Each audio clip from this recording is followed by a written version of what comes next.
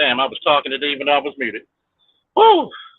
I'm listening. The Hawk TV, Free Will Defender, Jeff, Donnie Mac, Trinity. Woo! We are here. Make sure you get them likes, them subscriptions, donations, across the nations.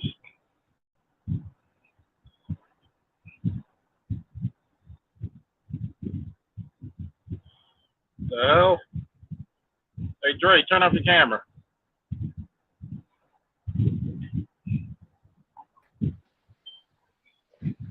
What's up, Dre? How's it going?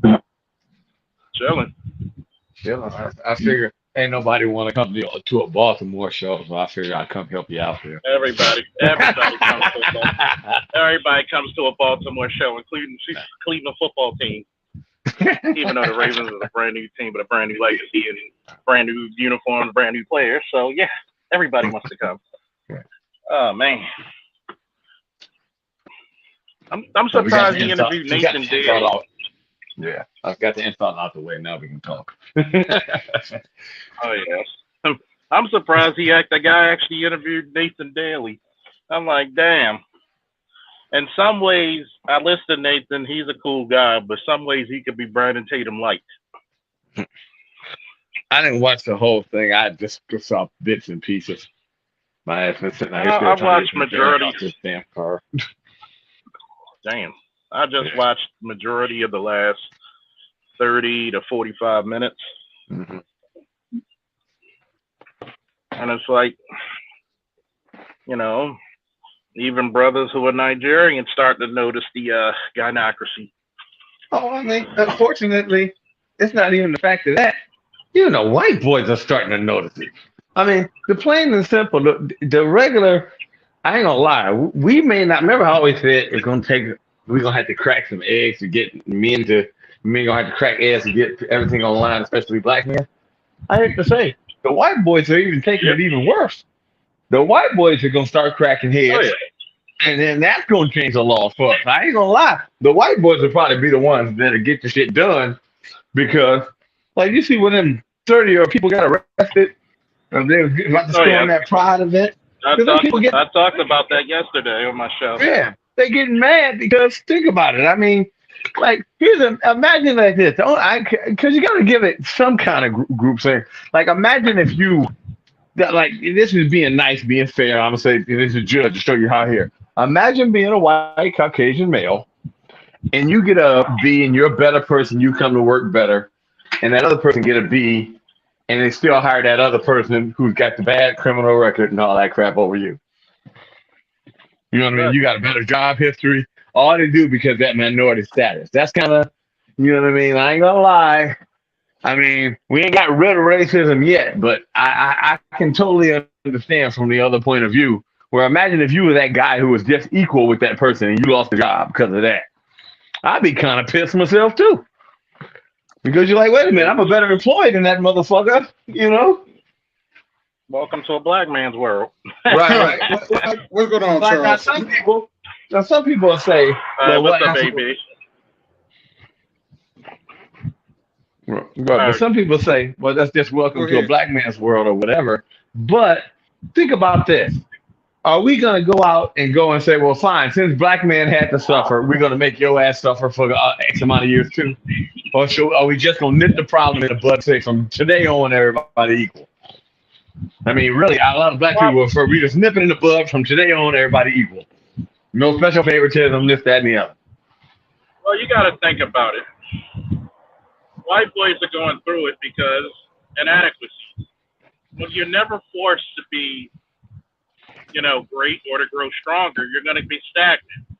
And white boys are just understanding their stagnation in the game. Mm-hmm. Right, definitely. But okay, well, let's play devil's advocate here. But let me say, let's play devil's advocate here, and it goes to show you that we're gonna be fair. At the same time, right? These are the same motherfuckers that gave women those legs up, just to spite us. Well, technically, I understand that you say gave women the leg up. It was the women used that as a ploy because they wanted to make sure that they just stayed over black people. If you really want to go above, and because I said I ain't gonna lie, like white women, they use the black women to do all the dirty work. The black women took the shit, ran with it. Now you got to no, but I mean, listen, wait a second. The black women took the ball, ran with the shit. So now they the face of acting a fool because I said they got drunk the Kool-Aid and went too far with the shit. I mean, it's like I went ahead and accomplished. Like I stole the money, but I made you think that he stole it. You know. You know what I'm saying? Go ahead, AB. Go ahead. It's still his fault because the simps back then fell for it. Yeah. I mean, still, yes, somewhat. I mean, of course, there had to be some people in the way. I mean, a lot of people. It's not. I wouldn't even say that they were simps. A lot of people didn't probably realize how far it was going, and then, yeah. I mean, come on, we already know women do certain things to get points pushed. I mean, maybe a lot of those weak dudes wasn't getting the time of day, but a lot of women, hey, you fuck your way to the top. I mean, that was a common thing. I mean, hey, I want to get these senators to do. We get all these good-looking women to constantly be having sex with them. Somebody's gonna turn their ass out. Every man. You gotta remember. Go ahead. But you gotta remember, just like on the Dr. T Hasan show. Mm-hmm. A lot of these brothers who come over to these spaces, getting back to the point, they think we're a bunch of incels. See, incels don't have women problems. Right, incels don't have baby mamas. Right. Yeah. So I'm just like, to think that we have women problems or issues or we're incels. Right. No, we have brothers who dealt with women, who've been in the game. And they either say, look, I'm not playing the game anymore, or I'm going to play it to a certain standard where I don't lose, but yet I still win. Well, here's the question. I'm not. If I could go back and change my life right now, I would prefer to be like if I could snap my fingers to be 20 years old. I would prefer to be a guy who got no pussy. Imagine if I didn't get no pussy, what I would have right now. A lot of money. I mean, say I didn't get none and I had to pay for it. I mean, the only time I got it is when I paid for it. I ain't gonna lie. That would be the best. I ain't gonna lie. That would be the best life in the world. I'm gonna tell you what it is, right? 90% of a man's problems are usually because he's thinking of women before himself.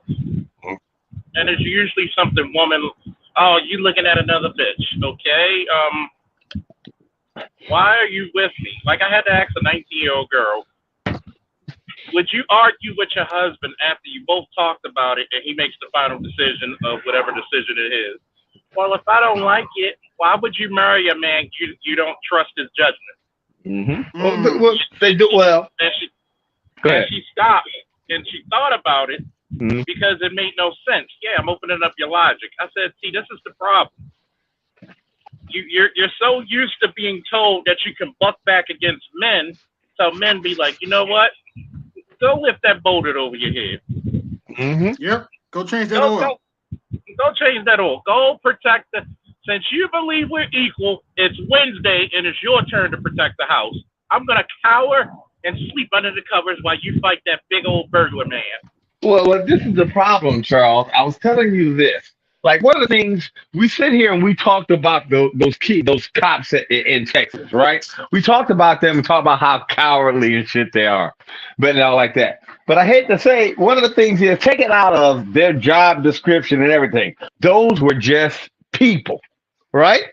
Now, a lot of motherfuckers are getting to the point, and we're going to start to see, especially, you're going to see a lot more cowardly shit like that. Like, imagine cops standing around, and it was a big dude beating the shit out of, say, a woman, and he didn't try to do nothing because he was scared. You're going to start to see shit like that a lot more. You think that, like, when they didn't want to run in there, and that, I mean, people, think about it. You can't get right. Yeah, but I mean, it's about to be on mainstream. But I mean, you can't even get a motherfucker to make you a pre-cooked damn sandwich and do that shit right. You think you're gonna make a motherfucker risk their life or risk being injured for your ass? Come on. I've seen it plenty of times because the cowardness is just cowardness, and here's the ploy of it all, right? A lot of people get upset when this is what you wanted. Mm-hmm. That's why I look at women, and I said, and they did make a good point on Dr. T's show. Look, there's a reason why the college chick doesn't date the college dude. Mm-hmm. Because that college dude is either equal or greater than her. Mm-hmm. Yep. Yeah. When she has somebody that she can control, game over. Well, I mean, and that's the fucked up part about it is that, look, instead of saying, you know what, I want a better guy, because women technically want men they look to inspire, they look up to. When they don't have that, now women have been told you don't need to get that guy because you're the provider. But what happens when you get the provider role? Mm-hmm. What? You put yourself in, but yet you don't want to take care of the dude. Well, this is. I told them. I said you can. They want everything. Basically, it's gonna go like this. The only way to even get these motherfuckers to be even remotely happy, you got to do this. Look. All right, fine. This is what we're gonna do. No. Women don't have to pay rent. They get rent for free, no matter where the fuck they live. These women will still find something to complain about. Literally, what they want to still basically they want to say this. They want the man to go do all your stuff. Like what is it? When a woman say, "Well, all you gotta do is cook, clean, and do the laundry." Oh my God, I ain't doing all that. I gotta go to work and do all this. Well, last time I checked, the man still goes to work. Come home, cut the grass, take the trash out, fix anything that needs to be fixing, or hire someone to fix what needs to be fixing. When you want something, addition built on a house, he's got to work more hours to pay for that shit or build it himself. I mean, think about the gifts. Like Father's Day is coming up right now, right? As we say, Father's Day is coming up. Now, they're going to show you all the shit that the man most likely gets is something like literally, what is he gonna buy? You're gonna buy him tools and shit. Why? So he can work on a house and build something in the house that you want. So inadvertently, you bought him tools to build something for you. I mean, it ain't like you bought him something that only he's gonna use. You're not gonna get no kind of benefit out of that shit in no way. And to show you how Father's Day is looked at as such a minute day, I'm gonna walk through. Matter of fact, that should be my first video on the channel. Well, I'm gonna walk through after Father's Day is all over and watch all the shit that's gonna be on sale for clearance because women didn't go out and buy shit for men. Yeah, but go ahead. Go ahead. Man, I don't know if y'all saw O'Shea's video a while back. He had this, I kid you not, 300-pound chick talking about he need to take out the trash, he need to cook and clean. Ooh. This chick is Brittany Cooper ugly. Damn. Talking about we need to go on a date at least 2 times a month and no, 2 times a month. You got to pay for everything. You got to pay for all bills. No, listen, all rent, utilities, and stuff like that. You got to pay to get her nails done at least once a month, and you got to take out two out dates a month, and all like this. And then it was like, so then she mentioned went back. I got one. 2 date nights a month. 2 date nights a month. You got to pay for all the bills. Yeah, wait a minute. And cars. Hold on, Dre. Mm-hmm. Good. Wait. Oh, this one killed me though. She wants to go on a honeymoon trip every year. Mm-hmm. But you got to pay for it. And she's 300 pounds. And what the fuck does he get? Oh, she listed the things. I ain't gonna lie. At the end of the video, she listed the things that he got. Like literally, yeah, I'm gonna respect him. Listen, not one thing cost a dime. Everything that he got didn't cost nothing. I mean, like nothing. I was like, so wait a minute. She didn't even say, I'm gonna make sure that he's always constantly relieved of stress, if you know what I mean.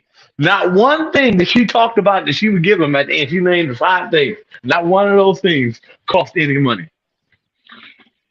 Not one. I mean, like literally. I mean, and what's so bad? I ain't gonna lie, because I saw she did the video with her the first time. I could have sworn it was somebody using a voiceover trying to talk, because the voice sounded too good, and she looked so ugly. It's like she was one of those ones where you heard her on the phone, you're like, oh man, I'm gonna smash. Let me put you this way. Gaddy, can anybody hear me? Than her. Yeah, go ahead. Yeah, It's a delay. All right, what I want to what I wanted to say was, first of all, great. Let me sum it up this way. And Mrs. Z's not there. Never mind. Somebody's got to back me up on this one because if y'all He'll be remember back. back in the '90s, if y'all remember back in the '90s, Maya had a song called "It's All About Me."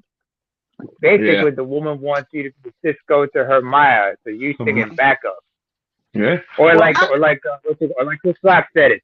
Sometimes you singing lead. Sometimes you playing tambourine. But she want to be leading. You have to be tambourine. That's how she wanted. Well, not even the fact that the fact was, I love how he was supposed to pay for everything. On top of that, she said he got to do most of the cooking because she don't like to cook. You got to always wash the dishes because she don't like to wash the dishes. I'm like, what the fuck? I was sitting here like, with all of these shit, like she named out all the shit that the women do that she don't do. So basically, you got to do all those things. And I'm sitting there saying, well, I'm pretty sure she's right. I was like, so if he basically don't has bother. to get a woman, if you don't do none of that stuff, so basically the only thing you do is maybe give you a kumbaya and give me some pussy every now and then. No offense, I might as well be doing what I'm doing now. I just pay for some on the nights I want to get my dick wet. I mean, because I ain't gonna lie, it's much cheaper. I'm gonna pay for upkeep of 2 cars. I'm gonna pay to get your hair and nails done. I don't gotta cook for 2 people. I mean, it's bad enough. I literally, you ain't gonna cook. You say you don't like to. She wants you to do most of the cooking because she don't like to cook. You always have to wash the dishes. So on the times that she do cook, she ain't washing the dishes, which 9 times out of 10 means she ain't gonna clean. Oh, you don't do the laundry either. And when she say do the laundry, she said not just wash the clothes and dry it, iron it if it need to be ironed, fold it up. And I'm not saying what the fuck I need a dick for? Yep. Oh. Yeah, it's some bullshit. I was sitting up here like, what's so bad? Like, no offense, I'm gonna just tell you like this. And this is how this probably gonna set the whole place on fire. You know, I fuck big women, right? I felt no attraction whatsoever. So Come you on, know Judge. she had. Come on, Now Judge. listen, you know Hold she on, had to be bad. If I said that, I Come felt on. no attraction Hold on, wait a whatsoever. minute. Judge, I'm trying to back you up, bro. No, on, I'm man. just saying. Lizzo look better than her. Hell, Gabby Oh Sidibe look hell, better than ever. hell yeah. Yeah, I ain't gonna lie. And If that's it a was lot like, coming from me. Good lord. yeah, I take Lizzo, Gab. Fuck, I hate to say something, and to go on church. I even take Oprah, and she can talk bad about me every day and be broke as fuck, and I have to do all that for her before I took her. Now think about that. She could be Oprah track minded everything. You broke as hell, and I gotta pay. I'll still take Oprah over her. That's how bad. I mean, like literally, she could insult me every day. And stand there with a whip me upside the head. I still take that beating before I had. I mean, like literally, there was nothing there. I was up there I'm like, I know that's why they came out with the song "Turn Off the Lights," click, Hold on. don't light a candle. Hold on for a minute. Let me salute the super chat. Shout out to the Hawk TV. Salute Big Bro C. Faulkner. Mm-hmm. For folks who have watched the show Good Times, what do you think more women align themselves with? Wyona Woods or Florida Evans? You already know they already wind themselves up with Wyona. Yeah, you already know that. Yeah. Mm-hmm. But you know the thing that got me and what's going on, everybody on the panel. So the thing that got me with the interview, for those of y'all that watched it, like they are who we thought they were. So like I told y'all already, and I'm happy he said it. He sees a lot of this swirler shit coming from Good women. you know, so I already fucking told y'all, like, you know, we don't have that many in my family being Haitian descent, but like you will see black immigrant women be the ones that's really pushing this weird ass black women in luxury. Not to say ADOS women aren't part of it. That's a lie if I say different. What I'm saying is a lot of that motivating driver, excuse me, and the disproportionate number are yes, some Caribbean black women and their children, but mainly continental African black women, mainly Nigerians. Mhm. And I'm happy the brother said that. And I like that's why I was saying that in the comments. Like I fucking told y'all, right? I told y'all. I knew I always known that shit. Because Well, they don't care about history, right? And they're more likely to swirl than any fucking body else.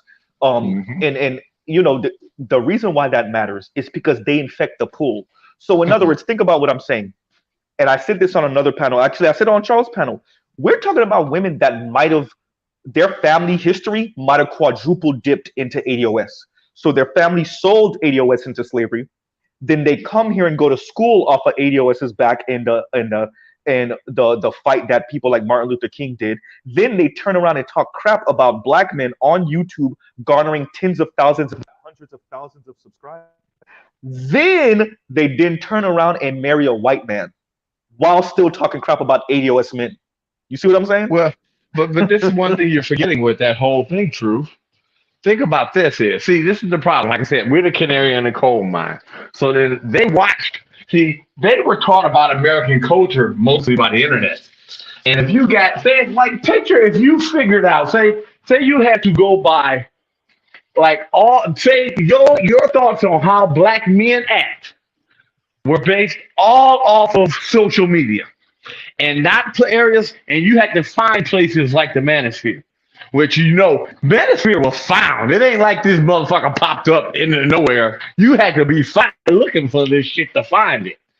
Imagine that, and that's basically what it is. They've been indoctrinated and sold this bill of goods on how to that. And I'm not gonna lie, why the fuck? Here's the question: if your own women treat you like shit that grew up there with in the trenches with you, even though my culture I treat men better over there, why the fuck would I do work any harder than the women you still fucking? I mean, right?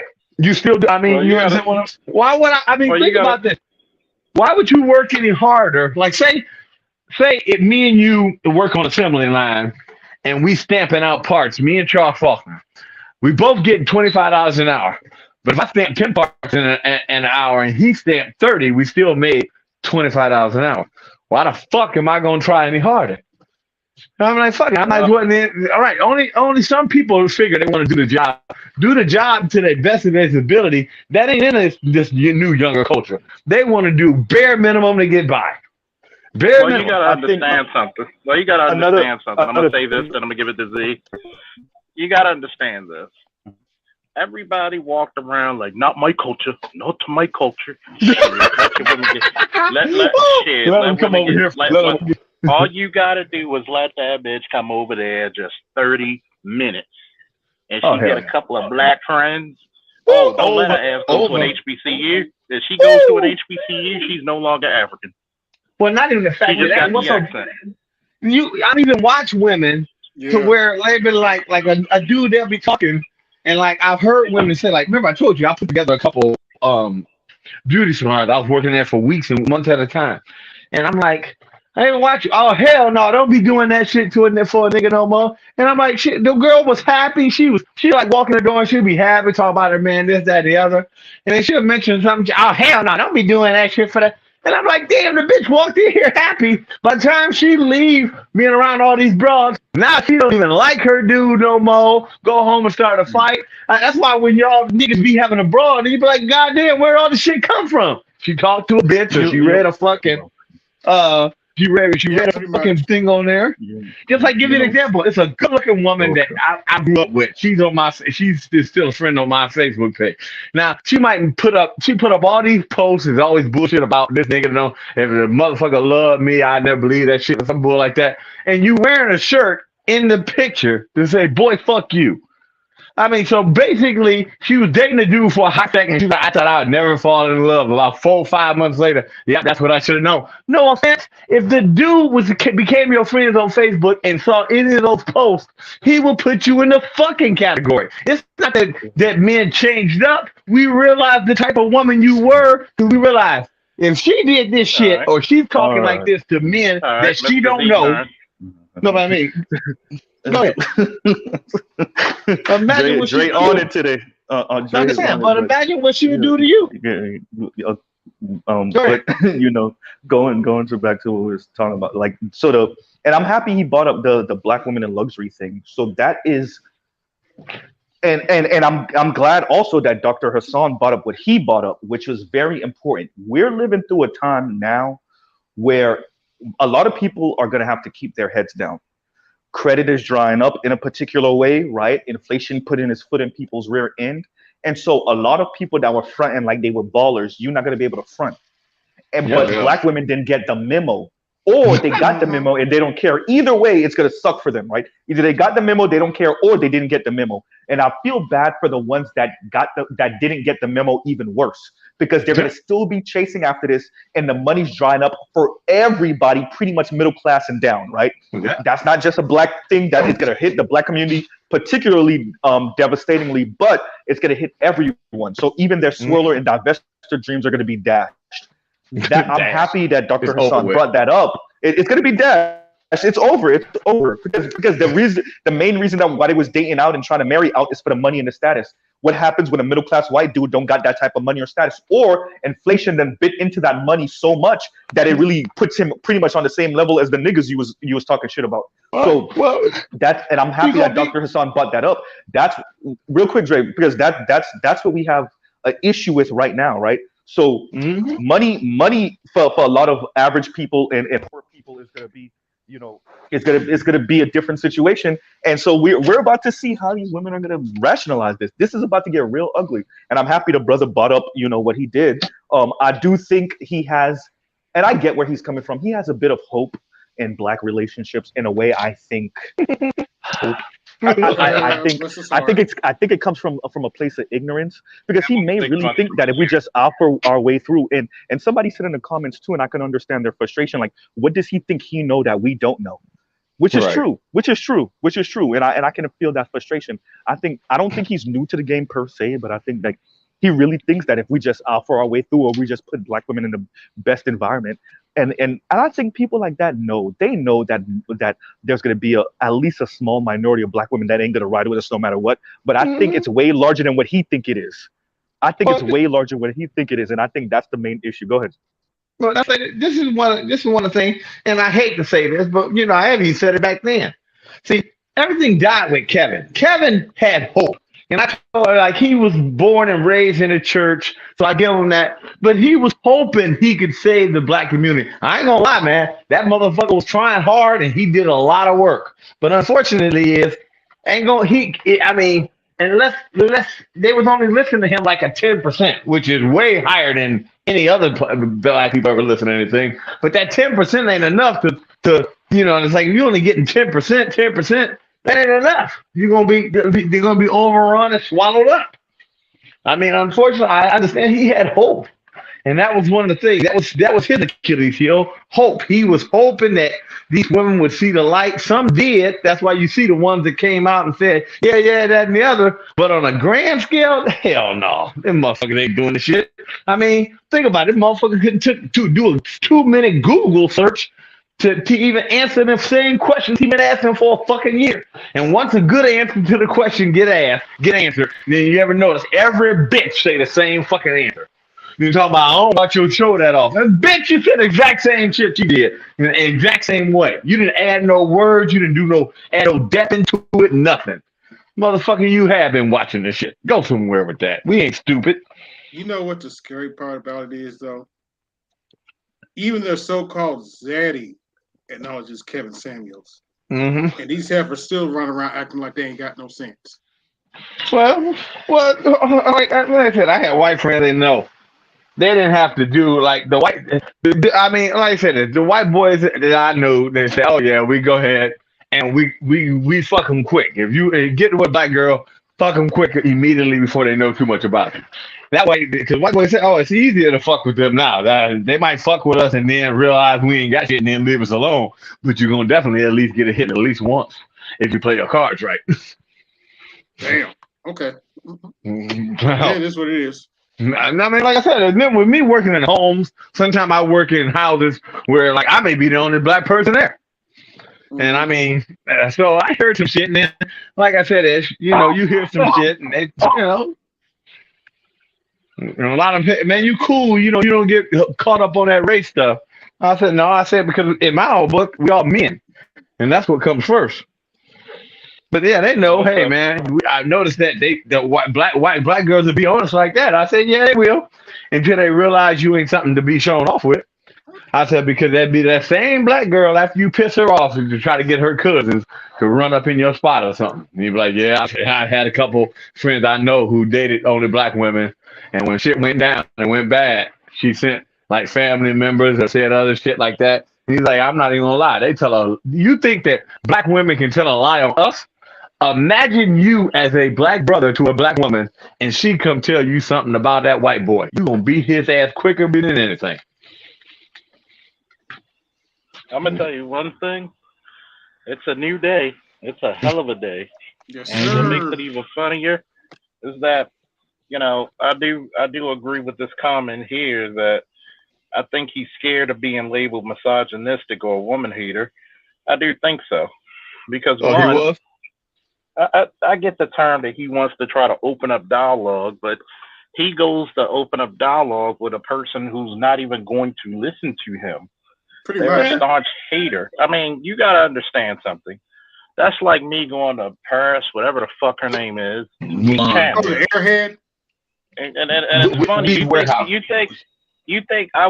think she would listen to any goddamn thing I would say? No.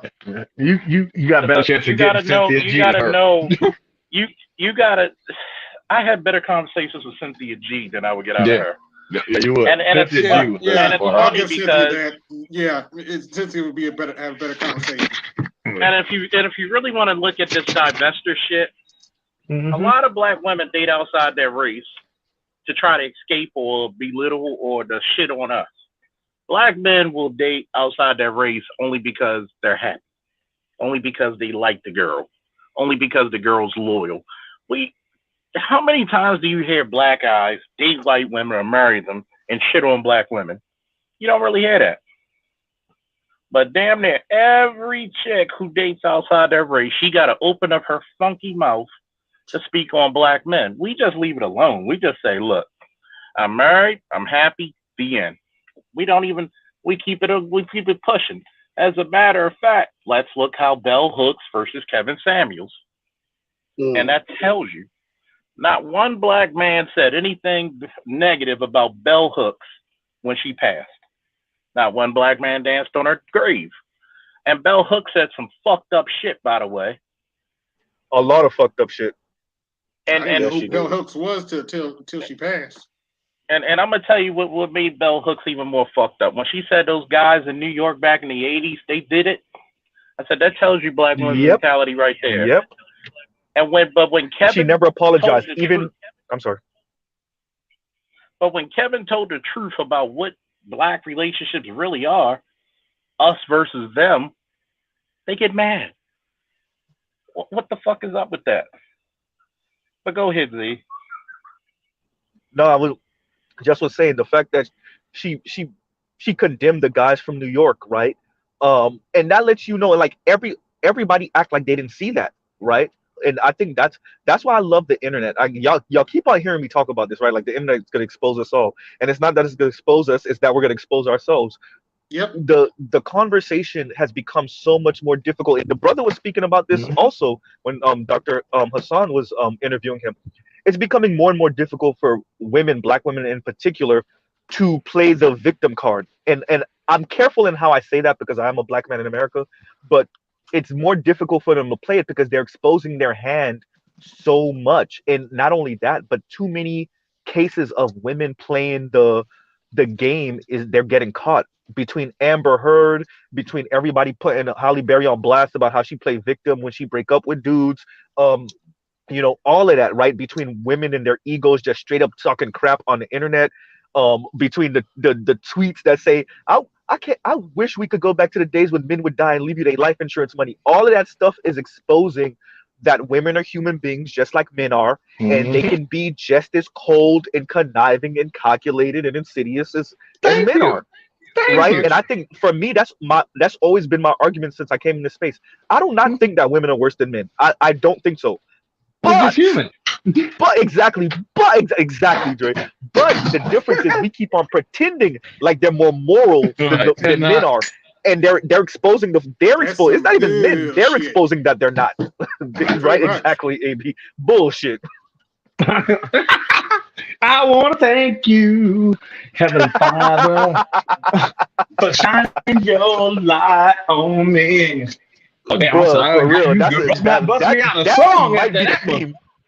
You That hear might, me? and, You not bust and, out a song after that one. Keep going, and- True. Tell the but truth. no, but Hey, man. you know what make it, you know what make that shit even worse is, and I was saying this earlier, they can't use white money no more. See, white money used to be able to cover for them, right? So this is where you get Oprah and Ricky Lake and Donahue and all this other white money used to be able to play interference for women in general, black women specifically, BSing. But now they're exposing themselves around the white money, and we're keeping it on wax around white money. That's why I would encourage, and I'm gonna start doing this too. If y'all got space on your phone, or if y'all got space on your laptop, download all these videos where they saying, "Oh, I get turned on by watching white cocks beat up on black men." Download those videos so we can have it on wax, even if they delete it off of Twitter or delete it off of Instagram or YouTube. I got a bunch of downloaders on my phone. I'll be trying to download all them little videos now, right? Well, just to keep it on record. Go ahead. Well, this is the thing that goes on with that is it's gotten to the point to where this is. It's not enough of them, and this is the problem. Even if they erased all the crap like that, the white boys are starting to see. The white boys, think about it. When we watch this shit right there, think about how many, like, it might be 200 motherfuckers in the fucking chat room, right? But only like 20 people really talking. So that go to show it's a lot of motherfucking white people out there watching that shit, and they probably ain't saying shit. So they realize, I think, if you really want to know if I was smart as white people, and I've had some white boys tell me, yeah, man, I realize what to say, this, that, and the other. But what I marry, that's why I say I might go out and date one, fuck one, all like this, long-term relationship, but I would never make one. I would never marry one. Why? I see what they do to their own people. Think about this. My family enslaved, my ancestors enslaved your ancestors. Imagine what the fuck you do to me when you get mad at me. And you already you fighting your own people for shit they didn't do to you. You got every right to come at me. But wait a minute. We're gonna stop right there at that point. I'm wondering why are you dating people that are diametrically opposed to you? Well, and you really think they're gonna treat them better than your men? And it doesn't make sense. I mean, you date who you date, and if you like it, I love it. But make that shit make sense, because it just doesn't. Why do you think? Why do you think? Well, think about it. Men have started to adapt already. I said, because think about it. When the term ghosting came up, because I hate to say, after the Me Too and all the other bullshit movements and all this, after you piss a motherfucker off, the best way to leave a motherfucker is to ghost them. Now, I mean, now you got to be like Coach Greg Adams said, you got to do that bullshit text later on and make sure that everything all cool, so you don't have to worry about somebody coming out the woodwork 5 months later saying you done did something that made them feel some type of way. I mean, it's bad that men are saying, hey, the best way to get away from a broad you don't like is actually not to speak to her no more. Don't tell her that you don't like her or nothing like that. You kind of just stop calling her. Stop answering her phone calls. Because they got anything on you, you're going down. And I mean, it doesn't matter what it is. The shit with Johnny Depp, they talking about he won. No, what the fuck? That nigga didn't win. That bitch won. Why is that? Because I was able to lie, put you through so much fucking stress, tear you up, lost your movie deals, lost other things that could have came from that, put all these motherfuckers out of work and all like this, and it only cost me nothing. Nothing. I mean, I'm still go out here and the next nigga gonna fuck me. Like, I ain't even gonna lie. What's going to get them to put a counter argument against that? No, she's gonna go. What happened was Johnny won. But he lost. He actually lost. It exposed a lot of shit, because now Disney is trying to kiss his ass right now, because now he has a valuable suit against him. Yep. Well, then on top of that, he should ask for $2 billion. I mean, he should go like big hard on that and say no. For now, they're making the Drake's mistake. bankrupt for life. But like this. No, what you can say this. I want $5 billion. Why is that? Because we're gonna make it to where from now on nobody can lose their job over a fucking accusation. We gotta wait till the court say it. That's what you do. You gotta. I mean, like literally, he's in a power position now with them. He needs to come out and say no. $5 billion, Disney, because you guys fired me and you turned me like this guy crap because somebody was lying, who's been proved lying. So from now on, we're gonna make it to where you gotta make an example out of it. I mean, think about it. You got bitches suing because Geico because they contacted STD in the car. Maybe I should need to sue Metropolitan because I fucked my baby mama in the car. Maybe should they pay that child support? I mean, think about it. Some fucked up shit. Am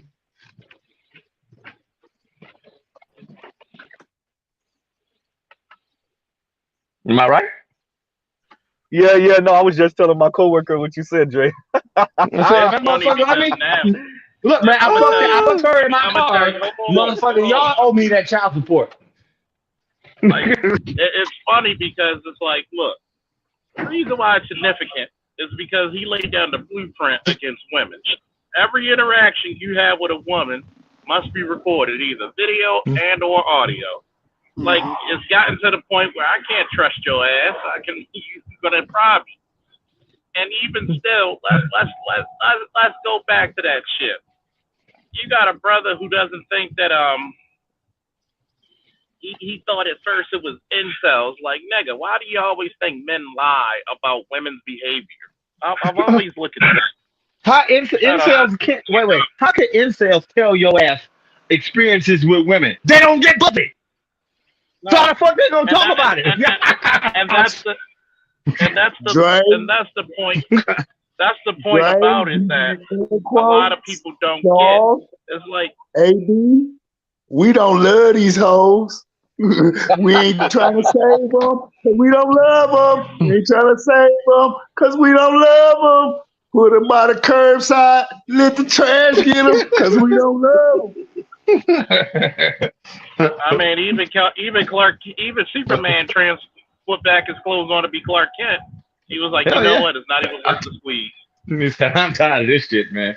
Think about it. Imagine like if you Superman. But see, me and we about to have our time. You know why?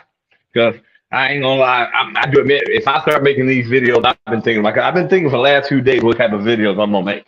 They gonna really come after me for hate speech. So y'all motherfuckers, if I ever put a video out, y'all better put $1 or $2 something in the fucking cash app. Because I ain't gonna lie, you know I hit too hard. Y'all don't want, you from Cleveland, you don't need that money like that. You don't want a video with Judge Dre. You don't need the money like that. You from buttfuck nowhere, Cleveland. You don't need that shit like that. I do need the money. I'm from Cleveland. Exactly. Y'all better donate to that nigga because y'all better fund Z lifestyle. Y'all done seen how these house prices done gone up in Florida.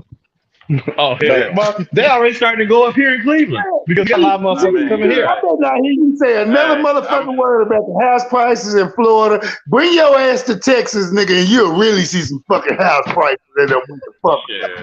Look at the fucking. You know who's not talking about house prices? Pothole ass Baltimore. Shit, look at the Mid-Atlantic where the price of living's going up and the chance of living going down. Shit. Well, not even the fact of that, but no, you got to realize, I'm going to tell everybody, for me being a home person, everybody's going to move to the Rust Belt. Think about it. This is the perfect area to move to because our infrastructure is old. So plenty of places already that need to be redeveloped and knocked down. You come here with a little bit of money, a little bit of credit. You can do a lot. No damn lead poisoning from the goddamn water, Dre. Fuck the Rust Belt. But no, I'm just saying that's what it is. You come here with a little bit of money. I ain't gonna lie.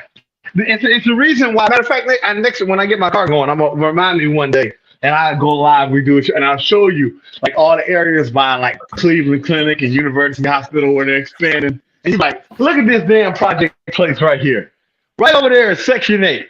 These motherfuckers across the street paying $2,000 a month. Look at that niggas across the street paying $200. How long you think that building gonna be there? That building gonna mysteriously catch on fire, something like that. They're gonna try that. They're gonna have to do something to move them people out of there. Even though HUD gonna fight them like a motherfucker, they gonna have to. I mean, because you can't have people paying $2,000 a month rent across the street, and the people you looking across the street have That ain't motherfuckers paying shit, Dre. We $200. paying 24 and 25 down here in South Florida, Yeah, and that's I'm from like, that's for a OK22. right. And I'm like, All right, like come on, literally. come on. Good. Oh, I'm myself. Sorry. Go ahead. But I mean, we listening. Electrician, AB, Namer, anybody, Free Will, Seattle. Yeah. Yeah. Good. What's good, You know, everybody? How's everybody doing Hey, tonight? what's up, y'all? what's up, man? If Come on. gas prices go up one more penny, I am looking for Biden's ass. Oh hell, nigga! I was me and my dude was talking about who we were gonna rob today. Ooh, did I say that out loud? But we didn't do nothing. I'm just saying it's getting that bad. Where we're like, God damn, where's the crackheads out there selling gas? I bet you. I think I bet you. George, I don't bet give you me any niggas. ideas. I I'm bet just you saying. niggas in the backyard trying to pick their way to some oil right now. Shit. Hell You yeah, ain't lying. man. Hell, I was looking at that gas. I But put filled up there. It was 502. I filled up in about 3 days now, so I can only imagine it's probably higher now. It was I 502 here in just Cleveland. spent $45 You know, goddamn. for 10 gallons of motherfucking gas today. That's At cheaper $4, here. That's cheaper. $4.45, and I had to hunt for Oh, that please, because it's it's $5 here. averaging $4.89 in Texas, in Oh, the central no. part of Texas. Yeah, but see, I'ma you in tell Texas, you the it is gas cheaper there because price. they got a lot of oil production there. I'm gonna tell you, the gas prices in Baltimore is about as high as PK and AL. Shit, this shit is ridiculous. Man, I ain't gonna lie. When I go to the gas station, they be like $15 for 3 gallons. They'll be like, can I get some sucky with that? Fuck that. I'm finna shift gears. Everybody from every state, give me your basic average price of Newports right now. Oh, like $9 Oh, I don't know. I don't know. I don't $9.95. smoke, so I couldn't tell you. It's like nine. It's like my dude $9.95. smoke. It's like $9.90 here. 9 and some change, like almost 10. That's $9.95 at the for good that. restaurants. There's some places over 10 already. Here in I heard in New York it's like 13. Yeah, pack of Newports is real expensive here. They Real about to start a fucking riot. That's what they're about to do. They're about to start a fucking riot. They just don't know it. Have y'all seen that fucking TikTok? Have y'all seen that fucking TikTok meme of them Arabs doing that dance? They says all the gas station owners doing a dance. Boy, they doing a fucking jig to some goddamn rap song. I'm talking about they is happy than a sissy with a bag of dicks in church on first Sunday looking for new religion. No fucking happier than that. No, they dancing doing a jig and they got their phone in their hand and they ordering broads over here to shit on. Oh, you say that out loud. Like, hey girl, how you doing? Come on here, I shit on you. Nigga, don't you try to say you don't. Come on over here. You like, Lynn Brock's gonna be, I'm getting flowed out. Oh, come back smelling like feces. No, you said that wrong, Dre. It's flued out. It's you flued out. You got to say it. Hey, by the way, Young Miami is fine as fuck, but I wouldn't do shit with her. Nothing. Not a damn thing. I fuck her. But I mean, I ain't gonna lie. I still ain't got my phone number, Z, and I want my phone number. Look, man, Stefco is looking for Charles and Pookie built niggas, bro. Stefco don't want she don't want no nigga that's regular size, regular normal nothing. She want her a swole nigga or a tall nigga. My long Indian hair. When she get a look at me and all my long Indian hair, and I got this black in me, bro. I'm here to tell you these air quotes. Look, let me tell you what she wants. She want the impossible. She want a nigga built like Charles, that sound like me, that's tall like Pookie, with long hair like you. That's what she want in her life. Well, apparently, I did the conversions, and apparently here in that Poland, nigga just described the black dog. Say that again. Say that again. $4.50 a gallon. Here. Just describe the black Ken doll. I'm saying though. She want a Or bunch of Idris Elba. How much is it there, y'all? It's $4.50 a I gallon. know Here. we over five. We over We're five. over 5 over here. Over 5. It was 3 days ago. The cheapest ones were over 5. Everybody over 5. East Coast is over $5 a gallon now. It's damn near competing with California. Trust me. Yeah. Well, I don't know. Shay Sade put up something on her on somebody vibrating. I know, man. That's probably they pocket pussy. Right. But Shay Sade put up a video. Telegram for Mongo Right, put that vibrating. shit away. Right. Telegram for Mongo. Telegram for Mongo. Real quick. Family show. But real quick, Shay Sade put up a picture like 2 weeks ago, and it showed like $9 and something. I don't know where in California y'all paying $9, but goddamn. Places in California, water done hit $6 a bottle. So I guess. Just tell me, bro. What did you just say? Hey, you cursing up here, Dre, bro. What did you just say? I guess Paul. Some places in California, they said that water was $6 a bottle. One at a time. Let's get one Is at they a trying time. to niggas in California $6 a bottle for water? What the fuck? Wait, AL, because somebody was trying to speak. I don't know who was. Go ahead, yo. No. What I was just saying one at a time, but the gas prices here in the city of Detroit, man, it shot up to $5.19. So that's where we at right now. And we're at 501. The Newport 100s in the box. Yeah, you're looking at about $9.90. Okay. Hey, Charles, can I turn my camera on a minute? For a box of Newports in Texas, $10 even. Good. Can I hear you go? Look. Here you go. I'm gonna go to my station locator. On my gas app that I use, so it'll show you like how much the gas costs. What you using, Gas Buddy? Using Gas Buddy? Like if you see the prices.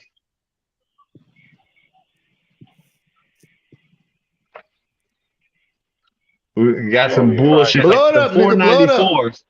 The 494s are because I live in Cleveland Heights. So everybody already know where I live. So I ain't worried about nobody knowing where I stay. Because I use my real name anyway. So as you see, and it's like that 494. That's one of them off-brand gas stations where you better be careful because you might get water in your shit. That's what, bro. So y'all paying $5 a gallon in Cleveland too? You see it say 510. Yeah. The gas station I go to is up to 510. It was 501 3 days ago. It's 510. I was watching something that said we might go to $6 by the end of summer. Oh, so y'all can tell yourselves $6 by the end of August. We going to $6 at the end of summer. We going to war with somebody's country. God dang. I was about to say. I guess here in Poland, since they're next door to Russia and whatnot, they're still in the $4 range here. Yeah. Wow. And what's so bad? Y'all probably still. This is the bad thing. Y'all probably still buying Russian oil, but y'all trying to make it seem like you ain't. Because I ain't gonna lie, you lucky that I wasn't no big wig. I'd say I was another country over there. I'm a billionaire or whatever, millionaire like that. I'll be back. Okay, how much for a full tanker of oil? Okay, good. Send it here. Bring it here. I got you here. $2 million. By the time the oil been delivered, I done sold it for $3 million. I mean, like, literally, that's what they're doing. They are making a killing. Down in Hungary, he said he doesn't care what the EU think. He's still buying Russian oil. Hell yeah! I said the same thing. I told them when they're talking about what the fuck out there. Everybody talking about trying to go after Taiwan. Well, motherfucker, I don't give a fuck. We'll buy the chip from whoever wins. Nah, but Dre, fuck that. Me, BGS, Charles, and us. We was talking the other day, man. All that fucking oil in Venezuela, and we still ain't got it right and got the smooch in these motherfuckers. What the fuck is we doing? All that oil in Venezuela, right? Yes, all that oil, and we take it. You can get none of it. Hey, I got one thing I'm gonna say about. Hey, don't look at me. I didn't vote for him. Oh, hey, fellas, I didn't vote for him either. Hello, I didn't vote for the motherfucker. Nobody on this panel vote for that motherfucker. Look, this year, it's going down. 2022 and 2024, it is going fucking down. I'm hearing even brothers. Bro, I'm hearing remember I said that years ago. It's gonna be worse. These women gonna be sitting up here looking like scared church mice. Cause you know them badass niggas that don't give a fuck about the laws, they gonna be taking advantage of them motherfuckers. Them women gonna be begging to get a dude. Begging. Well, Because when Judge shit, Wade, I ain't gonna lie. Look, Judge. when shit hits the fan, I ain't gonna lie. If shit hits the fan and I need to eat or somebody got something that I want, am I gonna attack somebody like Charles Faulkner or I'm gonna attack somebody like Wig Warehouse? Who I'm Judge Wade, coming you after, honestly Paris think Milan or Charles Faulkner? I'm hungry and I gotta steal some food from somebody. Who am I stealing from first? Judge Wade, you honestly think those women are going to be compliant even then? Oh, they ain't gonna thank comply. you. They ain't gonna be getting their ass Thank beat. you. They gonna be getting their ass beat. And I ain't gonna Why lie. they're No lie, they're gonna starve to death. not gonna One comply. time, No. They're not gonna comply One at a because for time. 60 One at a years time. One at a time.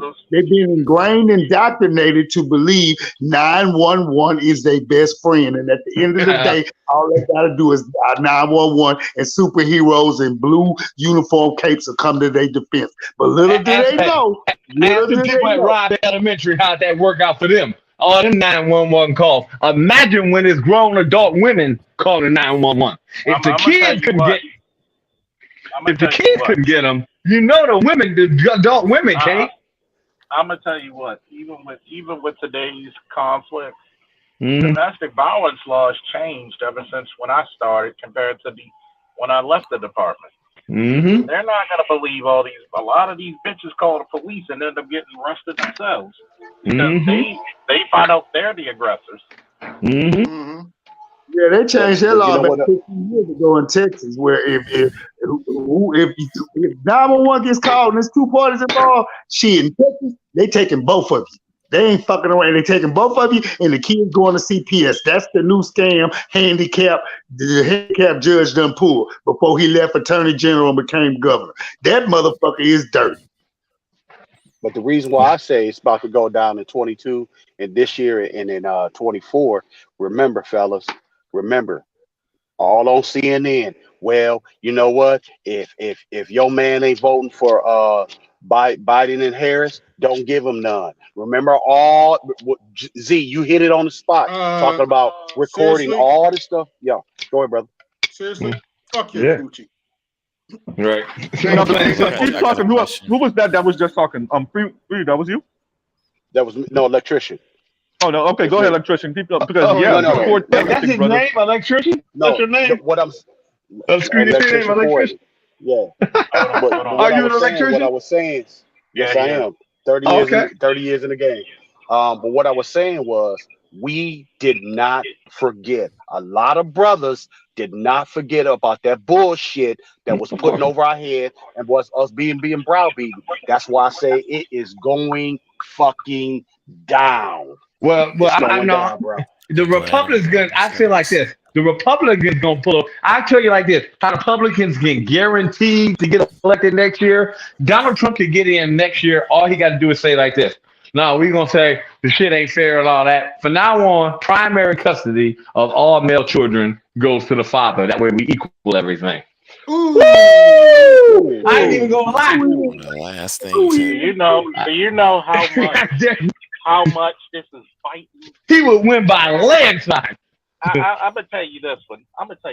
You know how much this fucking Biden and Harris combination is fighting black women in the ass? Hell yeah. Yeah. I had so many black women. Like when Trump was in office, I was making money even at home. Oh damn. No shit, right? Oh shit. You stupid motherfucker. Shit, is that bad? Yo, Charles, I got a question. Go ahead, man. All right, so everything that we're talking about right now, let's imagine that it's Pookie and Ray Ray, they got their Black and Miles, they driving. Imagine they're listening to this right now.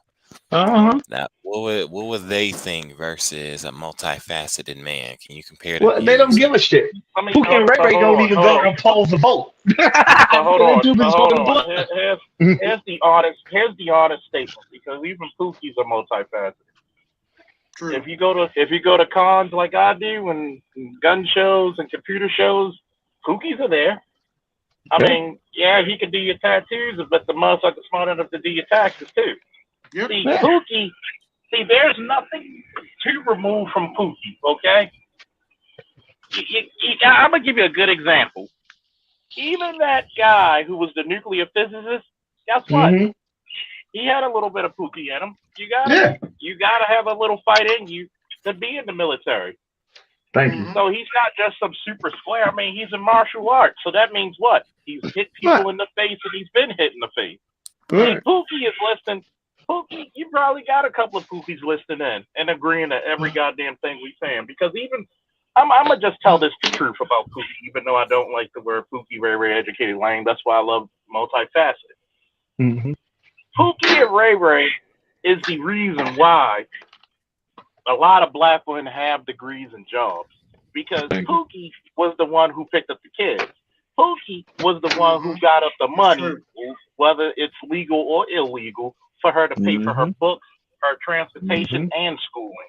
Well, so and a lot of times, hold on. Okay, go ahead. And hold on. And you got to remember that.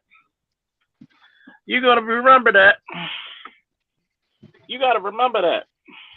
That one. He must got good. Nah. You got to remember that Pookie is tired of a lot of bullshit too. Pookie's tired of a lot of bullshit too. Mm-hmm. You get tired of being the doormat of a BBW too from time to time. Shit. Think about it. If Pookie also work, you got working Pookie. Right. There's Pookies with a lot of working officers. There's Pookies with degrees. Mm-hmm. Like, Well, I'm now, tell you, Pookie So, is just can an I say attitude.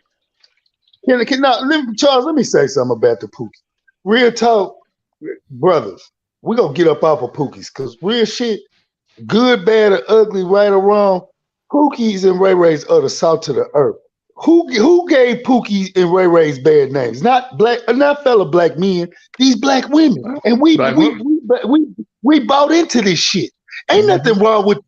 Man, I got more Pookie and Ray Ray home. Ain't Charles? I know we all got Pookie and Ray Ray homeboys. And a lot of these, I got a little bit of We all do. stand up motherfuckers, man. They stand up motherfuckers. You know what I'm saying? They just going through hard times just like everybody else. But who wants to get? Go ahead, finish. Go ahead, Charles. No, you come on, Charles. You got it. Go ahead, Charles. I'm gonna just tell you this one because this is the reason why a lot of division breaks down the black manosphere, and you're gonna hear this first. One, there's a little Pookie in all of us. Thank you. Guess what? I'm from fucking Eagle Street. If you're from Baltimore in the '90s, you know Eagle Street. I lived on Orleans Street, Patterson Park, Montford Avenue, fucking Valley Street. I lived in the hood, even as a cop. I lived in a better part of the hood, but I still lived in the hood. So I'm gonna tell you something. And you still robbing people? Go ahead. I would rob you, but I'd be only practicing. Go ahead. But you got to look at it, right? Mm-hmm. Pookie's going through the same shit as the multifaceted man or the educated slim. Guess what? There's girls who look down upon Pookie, and then he helped this chick get her degree, and then as soon as she gets her degree, she turns on Pookie. The nigga who held you down, paid your shit, even got your credit cleaned up, you betrayed him. No, I got you back. I got something for personal. Wait a minute. Hold up. Charles never lived in the hood. You must fucking don't know me, do you? Oh boy. But here you go, Charles. Remember I told you with my youngest son who used to stay with me. The dude that she was playing all that time, that said that even after that, he had her, his nose was wide open for her. He helped her go through school and all that shit, even after finding out that the kid wasn't his, all that shit. And now, like, just give an example, like right after I got my son and he was staying with me, she just kicked him to the side like nothing. So to go to show, it's like, wow, you have just played all that much, helped through school, babysit while I was in school, all this other shit, and now you can't even get the time of day. And I mean, it's just like, wow. I mean, like, women are just cold, but I've seen it. Like, remember I told you my friend, he's an RN. And he told me, he's like, man, half of them broads that went to nursing school didn't really graduate. It's one or two dudes in the class, and we done fucked them all. Because he said, like, that's what he told me. That's the good thing, because this is the thing. They want to get you to do their paper, or they want to copy your homework. Hell yeah. Yeah, My like I dude told you, fucking the already game. told me. I fuck them Hold all. on, I got to say this because Go ahead. this is an elephant in the room that I don't hear no black men talking about, that we really know, that we really don't want to put out there. We What's say that? it all the time about our boys not being able to read. Who are the boys' Facts. first teachers in life? Who are the boys' first teachers in life? Somebody tell me real quick They so I mama. can finish. They mama. Okay, now I'm about to say something that's about a whole lot of ADOS and who the other acronyms of these black folks mad than a motherfucker. A lot of these women can't read and they're dumber than a box of rocks. That's Well, the not even whole. Fact. Well, how many? They Think like about to, it. hold How on, let many? me How finish. many Let me women can do finish. percentage? Hold on, Dre. Let me finish. They love to claim they the most educated, but just because you educated in the white man's indoctrination school of hard knocks, don't mean that you're very fucking bright. Right now, when you talk to them about the price of fuel, they just look at you with a deer in the headlight, 1,000-yard stare. Bitch, you can't equate a gallon of gas to the price of what it costs to understand how much you fucking losing. You're dumb. But I Right. digress. I spoke to. Did I say that out loud, Dre? I think I said that out loud. Hold on. I'm gonna address this, right? Okay. If you really want to talk about Pookie and Ray Ray, right? Me and my boys, we went through schooling. We went through some college for some of us in trade, some of us in type of certification. Right. Oops, let me turn. Pookie, if you listen to my boy Dern, he sounds like a typical Baltimorean with the enunciations, the slang, and all. But yet, Dern's been working for the federal government for years with a secret clearance. Dern's been working for so many alphabet companies, if you know what I mean, for so many years, making damn good money with his wife as she works for the federal government and they're homeowners. So guess what? We dress like typical Baltimoreans, typical black men, jeans, shirt, Jordans, New Balances sometimes, whatever.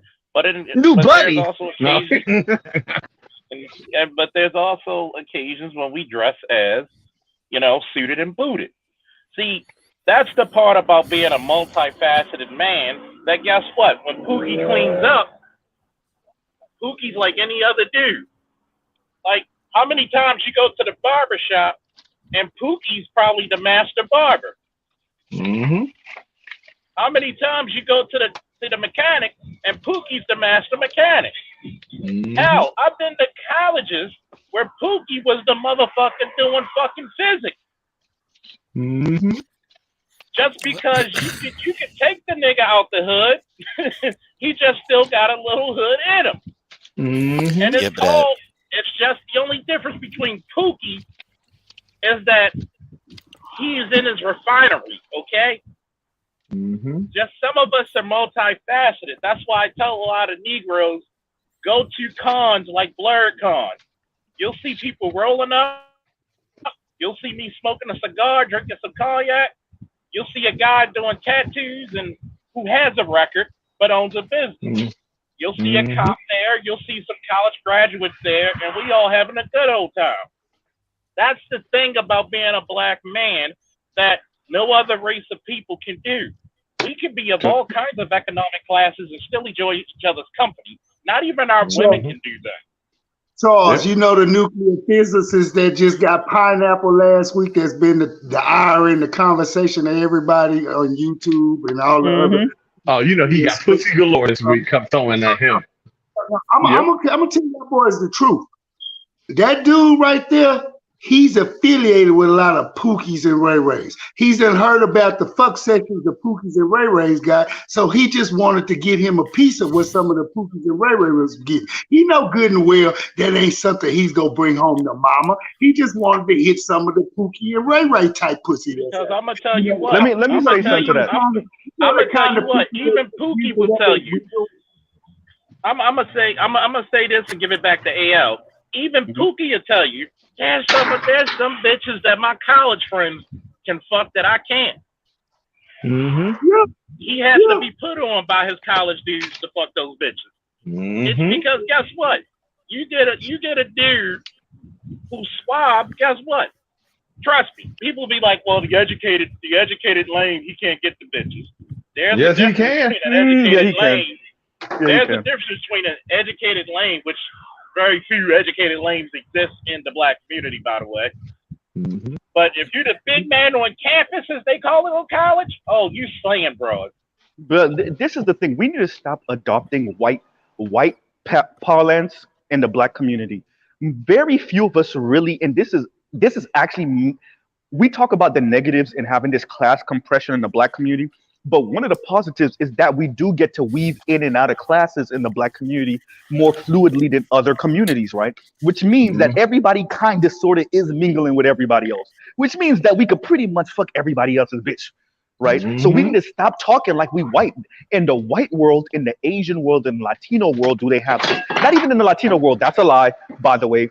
But in the white world, in the Asian world, they have that class divide, which, by the way, comes with its own negatives. We always talk about the negatives in having the class compression in the black community, but we never talk about the negatives of that big-ass class gap in South Asian communities, in East Asian communities, and in the white community. So I'm backing up Charles by saying we pretty much could pipe each other's women. Right? That means square. And you know why I'm saying that? I worked at a law office. Listen, everybody is having sex with. When I say everybody's having sex with everybody, I don't think y'all understand. Everybody is having sex. White dudes piping black women, black dudes piping white women, Asian dudes piping, like every Latino dude, everybody's having sex with everybody. Where you get class and where you get racism is when we start marrying who you want to present to the world as your spouse. That's when the shit get real. But when it comes to who's sexually attracted to who and who's piping who and who's sexually turned on by who, everybody is having sex with everyone, bro. Everybody needs to, go ahead. Everybody needs to realize this shit, right? When you go out there in the world, this is the reason why I say go to cons, because one, cons make you travel, and then two, when you get to the destination, you'll have fun. Think about it. For those of you who've never been to BlurCon, you're at the hotel. I think it's the Hyatt Regency or Hilton. I forget which one. I gotta look it up. The con is 3 floors below you, but your hotel rooms are above it. So you really, all you gotta do is just show up. And if a broad picks you or you pick her, all y'all gotta do is go upstairs up the upside of the mountain.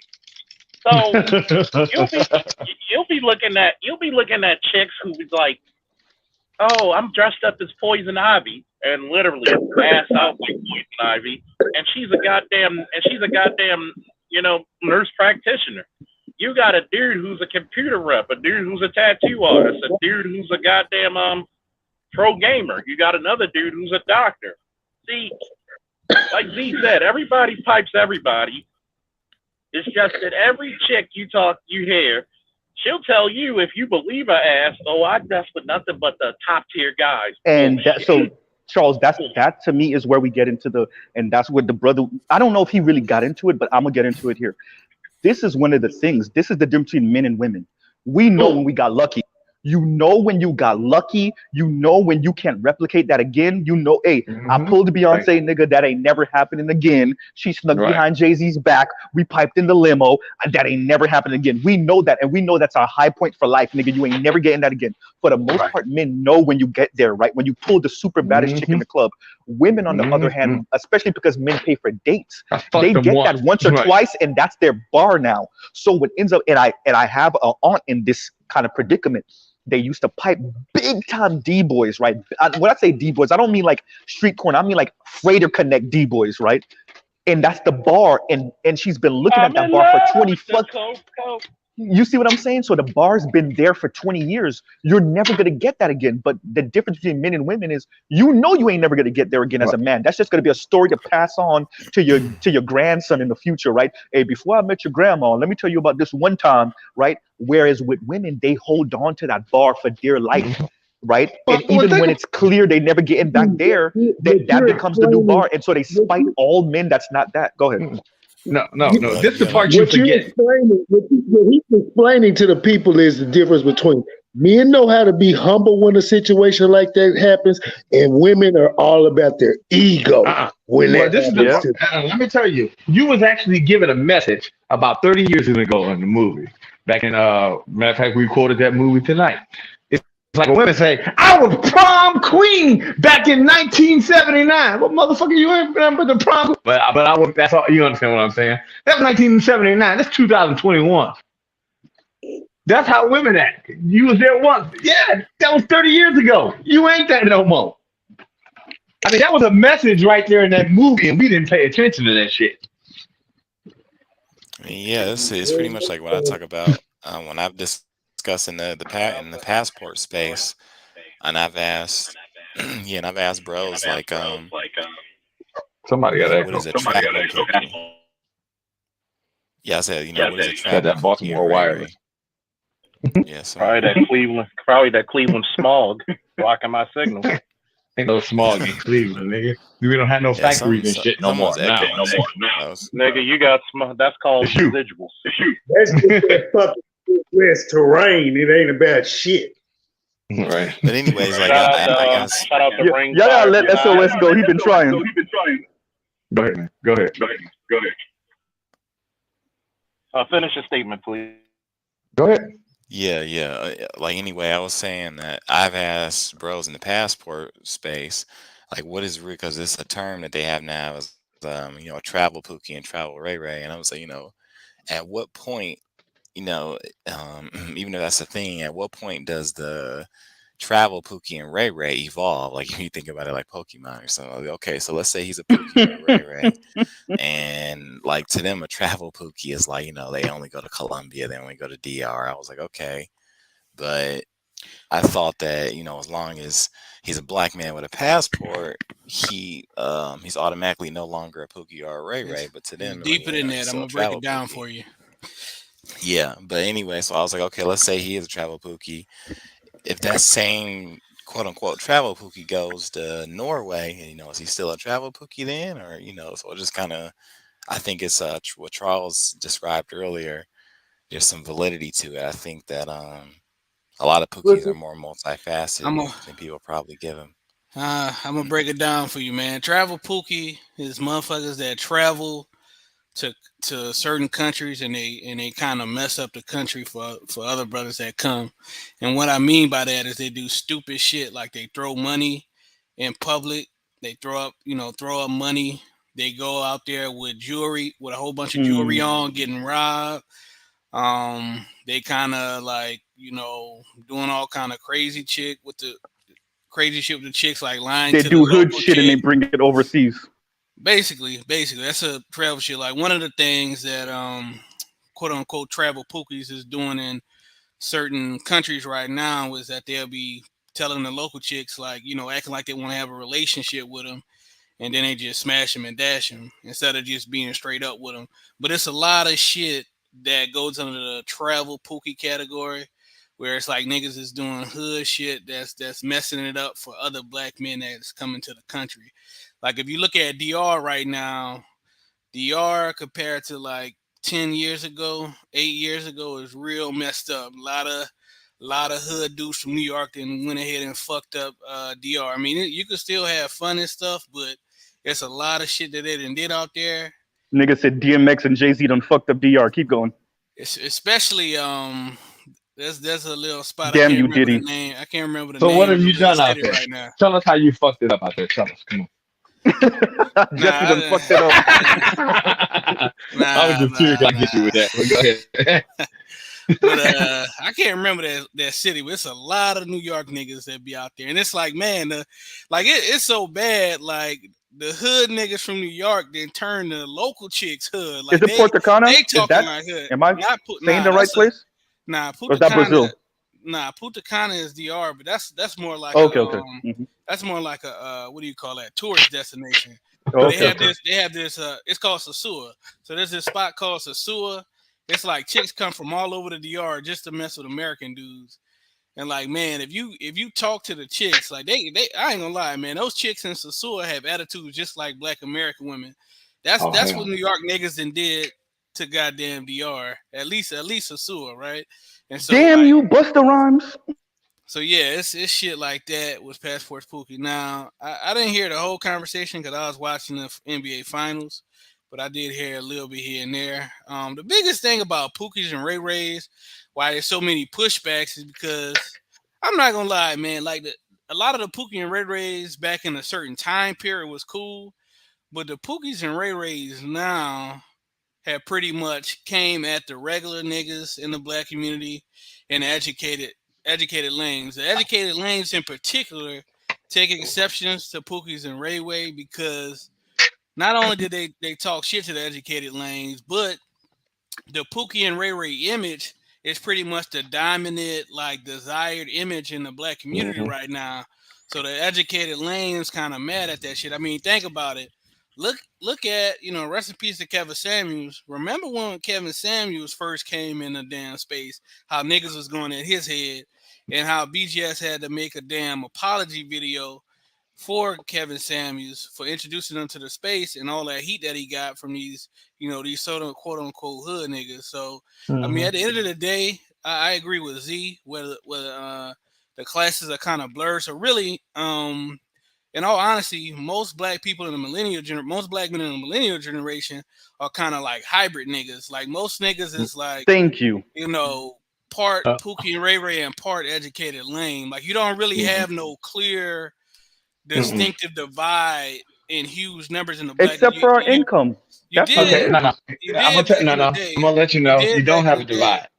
I'm gonna let you know. This is the trick, and I hate to say the men need to realize this. It goes like this: if the woman is dating you, if you don't have a lot of money, they talk, yeah, that's motherfucker. That's why you're a Pookie and Ray Ray. But no offense, those are the only type of niggas you've been dating. So you just use that as a shaming language. If you smart and rich and you got a lot of money, motherfucker, the women are the ones who decide. No, but listen, but what I'm trying to say, it's all, they don't give a fuck because, no offense, bitch, you only fuck Pookies and Ray Ray. But they use that because this is the problem. Yeah, right. They still go by black man's programming, how we always try to do. It's deep down in our DNA, how we always try to make our women happy. That's the reason why, you go out, you work more hours, you try to do this, you try to do that, you try to live up to an unlivable expectation. So basically what they do, they tell the smart niggas, you ain't ghetto enough. They tell the Pookies and Ray Rays, you ain't smart enough. And why they back there sitting there laughing? Like, How do you I got this not? motherfucker chasing his tail. I do not care what Hold on. Ayo, Jesse and then me. I don't care what section of black men you come from as a black man. All these black men being from high to low, y'all have been trained not to take pussy up in the negotiation. As long as that's going on, like Judge Dre just said, is correct. Charles, please bring back up that last one that old boy gave you $10 donation. You have to read that. It coincides. Yes, this coincides to actually absolutely exactly what we're talking about. I'm going to read it. There is no huge difference between the select and non-select black man. It is a BS gaslight used to deflect away from the BS of the gynocracy. And that's 100% like I just correct. in a nutshell, until all black men take the goddamn pussy off the negotiating table, this shit still they're gonna be able to divide us between the Pookies and Ray Rays, the educated lames, the the young Henrys, and then the high value man. God damn it. But then hold on. I'm not through. You know what all that shit just equals? I had a fucking epiphany. Shout out to Commander Charles Faulkner Jr. Each one of those classes of men I just said, those are all multifaceted men. That's the whole goddamn nutshell in the whole thing that these goddamn opposites don't want you to understand, except realize, and what they're afraid of at the end of the day is that we are about to take the pussy off the negotiating table. So they have to keep us excited. So yeah, the whole thing about it is that, like I said, there are educated lanes, there are Pookie and Ray Rays, but most black men are somewhere in the middle, right? And so that whole fight, I mean, between the Pookie and Ray Rays, a bit, like I said, it's a distraction. Really just all over. It's really all over pussy, right? Because only difference between select and non-select is select is, you know, the preference of that particular woman or group of women. And the issue that the biggest issue that the educated lanes, like in other communities, if you're an educated lane, like you can pretty much get pussy. The problem with the educated lane have is that not only are the Pookie and Ray Rays, their image is the prevailing image. It's the select image. Like I can tell you, when I dress up in a suit on Instagram versus dressing like, you know what I'm saying, hip hop swag, jeans and shit like that, you know what I'm saying? I could tell the difference in like the amount of positive feedback I get with one or the other based on you know, those women. You know what I'm saying? So I don't consider myself an educated lame because I grew up in the hood of New Orleans. So like the motherfuckers I went to school with most of my life was from the housing project. So I mean that was a whole different thing. But that's really what the whole issue is about, man. It's like, okay, we getting shitted on, we educated lanes, we getting shitted on. If we was in any other community, you know, we would be praised, but we getting shitted on by most of the women. And so that's really what it boils down to, man. Let me give some, because I agree with Jesse to a certain extent. I will say this: believe it or not, the black community's culture seeps out. So this is kind of a situation that's creeping up in all men right now, because you know the educated lame Asians is having some of the same problems, and the educated lame Latinos are having some of the same problems. The fundamental difference is because of their lighter complexion. In America, yes, and Western countries, not just America, in Western countries, but definitely more in America. So that's 100% right. Because it's all about how that hip hop culture is being spread through the media. Yes. And what that ends up doing is it's causing this weird situation where you have to be a man with some edge to a certain extent, right? And obviously it's more in the black community, but it actually is not just the black community anymore.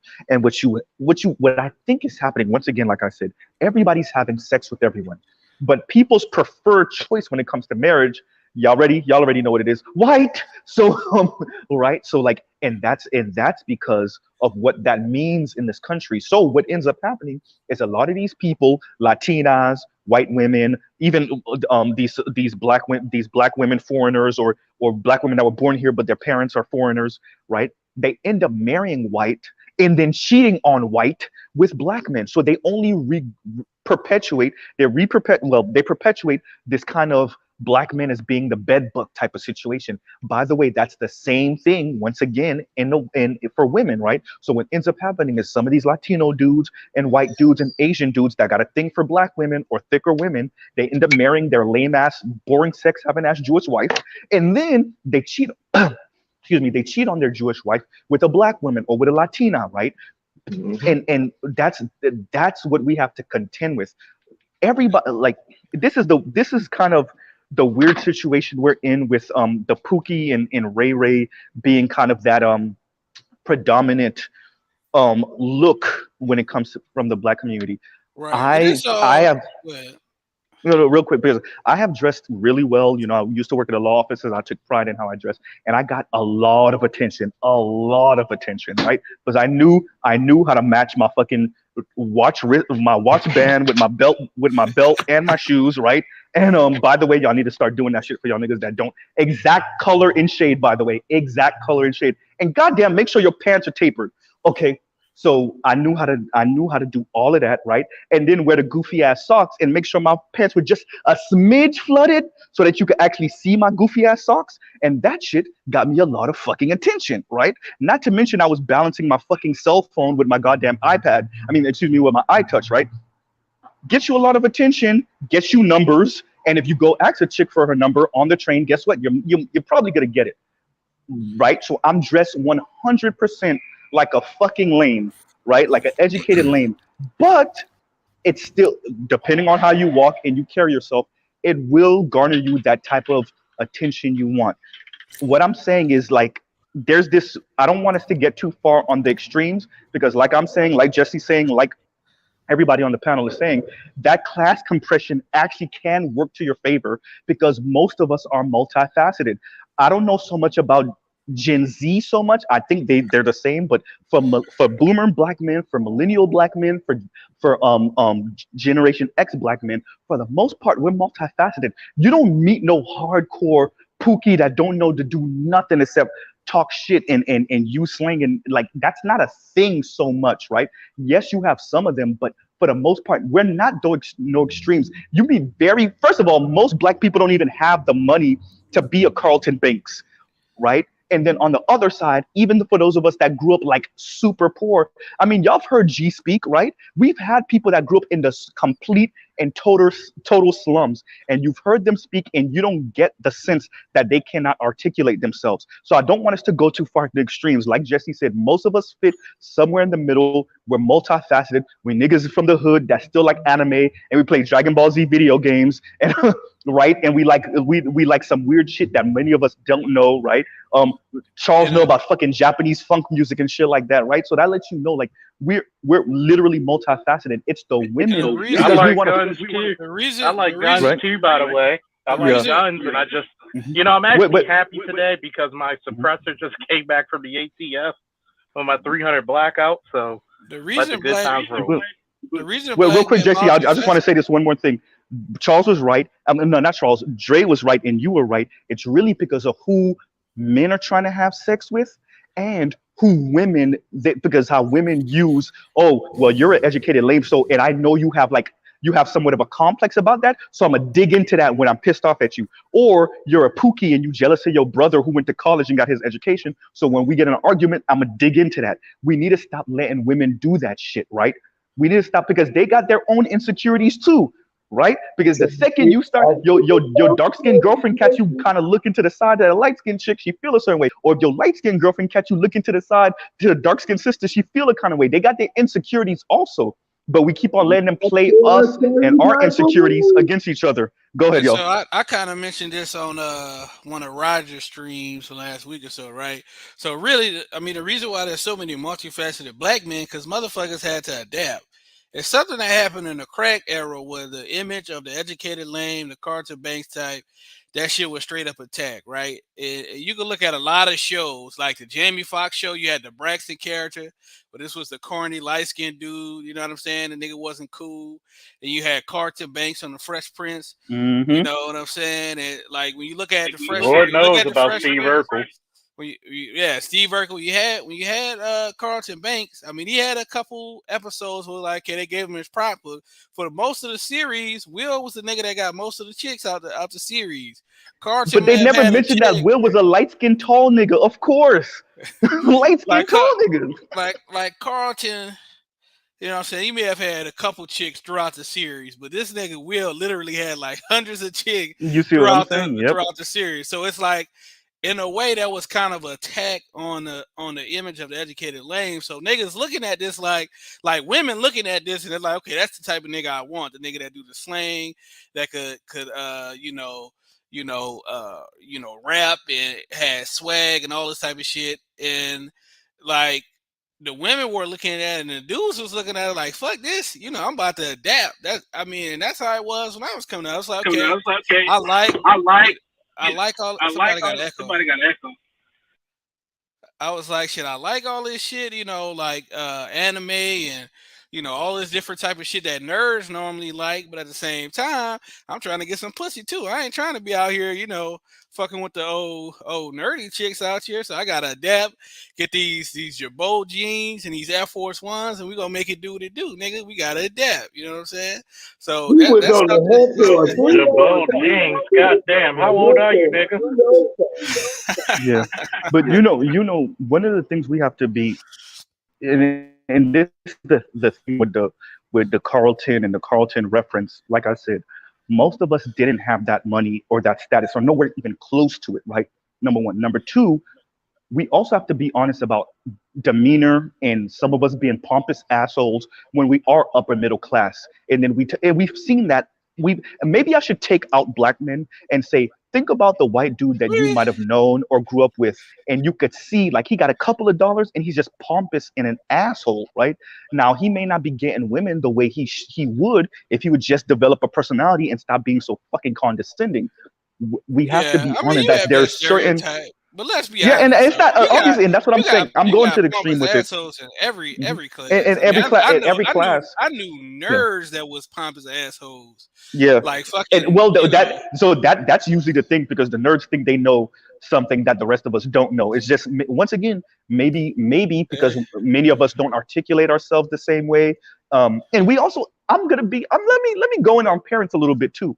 How you were raised really matters also. Because some of us, even though we grew up in the hood around other people in the hood, our parents had a different way of speaking. They saw things differently. And so they might have raised us to speak a certain way and comport yourself a certain way. Nothing wrong with that. But when you're in an environment with hundreds, if not thousands of other, especially in middle school, everybody hitting puberty around that, let's say 11-ish, 10-ish to about 14-ish. Everybody's hitting puberty around this time. So you got to remember, now you're dealing with goddamn monsters, right? My best friend was a school cop. He would tell you middle schoolers are the fucking worst.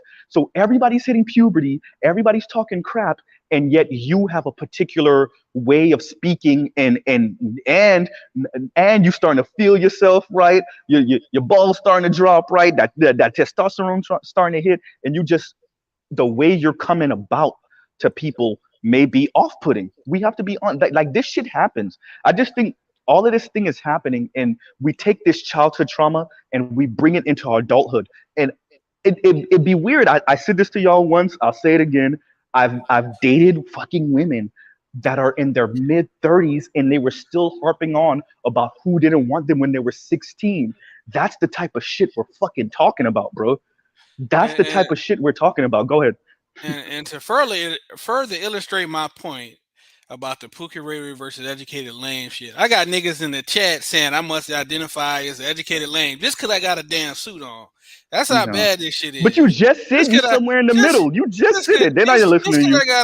Just because I got a suit on, I gotta identify as a damn educated. Jesse, lame. Bro, I'm gonna back you up, bro. One day I'm gonna take a picture with one of my nice fitting blazers on and my cream white pants, and it's gonna be like maybe a inch and a half flooded.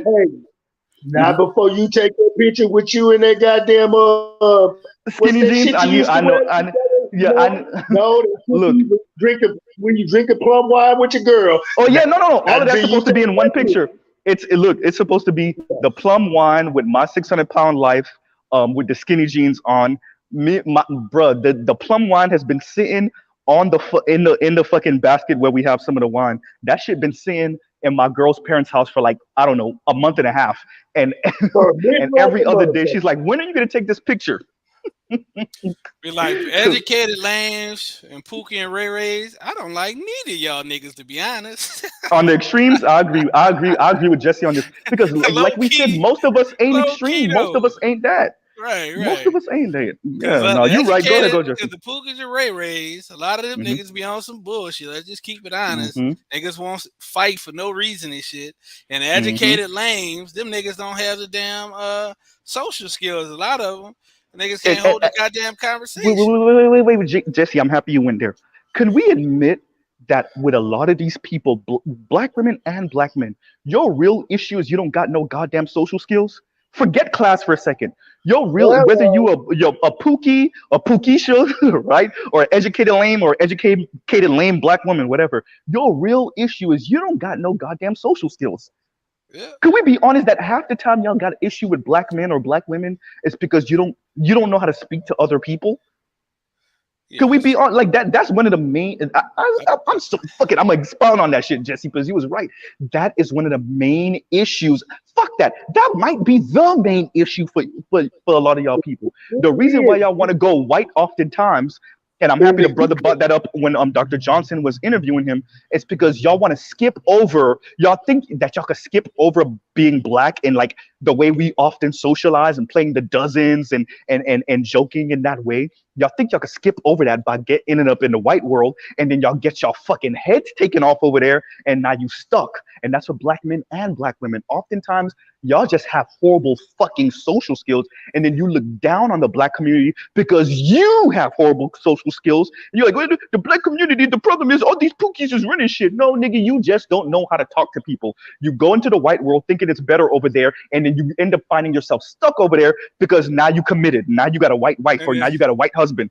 It's funny. Keep going. Funny because them niggas is like duality of each other, right? It's like the Pookie and Ray Ray. All them niggas do is focus on social skills, and they forget the academic and production aspect. Whereas the educated lanes, all they do is focus on the education and production, and them niggas fucked up on the social skill aspect. No intangibles. It's kind of like the opposite extremes. You know what I'm saying? I agree. So you need both. You need the tangibles and you need the intangibles. So you got the tangibles. You got one nigga making 6+ figures. But this nigga ain't getting no pussy. The other nigga getting all the pussy, but he broke as fuck. I mean, on the extremes, right? If we're gonna talk about the extremes, you need the tangibles and the intangibles, right?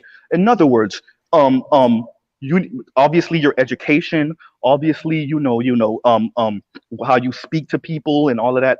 But then the intangibles, how you dress, how you walk. Do you walk with your head up? Do you know how to put on a nice fitting suit, right? The reason why Kevin was able to kind of garner so much attention is because half of those sisters, as much as they hated him, they would have gave that nigga some pussy. Right? They would have gave that nigga some pussy. What are you talking about, Z? Every night they watch the well-groomed, highly productive, the word you keep using that I can't stand, articulate. No. Articulate, for real. No, he's not articulate. He just knows how to speak very well. Big deal. Well, you know what? Yeah. You know why I hate that word, Z, and I don't want you to use it anymore? Because you watch Anglo-Saxons speak well every day. You don't hear us say, "Oh, he's very articulate in the way he speaks." No, hold on. Go ahead. I'm telling you this is because in the early '80s, when you would watch football on Saturdays and whatnot, they would always parade out a good player, and then when he starts speaking, you would always hear commentators. I see where you're going. He's very articulate. Oh, bitch! Because they wanted him to be a mushmouth. They thought he was gonna be a mushmouth idiot. Let me get in with an opening statement real quick.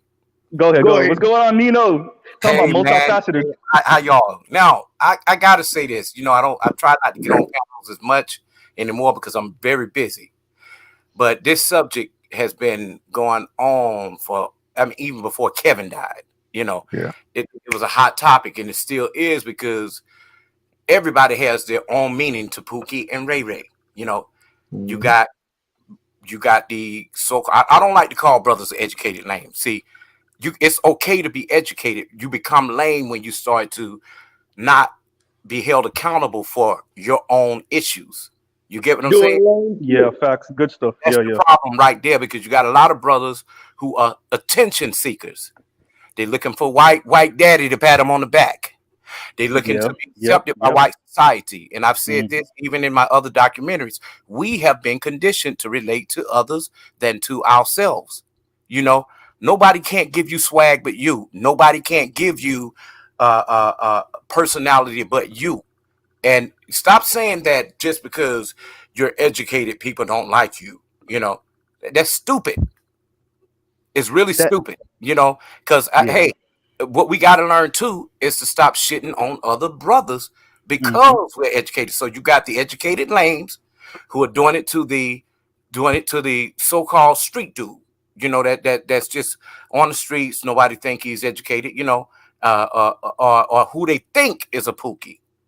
Then you got the brother who is just straight up ignorant, who don't understand that because this brother's wearing a suit that he's not gay.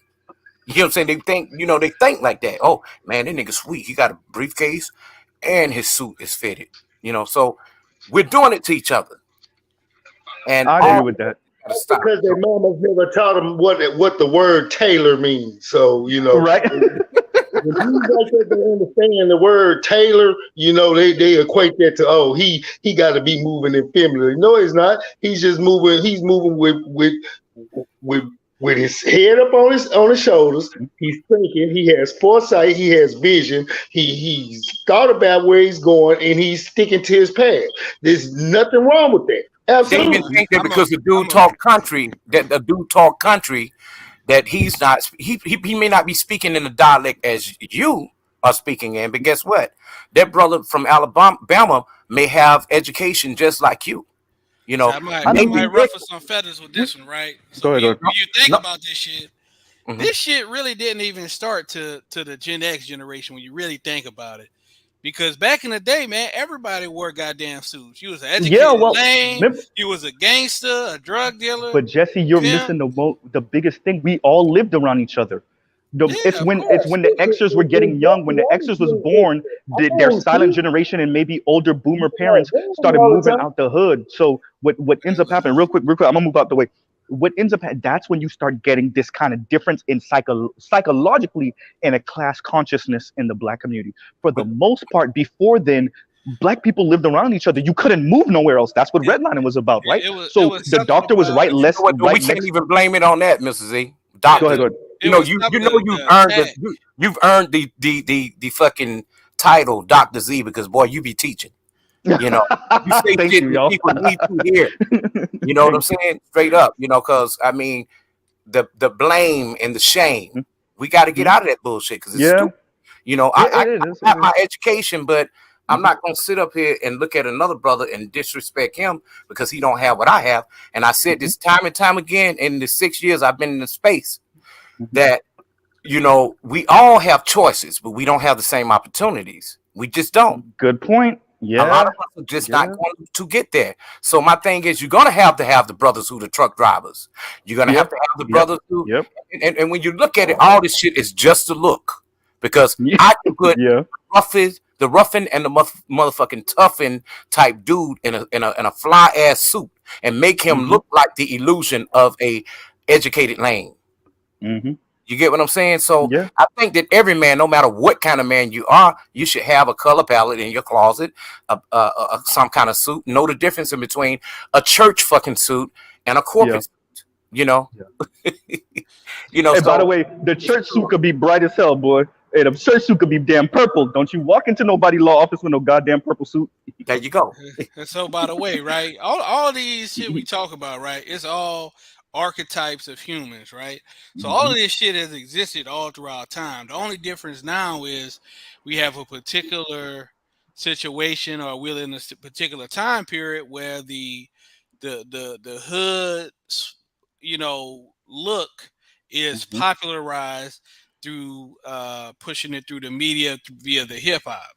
That's really the only difference, because when you read the Robert Greene book, what's the name of it? The Art of Seduction. Laws of Power. The Art of Seduction. They talk about. So the hood dude or the Pookie Ray Ray, that will be the rake. That would be the rake. They break this archetype down in the book to the T. Like the way how this nigga get women and shit like that. Like I have that shit in my notes somewhere. I was like, nigga, that sound like a hood nigga. God damn. But you know what though? We the only people, and since we want to go on that thing, white people don't do it, let's go there. Okay. Now we the only brothers that do this shit when it comes to Pookie and Ray Ray. Now Brad and Chad, you don't hear that much about it. They use it as a joke. You get what I'm saying? It's like whatever. Well, because they still can blend in regardless. Trust me, they got issues high school over there. I went to. It was like 90% white. The shit does exist, but I don't think it's talked about as much in the Black community because it's not as pronounced yet. Right. So it's like in the Black community, we at a point now where pretty much, like I said a few minutes ago, the hood look. So like, all right, like in the 80s and before, most Black women wouldn't fuck with a hood dude because they'd be too scared to. Now it's like most Black women, that's all they fuck with. Like, but guess even what, though? let me just say this real quick. Go ahead. I talked to a guy that I was on another panel a few days ago. A guy that graduated from Penn State, right, a top college in the U.S. And what he said was when he was at Penn State, most of the black chicks at Penn State were fucking with hood dudes. So it's a complete reversal. It you know what I'm saying? It has become unbalanced to a point which, for me, I'm not tripping. I don't really give a damn. There you go. That's the point we're trying to make. I mean, we know that exists. You see what I'm saying? We know that exists.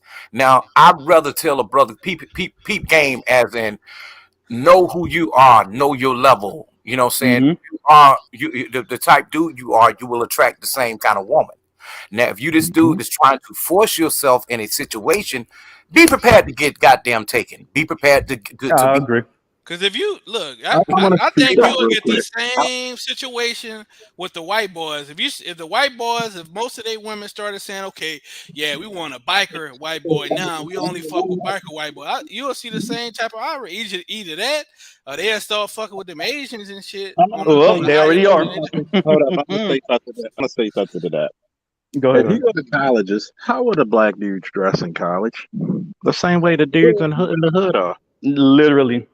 I don't know, Charles, because I'm in California. All of them dress the same. So Charles, I was talking specifically about one of those top colleges, and this is, listen, I went to a community college, man. So the guy who gave me this information, this guy went to Penn State, which is a top 100, probably like top 50 or something. Right now, they're number one in wrestling. I know Penn State's number one in wrestling. And so what he was saying was that when he was in college, like most of the black women was looking to get that hood dude experience, even though those black women were upper middle class women, like at the same class as him, they wasn't checking for him. And the black dudes, he says, I don't know. Let me put it to you this way. Who we gonna blame for that? Hold on. The women. Let me put it to you this way. Niggas need to stop bullshitting, and I'm gonna tell you why. If bitches said I'm only dating niggas and fucking seersuckers and linen and some nice shoe boots or some fucking loafers, guess what niggas will do the next day? Linen will be out of stock. They will change their wardrobe on a drop. That's the thing, though. Not every man is gonna conform to what the women want. That's why you have. Hold on, let me just get this out. That's why you have certain black men that don't deal with those black women, because they're not going to confirm. They're not going to conform to the shit that they want. Which I'm not gonna lie. I'm gonna tell you, that shit is bullshit. Right, I'm gonna tell you one thing about. I'm gonna tell you one thing about it. Right. This is where I call bullshit again. Majority of ADOS men are for ADOS black women. So this is the point. I'm in Baltimore. I'm one of the black enclaves. Like, it's still almost 70%, roughly 70% black. Like 0.1% of my school at one point was white. There was almost like 100% black students. From the guys from law and finance, from the guys from JROTC, from the guys of arts and humanities, from the guys from whatever, the trades. They all dress the same. Once in a while, we had to dress up, dress for success. That's just black men, because our fucking culture actually blends, class. We don't have a defined class. As much as we would like to, guess what? You got motherfuckers who are millionaire fucking kids listening to drill music. Literally. Okay. You got hood niggas. You got hood niggas who listen to soul. Yeah. So it really. See, the thing about it is that the more we fight and say we're not the same, we find out how much more similar we are. And what happens is that when you put it, like nowadays, like I even had to give it to the younger cats, like my son when he graduated. If you're friends of me on Facebook and Instagram, I saw him. He was dressed nice. Shit, wasn't he? He was dressed like, I'm not gonna lie, he's dressed like a smart. If I just say you can tell he's got maybe like a little, but he's dressed very smart. I can tell by the way he dressed and by the way he carried himself in that picture that he gets good grades. You can tell. My mother was like, "You look like a really cool nerd." But right. I can tell, you can tell. Yeah, nerd culture. Real quick, nerd culture has permeated the entire environment. Like this is one of the things we got to be honest on. Remember Revenge of the Nerds? Remember the series Revenge of the Nerds? Wait, Truth. I'm gonna tell you. This is the thing. Take that we all wrong. I'm gonna let you know we all wrong, and I'll prove it to you. All right. Remember the show Power? Everybody talked about how Ghost and how, like, if you notice, when he took that role, all these black women talking about how sexy that man was and all this other shit, right? He wore was technically, listen. Technically, even he said, "Women that talk to me would never." Plain and simple. It was just a role. He said it's just a role. That's why people got on him when he stayed with the girl. Basically, advertisers. Wait a minute. Advertisers have promoted a look, and they've sold that to black women and told them basically put that seed in their head that those are the type of men that you want. And the reason why, this is the Achilles heel. The reason why you want men to look that way, the ghetto way, or whatever like that, is because more people that do the ghetto way, this, that, and the other, they're more likely to get pulled over and killed. For shot, they're more likely to end up going to jail. They like that dirty look because I hate to say something, the white people and the powers that be realize that was a form of control and a way that we can manipulate black men. Because black men will conform, will conform. Look, we will conform to do what the black woman is attracted to. So they sold them on what they should be attracted to, and our dumbasses looked away so they would be attracted to us. You understand what I'm saying? I don't disagree with I agree with you, Dre. I do. But look, fellas, because that's not the look. That's not the look. I'm not gonna stay up. I just want to say this. I just want to say to Jesse, I mean, I understand where you're coming from to a certain extent, bro. But I've been in space long enough to where at some point we got to change the narrative, because you write the path to what you want in your own life. We can't even worry about what, like you said, if you're really not worried about what she wants, then stop worrying about who she wants. You get what I'm saying? Because there's gonna be a woman out there for you. That means you gotta take it off to the go. We complain about listen, hold up. We complain about Pookie, and that motherfucker don't even know we exist. Pookie's just being him. That'd be true. But here's the thing. Here's the thing that we need that we have to be honest too. The wardrobe thing that we're talking about, and that extreme like hood look, the DMX look, the Trick Daddy look, the freaking 3 times your size pants and shit with the fucking Jesse was saying earlier, the Jabot jeans and the Reebok classics or the Forces, like that's not the look really anymore. Nerd culture has permeated the overall dominant culture so much. That's not how these kids are dressing. These kids are dressing in ironic ass clothes. In other words, shorts above their knee, long ass socks. Yeah, their shoes might be a little swaggy. Yeah. But like a semi-fitted t-shirt and like a fucking fitted hat. They're not dressing like how we was dressing in the fucking 90s and the early aughts. They're not doing that shit anymore. It's not about how you dress. Mm-hmm. It's about because all this shit is an illusion. When you take the motherfucking clothes off with her, that's when it goes down. Mm-hmm. That's when you're in that moment. You get what I'm saying? Fuck all the suits. Fuck all the hood stuff. Fuck all of Pookie, Ray. You know what I'm saying? You again. No, but Nino, there's a reason why I brought up that. I brought that up to say like the overall look of it, and you kind of right. Go ahead. You're right, Mrs. E. I was more so talking about like my generation, right? So with the Gen Z women who are the youthful women now in ADOS, it probably is different because I do see some of my younger cousins dressing like not the gangster rap era of the 90s, but like the 90s back in like 93 where they used to have the like you said, the long socks and shit like that. So I hear the difference with that. But that didn't come into my overall point is that in that generation, everything shifted. So Yeah. it's No, like you're right. You're right at about that. one point, I'm just asking at us one to point, acknowledge wearing suits the and shit like that was Mhm. was cool. Everybody wore suits, whether you was a gangster or a damn preacher. You know what I'm saying? A businessman. Everybody wore suits Well, you and will all that know the type of stuff. difference, brother. And you had regular clothes. But when that hip hop hit and niggas started rocking the jeans with the tennis shoes, it's like Yeah. those other type of wardrobes started being frowned upon by the majority of the people. and Like and Can't so X now that out. You it's can't X the that out. reason. I'm a fashion designer, and you still can't X that out. Even motherfucking Tokyo has made Mhm. street fashion Yeah. #1 Yeah. and True. GQ magazine. Yo, You I know what agree I'm with saying? that, but I'm But Those, no, talking no, specifically about brother, could you Mhm. please let me talk? Please. What I'm saying is, So I get everything you said. everybody good? Hold on, everybody good. Yeah. No. Yeah, we Keep are. keep Yeah, going. we Keep are. going. You know. We All right, good. finish your The only statement. thing I'm just saying is that Mhm. all the shit is just a look. It's a look. Okay? You may be attracted to only light-skinned women. You know what I'm saying? But that's not your reason to shit on darker skinned women. You get what I'm saying? It's all about a preference.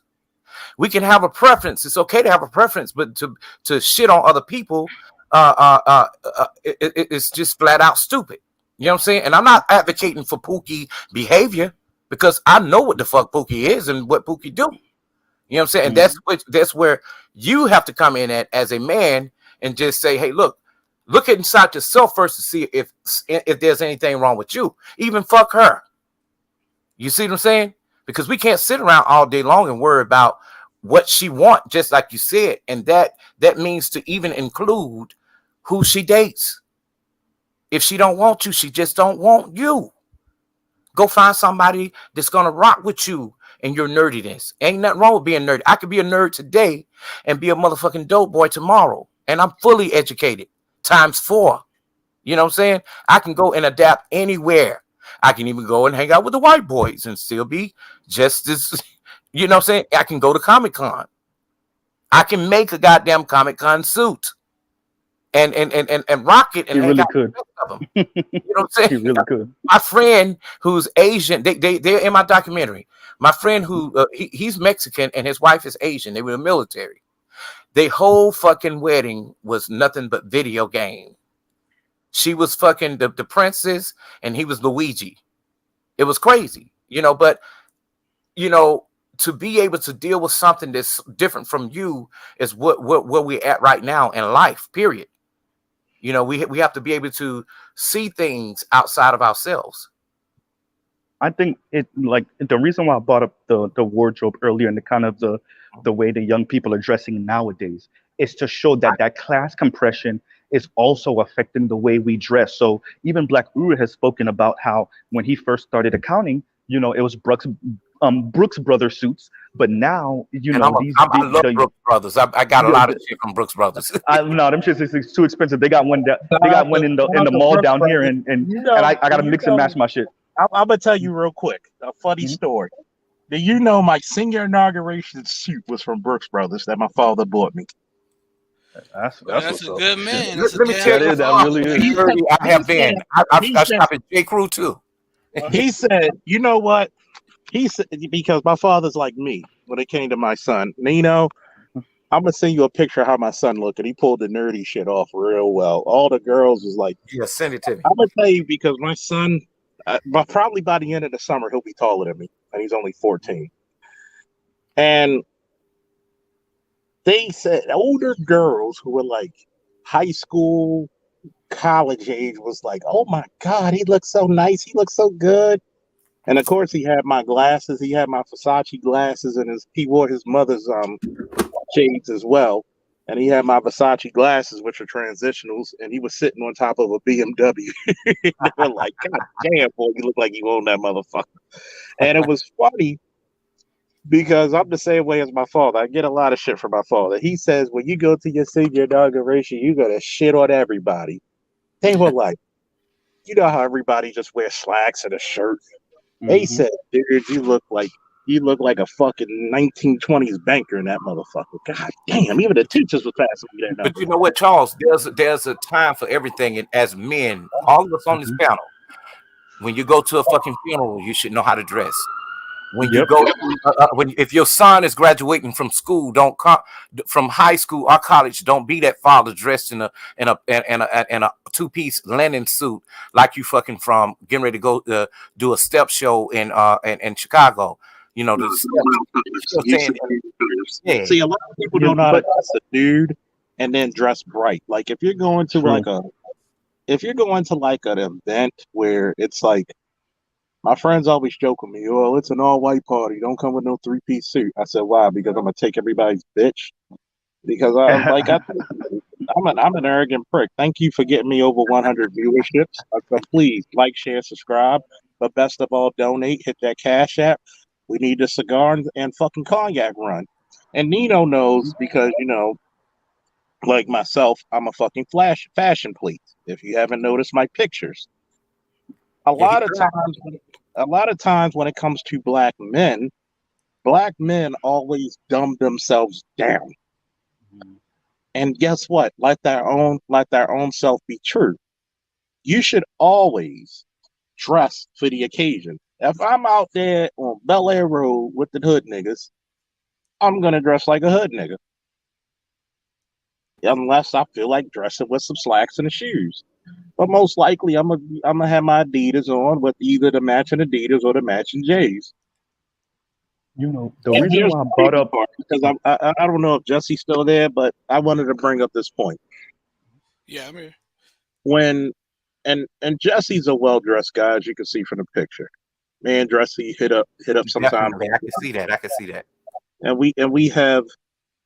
we sometimes Jesse and I hit each other offline as well, like other people like me and Nino and others. Hey, get my shit back up to past 100, please. Thank you. But if you look at the Fresh Prince of Bel-Air, if Will wasn't the fucking main character, Will would have been outcasted like a motherfucker. He would leave Bel-Air. Okay? There's no way in hell he would have fit in. No way. And when you actually become more affluent, as they say, or actually be able to thank you for getting it back past 100. When you're actually more affluent, you don't fit in. It's like the military culture. When I got into the military, when you're in basic training, you couldn't press your shit. You couldn't get a shape up. You had to be bald. You had to be shaved bald. When you graduated, you got your shit shaped up, and you got your fucking uniform pressed from the cleaners, you couldn't tell. And your boots were shined so well, they were reflective. So you can imagine what you look like in class 8. Like, I mean, one time I shined my boots for almost 2 hours till I could see myself in the reflection. Alcohol, kiwi, and parade gloss is a motherfucker. And Hey, Charles, put up Freddie Wayne's comment on the screen. Well, while you're doing that, I just want to say this real quick. What I was trying to get to earlier, the reason why I brought up the Brooks Brothers suits is to say even Black Woo said when he first started accounting, it was Brooks Brothers suits everywhere in these offices, and then later on it started to transition to the white dudes mainly wearing plaid shirts and like jeans, right? And like, so I'm just saying that to say like this is somewhat of the culture that's going on. It's kind of weird. There's a lot of tropes that I think we're stuck in that don't necessarily fit into where we are nowadays, right? Because everybody's dressing whatever. If you look at people's wardrobe outside of like extremes like Wall Street or maybe a mechanic's uniform or whatever, for the most part, the everyday person, you really don't know what they do or definitely don't know how much they make based off of how they dress. I could tell y'all this, I'll shut up after this. When I was working at the law office, I don't even know if I was breaking $30,000 a year. Now, if you saw the way I was dressed, you would have swore I was a $70,000+ a year brother. I don't even know without overtime if I was breaking 30 grand a year. I make way more now and I'm blue collar as fuck. And when I say way more, I mean more than double of what I was making at the office, right? But I'm blue collar now on a day-to-day basis. I look like a blue collar brother, fucking baggy pants with the cargo pockets and everything like that. Do I still know how to dress like when I was working at the office? Of course. Do I still have some of those blazers? Of course. Those slacks? Of course. But that's not my everyday wardrobe anymore, right? So like when it comes to this thing, you just never know, right? So that's all I was trying to say. Go ahead. Well, Charles, go ahead and read the super chat because I want to. Speaking of blue collar, Whoa! Thank you, Mr. Blue Collar, for the CEO, Mr. Faulkner. Hey, I'm here with one of my young Padawans, and I'm setting up dates because guess what? In July, me and about 5 guys. Thank you for a lot of your donations, by the way, not only in the chat but also the GoFundMe. Thank you because guess what? Next month I've set up the dates and we're gonna go get qualified with some rifles. So guess what? Security. If anybody needs security in the entire state of Maryland, we about to be that drill. And two, my next conquest is to be licensed in DC and Virginia. We taking over, bitches. Thank you again, Mr. Blue Collar. And I'm gonna say this before Nino gets in because Nino's gonna drop some hot fire. When you think about it, right? Back in the day, there was only 2 outfits for black men: jeans for work, suits for everything else. And you couldn't catch a black man in a pair of jeans unless he was working on something. Now, when you look at the Brooks Brothers, trust me, I can put anybody listening in my chat. Let's try to get to 100 people. Everybody be like Mr. Blue Collar. Dress suited and booted. Dress with your good shit on when you got your J's on. Let's donate. Let's make this fact clear. I could put any brother in the Brooks Brothers suit. You'll make white men jealous. A lot of y'all don't know this, but in fashion, when it came to business, the reason why they dumbed it down, they didn't like the way brothers spiced their shit up. You put a brother with a French cuff in his suit, and then he got a fucking shine shoe, and then he freak you out with the fucking socks that match his tie. And then he got a fucking rose pendant and a man, your suit will get you so much pussy. I swear to God. See, the problem of it is that you have the dumbing down of America. And when you dumb down people, look at this. When I went to my son's 8th grade graduation, there were so many kids. I can tell just because I'm a fashion prick like Nino, that I could tell you didn't even iron your shit. Why? Because it was wrinkled and it looked like it was folded. You just got it out the packages. Look at how many kids are not being taught the finer shit. Okay? Look how many kids are not even taught how to iron.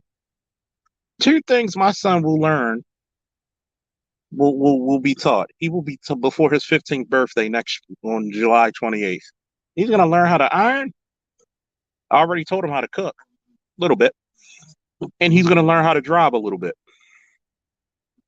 Because one thing about it, a lot of black men are like Thanos in the comic books.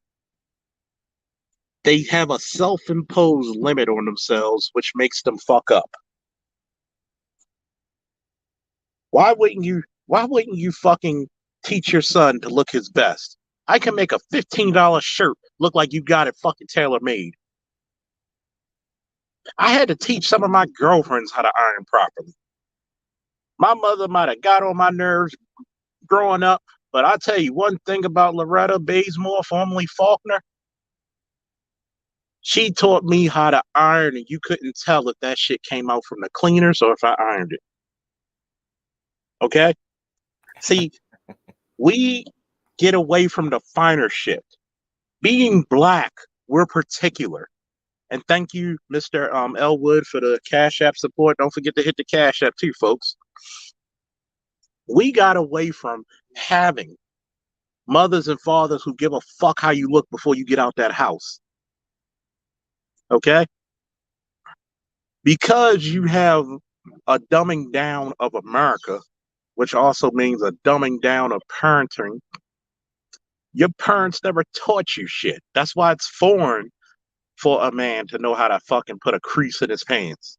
That's why it's foreign. Yeah, I'm half Faulkner, half Bazemore. That's why I can't go to North Carolina and date in certain counties. I'm probably related to them. But you know what, though, Charles? Let's just say this too. And this is not because we brothers have suits and because we dress nice. It's not to make brothers who have never really put on a suit feel a weight, because trust me, if you go and get fitted for a suit, That's a good feeling. Then you know your true neck size, your arm size, your biceps, your triceps, your all of that. It's just so important to know your size as a man, because a lot of us are talking this high value shit and we don't know our sizes. We buying the wrong suit. It's oversized. We're not like Mr. Z said. You don't have your hems in your pants properly. All that. Now, if you really want to call yourself the educated man, my father used to hem my shit with either sew it in or he used the tailor's tape. So. Damn, look! Hey, I gotta give you a clap on that one. The tailor's tape. y'all trust me. You don't want me and Nino to get funky on here. We'll teach you some shit how to make you look like $1 million for under $100. I will really make you look like what Kevin Samuels wanted to look like. Okay. And I will tell you, I've sent pictures of what I dress like, and Kevin was like, "God damn!"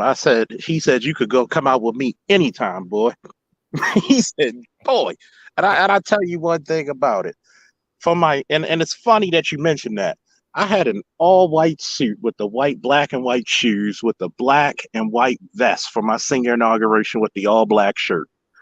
Man, once again, I never had so many older bitches hand me their number. I'm only 18. So I'm gonna put it to you this way. See, that's why they made a meme. Get you a man that can do both. See, being a multifaceted man is a guy who can go into the gym and bench press his body weight, and also a guy who go in the boardroom and take over. But also have a guy who could go to the goddamn gun range and hit bullseye. But and also a guy that's not from Baltimore. Go ahead, man. And also a guy who's not from Cleveland. And shout out to just a nigga named Otis. Ain't nobody came here to see you, Otis. But thanks. Oh, thank you for the support. I give you credit, bro. I wanted to tell you because when I saw that picture of your son online, I was gonna say, man, I was gonna text you too. I should text you and say, bro, I was gonna say, got brother man looking sharp. That go to show. There might be a couple of us fathers out there that's gonna raise these boys, right? Even what's funny? We went to K&G, right? Mm-hmm. I don't know if they got K&G at other locations, but we went to K&G. Yeah, one of the brothers who worked at K&G. Classic black suits clothing. Oh yeah. If any black city, you got a K&G. You got a K&G. I wish they had them motherfuckers out here, but they do got the fashion district in LA. And for you bigger guys, you got some heptal. And for you bigger guys, go to DXL. Wait, hold up now. For bigger guys, if you go to DXL, make sure you ain't putting on your grandfather's clothes if you're young. Oh no, they improved it. I made sure. Oh, they did? Oh, they improved the shit out of it. I haven't been in there in a long time. Because I have a broad shoulders, big chest. My waist is getting narrow again since I cut down a lot of sugar. And it's funny because I got to get my shit tailored. I always get the big ass polos, but then I get it tailored at my cleaners. I swear to God, man, y'all better never get rid of Koreans. Woo! I can't hear polo without thinking about Trick Daddy. Goddamn. Hey, but look, and I wear polos. Shut up, bitch. You know it's polo. This is what I want. Right? Exactly. Somebody said it. Shut up, bitch. You know it's polo. But look, Charles, this is what I want to say too. When I just want to correct something in the chat with Freddie Wayne said.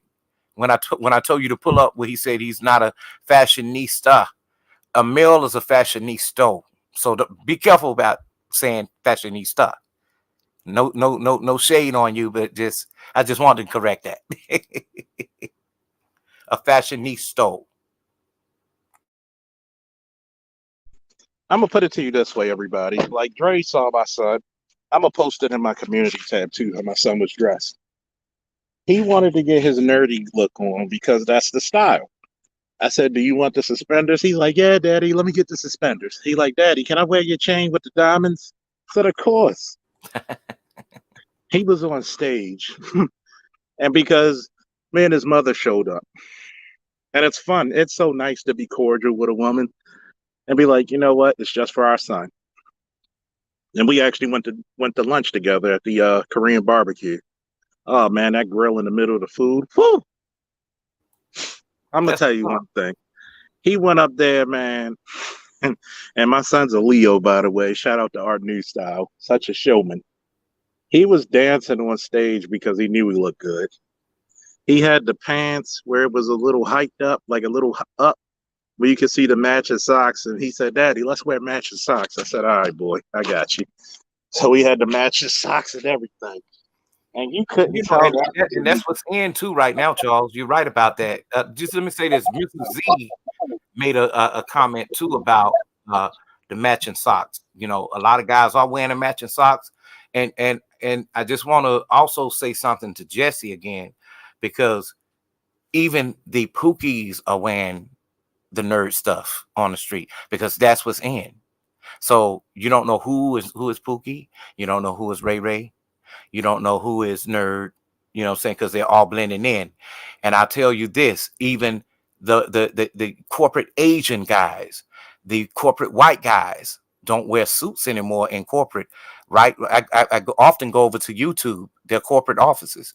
I often go over to Google. I mean, they got a whole atmosphere that's just, you know, straight up just polo and khaki pants and loafers. You know, high executives, you know, they're not doing it anymore. You got a white woman, you know, with jet black hair, with the Betty Page bang, with devil ears on and tattoos. And you ask her if she a tattoo artist, she says, "No, I'm a psychologist." So that's the old way. If you really want to get into it, that's the old way of thinking. Unless you really like a big time lawyer or a lead attorney or somebody like that, you know, yeah, you do it that way. But it ain't happening all the time. You know, I say match what your job and your career is. And I like what Philip said here. He know what time it is. Look at his suit. You know, that's a real he's a well-dressed man. He got the Torino mock on. It's not a turtleneck, but it's a mock. You know, so yeah, I literally was always down there before COVID, you know, buying fabric. So yeah, I love the fashion district in LA. I'm gonna tell you one thing about that, because you know, matter of fact, let's talk about this. Speaking of fashion, man, look at my man Philip there with the goddamn look like Mr. Steal Your Mama right there, boy. Oh, assalamu alaikum, brother. And the color palette is on point. You know, he's dripping for his he's dripping because see, it's one thing about the color palette, man. I'm glad you said that. See, look how the conversation goes. Oh, kiwi shoe polish. Man, I used to keep kiwi. I bought so much kiwi, I kept them bitches in business for 20 years. Oh man. See, a lot of niggas don't even know how to shine shoes anymore. Let's be honest about some shit. A lot of niggas don't even pay for the fucking. Matter of fact, you need to get a seamstress, a tailor, and a cobbler. And guess what? You could even get a cobbler to fix your tennis shoes. And if you don't want to go to the cleaners, buy your steamer. The last minute. Yeah, buy a steamer. Yes. Remember, because I'm going to tell you one thing about a steamer, but then again, I'm going to tell you what. I will pay $150, $120 for a fucking good iron because it's heavy and it does the job. I mean, my iron will feel like a 20-pound weight because of. And brothers, please put water in your fucking irons before you scorch your shirt. And don't put a hot iron on silk. Steam that motherfucker. If you really want your silks to be pressed, turn the goddamn shower on and just hang up your shit in the bathroom. That's the trick. Hooray. With hot water, by the way. Hot steamy water. Once that steam builds up, it knocks off. Like, for example, anything that's the same texture as your cap and gown for your high school graduation. You know how my mother got the wrinkles out of that bitch? She turned the shower on for like 20 minutes and let it steam out. And you know those are natural fibers because you don't know if the silk come from a worm or if it came from a spider or if it came from a spider. Yep. And I tell everybody, boy, that full moon out there is so beautiful right now. I'm gonna tell you. But it's hot as giraffe balls right now in South Florida. Oh, it's hot. It's humid in the Mid-Atlantic. See, people don't understand about the Mid-Atlantic. Baltimore It's so humid, it feels like fucking snake balls out this bitch, man. It feels like it feels like the fucking Everglades out this bitch because mosquitoes. I'm telling y'all, it don't feel as bad. I'm telling you, don't listen to Charles. It ain't as bad as here right now. It's ridiculous. It feels horrible out here, man. It's like I'm still sweating, and it's like goddamn 1:15 in the morning, and I'm outside. Right. I'm gonna tell you. Same thing. I'm gonna tell you. Somebody asked about. Somebody asked about. You know what? I'm gonna say this real quick, then I'm gonna give you the floor. F. Holiday, that's why you one of my boys here. You one of my originals, man. Shoe trees. Do you know shoe trees will save your fucking shoe because it will absorb all the sweat and odor and actually keep the form to your shoe? Yep, and buy pine wood.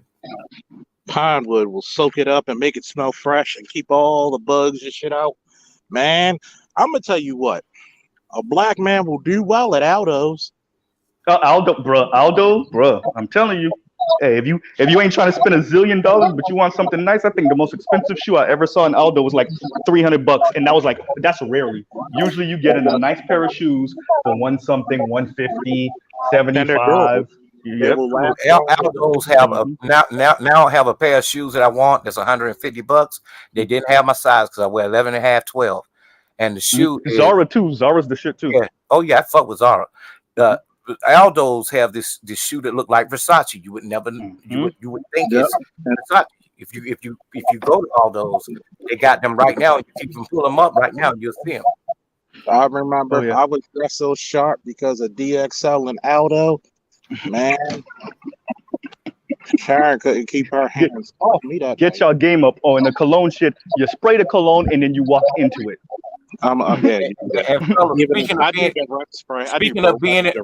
Speaking of being on your nerd shit, let me show you. Let me show you these here. Those are Oxfords? No, these are Dr. Martens. Those are Dr. Martens. If you really want to be a nerd for real, and look, the Tiffany color. And by the way, let me see them. Let me see the straps in the front. Those are bros. Because Oxford's, it's sewn into the shoe. It's not the outer. It's actually inside. We're gonna trust me, Nino, and whoever want to join. We're gonna get Philip up here, and we're gonna tell y'all the difference between Oxfords and bros. Go look at the king. Oxfords, not bros. I'm gonna tell you because people be like, a lot of my friends, like me and my boy Sean. Sean is, big guy, but he's been losing weight and he's sub 300 now. So I'm proud of him. We would be fashion motherfuckers. Like you couldn't tell us how to dress, when to dress. Like we just know what to do. We can put shit together and make it look like $1 million. See, and I'm not against bros because guess what? I have so many different collections of colognes that I'm going to gain some more next month or this month. I have Creed Aventus, I like the way Creed event. Man, I went to a fucking event with Creed Aventus on. They said, God damn, you smell like pineapple. Real quick, Charles. Damn, I smell like I'm between your legs. Somebody just, Eamon Perry just called me up because I was on the business with Jason Black the other day. I ain't gonna lie, Eamon, I was like, damn, this nigga might try to find a way to flame me. So, because I called in, he was talking about kind of the environment and how it's changing and pretty much how millennials and Gen Z are hurting when it comes to house prices and all that other shit. And so I called in to tell the young brothers to like, hey bro, like these sisters are about to be starving, so y'all be careful. They're gonna be on antidepressants and everything. And you know how Jason is. So when he asked me, are you having those problems? I'm like, no, I'm not. Actually, I'm pretty good. But I do have 2 homegirls that I've been knowing since high school who are like stubborn as shit and they don't want to hear nothing from nobody. And so, I'm trying to put them on game, but they're not trying to hear it. And, so and I'm afraid for them. Right. So like, that's why I called in. But yeah, man, I'm not gonna lie. Yeah, that was me on Jason's The Business. And when he asked me, are you having those problems? I was like, oh shit, here we go. But no, I'm not. So See, a Let me guy answer like this question. Let me answer this question from go Cadet. ahead, go ahead. I like Wuhan shoes. They remind me of anything that's like Johnston and Murphy, along in that class, but a little bit more sporty. Now, Kohan is for comfort. Now, Kohan is owned by Nike, if you know that. I just wanted to put that out there if y'all didn't know. That's what's up. Yeah. Thank you, F Holiday, for the Cash App support. We're gonna get some cigars, nigga. I'm gonna tell you, it's kind of funny because, you know, for everything there's a season. Get yourself a members only jacket and a mean ass turtleneck. And a nice pair of Chris jeans with some shoe boots. And then you get yourself a nice little hat. You could even put a fucking hoodie underneath that bitch. Man, I'm gonna tell you what.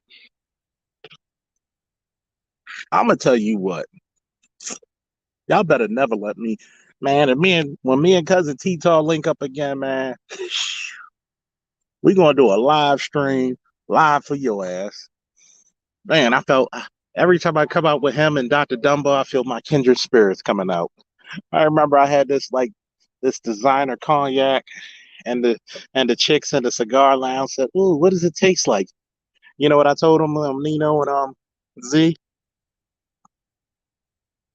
My arrogant ass told them it tastes like a kiss from me. And they were like, "Ooh." You know, all the dudes at the cigar lounge looked at me and paused for a minute.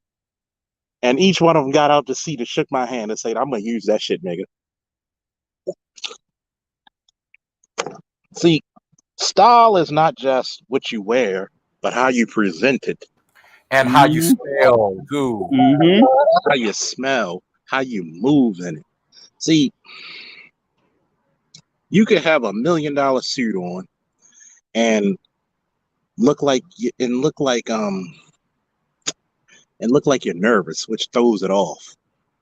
You're supposed to go to work with shine and prestige. That's why it was funny, because when I would press my pants and have a crease in it, women would just take notice. And by the way, you know, just to give you a little hint, when you wear uniform pants like police or military pants, shows your dick print better. Oh, fuck, y'all. I don't want that to happen while in uniform now. That's why the chicks know. I be worried about the utility belt staying up. You know, that's why chicks be knowing. So I walk softly and carry a big stick, you know. Hey, did you ever get your uniform shirt tapered at the arm? Well, yes and no. I used to, but then I was doing so many curls and arm exercises. My arms got so big that I actually burst the inside seam of the shirt. Oh, okay. See, it was funny because you have to do that. My brother had to do his like that as well when he was a police. He said, "Pause." TMI. Oh no, it's not TMI if it gets you pussy. So I'm just giving y'all hints.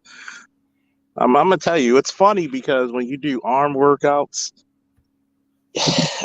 should I tell them, Nino, about how to get your polos tailored? Hey, I need to know that myself. Go ahead. You know where the bicep is? I can do it myself. Your polo should be 2 inches from your shoulder, like right when the bicep starts to develop. That's where your polo should sit. You should see the armhole. That's called the armhole. The seam right there. Yeah. Yep.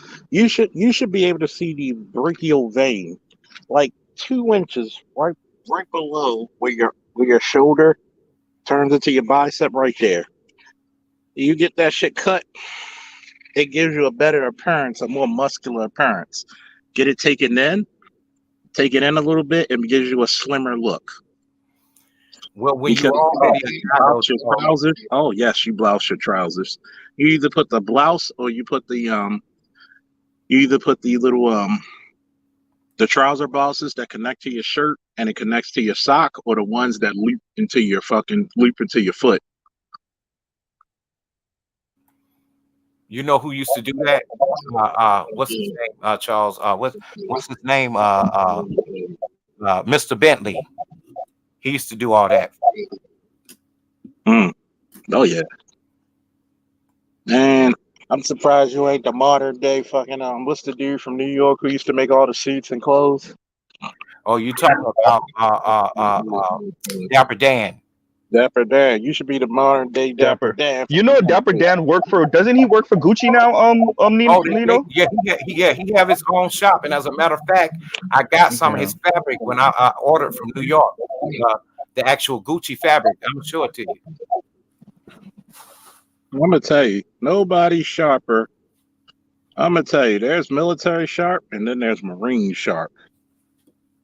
We used to hate fucking Marines when they wear their dress blues, which is black, and they're all white shit. Because unlike other branches of service, Marines had 100,000 uniforms. and it's funny because when you see dress blues, like I'm gonna tell you, two things I've learned. If you see a bunch of fucking servicemen and when they got their dresses on, man, they stealing your bitch. Just tell your bitch, just don't get pregnant, all right? Fuck it. I know you going to them niggas. Stop it. Some Marine dress blues are sharp as shit. Like you can't compete against that shit. It's like hey Charles, I didn't mean to come up here and change the subject from Pookie and Ray Ray to fashion. Hey, man. No, you good. You good. That's the point that we are multifaceted. See, what you did was you carried the conversation further because guess what? There's plenty of Pookies who shop at the Gucci outlet just like the educated lane. But that's all the time. But that's the reason why.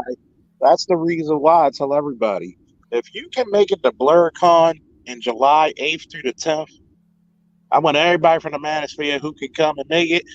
I'm going to sit outside and we're going to enjoy drinking, a meat and drink and smoke. I might have to buy another case for the cigars and the liquor because I'm carrying about 5 bottles like I did last year, motherfuckers. And where is it, Charles? It's going to be at Arlington, Virginia. Okay. I'm going to be the meat and drink. And I'll be like, look, they're going to be like, yo, why is everybody taking pictures with this motherfucker? He don't got a booth. Shit, fuck a booth. We got outside. That'd be nice if you did have a booth, Charles. I think I might. I think the next year I might get a booth and talk to the guys, and they'd be like, yo, how many people can you bring? Well, I got 3,000 subscribers. Hopefully by then I'll have 4,000 or 5,000 subscribers. Look. What's up, man? I want that dude who was on Dr. TSR Johnson. Why don't you interview me so I can get some of that fucking subscriber? Maybe give me about 20,000 subscribers so I can stop fucking working hard or try to work hard. Hey, I got these the other day at Macy's. Right here. Oh shit, I'm jealous. Oh. Whew. And see, you're a darker skinned guy too, so you can pull that shit off real well. Oh, I'm sorry, Dre, I didn't see you. I like those. I knew you would like those because I know you wear. Those are like so. Those are high top. These are for some. I'm gonna tell you one thing, and this is gonna make Mr. Z laugh. I have a pair that look just like that, but that's all like more of a caramel brown. Yeah, that's caramel brown. This is like a tan with a chocolate and suede. It's 3 different materials. This cognac is hitting. That's all I gotta say. Charles, what were you gonna say earlier? You was like, I got something that's gonna make you mad, Mr. D. Go ahead. I'm gonna make you laugh with this one. Yo, I remember when I was coming because nowadays in war, because they don't want you to fucking go crazy and shoot up the place, they send you home for 2 weeks, right? And I was in Iraq, and it was my 2-week vacation. That shit for like a whole month. Baltimore to Virginia. I went everywhere, man. And if you unplug me, nigga, god damn, give me a fair warning unplugging me. God damn, this ain't MTV. Are you on the Ford Explorer? Huh? Yeah, are you in the Ford Explorer? Huh? Hello. Yeah, I think he's switching over from Oh. computer to his phone or something like that. So his car sounds like a Ford Explorer. Oh yeah, y'all. All Fords have that chime, Dre. All Fords, the newer Fords, all of them have that chime. That's why I asked you, was it a Ford Explorer? Yeah, I know lot because of our y'all, work trucks are Fords and we use that. I'm sorry, but go ahead, Nino. a lot of y'all that's listening, if you want to kind of like shop on a budget too, there's some things from INC that are solid colors that'll look nice too as well. But y'all got to catch the Macy's sale like maybe after it's been out a month, because when you first go buy the INC stuff is real expensive. Yeah, y'all, and that's all. I know there was a brother that said he's not a fashionista in the comments, man. Like Nino said, just have a couple of nice fitted blazers, some nice fitted slacks, a matching tie that matches a nice dress shoe and the belt, right? And if you have two or three of those, you should be good for any emergency event. The reason why you don't just want one is you never know what month you might have to go to an event back to back, and it might be the same people. So you want to have at least two or three different, slacks and blazers and ties and shoe sets. Nobody's telling y'all to have like fucking, two dozen different dress shoes and blazers and stuff, but two or three. And by the way, blazers are not dumb expensive no more. And if you really want to go the cheap route, like I said, H&M or even Banana Republic on a sale, you could catch their $150 blazers for $75. Buy two or three of those and just have them in your closet for like, when an event pop up and you don't really got the time. Or just call me to shop for you. Pay me and I'll get you. Or Mr. Z. I have been charged to go with my sister's fiance to go suit shopping for his for the wedding. So I got to do that in 2 weeks. So yeah. That's what's up. And then so it's your brother-in-law? Yeah, well, soon to be brother-in-law. Pretty much brother-in-law. I mean, they're getting married this year. I'm back, bitches. I thought you got swallowed by one of your fucking car-eating ass potholes. Nah, we don't have Everglades swamps like you do. But anyway. Yeah, Alibaba and AliExpress is a really good but you must have your sizes. Oh yeah, yeah. You need to know your edge. Check Jack Threads too, by the way. Oh shit! What are those? Hey Nino, do you recognize the designs? Yes, sir, Versace. Definitely. Oh Look yeah, at y'all. they act like I wear S on my chest. Yes, I do. But anyway, I'm gonna tell this shit because it's gonna make Mr. Z laugh. I mean, let me start over. Yeah, you could tell it's hot when you can see the glistening sweat out here because it's so fucking humid. Bruh, it is ridiculous right now. I feel like the sun is on my forehead. I mean, it feels like some fucking elephant balls out this bitch. God, I'm just saying. I'm just saying, like, I do declare. Hey, real quick, Charles, before you go, I am afraid. Judge's girlfriend. Right? No, real quick before y'all go, like one of Judge Dre fat bitches. Right, that's what I said. I said to joke on myself. See, I am afraid of the hurricane season this year for South Florida because this water is way too hot. I know them hurricanes coming off the Atlantic with like one after the other. You can have a car. Hurricanes. You said that water is too high. You better carry. No, hot. So when the hurricane, the reason why hurricanes, the more hurricanes. Exactly. The more hurricanes and the more powerful they are. So that's my only fear. Like, hurricane season gonna be a bitch. You better, hell yeah, nigga. You better live in a cinder block. Hell yeah. They're gonna test them hurricane windows out this year. Hey, I'm telling you, hey, I know y'all in the mid-Atlantic, y'all used to make fun of us with the hurricanes because it wasn't reaching y'all. Say that shit now, Baltimore. No, we had a hurricane like effect here. See the difference between versus us, we have a lot of buildings. So because you got to think about it. Baltimore is a harbor city, so we're right off the water. We have a lot of tall buildings. And you got to think about it. If you lived in Puerto Rico and I think Florida, it's you can't build a house or a building without having cinder block and reinforced with concrete inside the hole. Because you don't want an F5 coming through your shit because you can send an F5 hurricane to Puerto Rico and The buildings will still be there. The power might be out, but the buildings are there. Yeah. Yep. But you got to think about it. Even in Baltimore, the reason why it's very rare for the power to go out, sometimes it happens. A lot of the newer electricity is being built underground. Oh, yeah. So Yeah. I'm gonna say this shit real quick. Hold on, Pastor. What's up, Pastor 40? What up, man? Hey, yo, a cat 5 might a category 5 maybe coming in this summer, yo, during the hurricane season. Hey, bro, I'm telling you. It's gonna be one this summer because of the weather. It's gonna be. I'm gonna warn y'all. What's up, Gino? I'm gonna warn y'all. It's gonna be fucking hot. Make sure you hydrate because I drink at least about almost a gallon of water.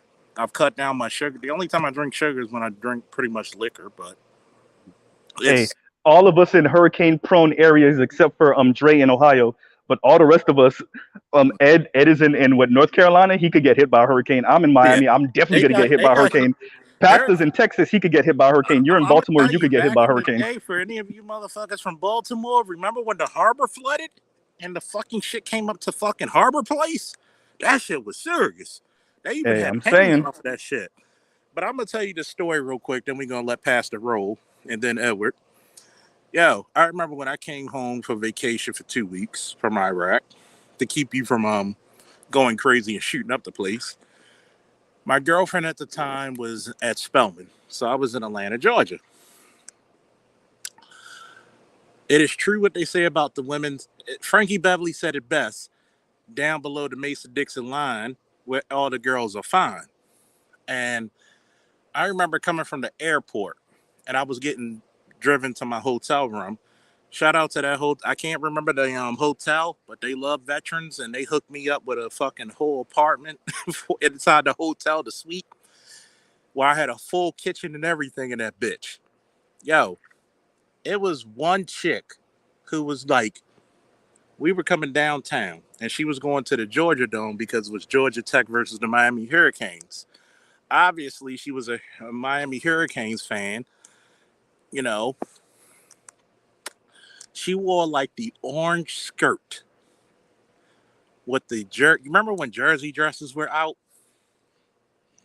This chick had to be every bit of 5'10" to 6 feet tall in them goddamn heels.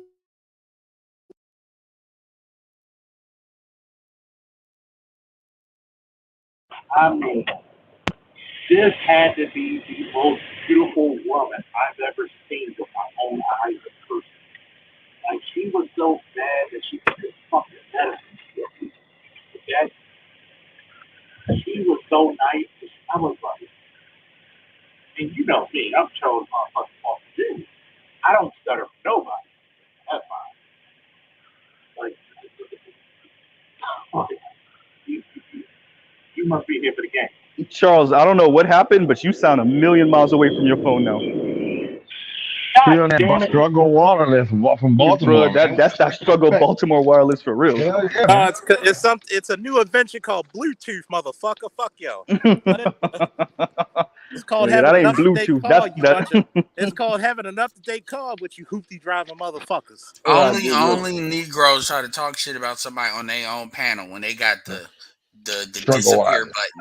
I know this nigga ain't fucking talking. I know Ed ain't the one talking about talking shit to a nigga on his own panel. I know Ed ain't the one saying that shit. We're not going to talk about Edward. I'm just timer activated. 2 hours later. Yes.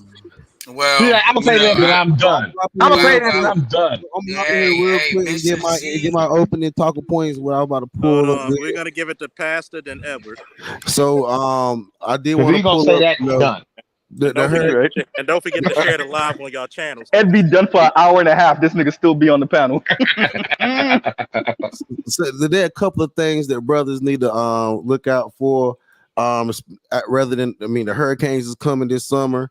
The summer hasn't even started, and violence is motherfucking up. A lot of shootings been going on in Dallas. Another thing, all my Florida niggas, y'all watch out. These baby mamas are arming children. They've been children that shoot baby daddies in Florida. Watch out, my niggas. All my niggas in the South, watch out. These women are arming babies. To shoot your ass. Yeah, to shoot you. A 2-year-old shot his father. A 10-year-old was involved in a shooting with a baby mama. Shot a woman in the head 2 times. Our children are getting very efficient with these guns. Be careful. They're using that so that way they can get rid of the fathers without getting in trouble because they know. And to think about it, I don't care about my I'm not kid the one who anyway. killed him. My son I did don't it. care about my kid. Look, I don't care about my kid anyway. So if he go to jail or have a hard life, it don't affect me. I'm gonna still be out here on the cock carousel and all like that. I mean, basically, I hate to say, maybe I need to focus my channel on what the kids need to be doing, because unfortunately, a lot of these children don't have no male role models that are older. And by the way, Exactly. My last thing, not to kill the conversation before we give it back to Pastor. Y'all like that thumbnail? If you like the thumbnail, give me a woo, because goddamn, woo, because I wish all black women looked like that. Go back, Pastor. Yes, And that was a my nice. last thing is watch the women have given our children melatonin induced bottles, and I really feel like and Benadryl as well. And I feel like a lot of these children are being given over the counter melatonin and Benadryl and having evil things whispered in their ear, and they're going out here doing it and they're under hallucination as a child, literally not knowing any better. Y'all got it. I'm gonna all put they it gotta do is. Pastor. I'm gonna put it to you this way, Pastor. I got a cure for all that ails them. It's called 300 blackout. It's called 556. You know, it's called 4540 caliber. It's called I wish a nigga would in the hood. it's called Just Date Out. It's called What? SYSB. Now I'm No. saying. Oh, Well, I'm from look. I'm from Cleveland, so it's called Hot Point. Just to piggyback no, it's on called what boom, boom, boom, boom, just to boom, piggyback boom, on boom. Go ahead. They got basically that's some cheap guns made. That basically Hot Points. just to piggyback on what Pastor was talking about, I was listening to another YouTuber that was basically saying the doom and gloom shit. Not what Pastor's saying, but he was going through the numbers as far as how folks are. And Mr. Z knows all about that because his ass was on there, and he walked. Oh yeah. I called in. Dangerous to the lie. You walk. You saw right me, up right? to a, hold up. Go ahead. Once you get past this slow down, then it's time to get cussed out. But Yeah. and this is Jason Black. But basically, he was going through the article. I mean, he was going through Zillow, showing them what New York was costing. What he went? Did he do? I think he did do Maryland. Did he do Maryland? Yeah, he did do Maryland, and he did the DC area. And I mean these. Go ahead, Ed. Go in. I was like, damn! Like when you look at the prices. And then when you also look at the fact that where vagina is, Ed, look at Dre's screen, bro. Ed, look at Dre's screen. That nigga ain't shit. That nigga ain't shit, bro. But my point, go ahead, Ed. Go ahead. My point is that I don't put nothing past these chicks, and that's the thing I've been telling folks. Do not put nothing past these bitches. Like, even though I ain't gonna lie, I wasn't even thinking about the shit you talk about, Pastor. Talk about whispering evil shit. But I also you can be charged for a conspiracy. Yeah. I mean, they don't believe that if that starts to catch a trend, or if they fuck up and do that to one white dude, that they not gonna remember. Kamala Harris is vice president. She was the one that was queen of what your kids do, you will pay for. Well, the problem is that 2-year-old that killed the 2-year-old was done by a Spanish woman. That's why this stuff is starting to make. Because when that little girl did that shooting, that little girl, that's some shit that happened in the hood at midnight. What that child shouldn't even have been out there. And they picked up that 10-year-old girl, and that 10-year-old girl should not have been picked up. I think that stand your ground law should apply to that child, because she should not have been forced to be brought to a fight.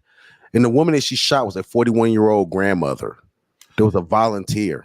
Another thing too is when you dealing with bullshit that's that bad, like when you're dealing with that level of like niggerdom, and it don't matter if they're black, white, just that level of urban shit, usually the dudes they dealing with are goons too, meaning usually their family they dealing with could potentially be goons.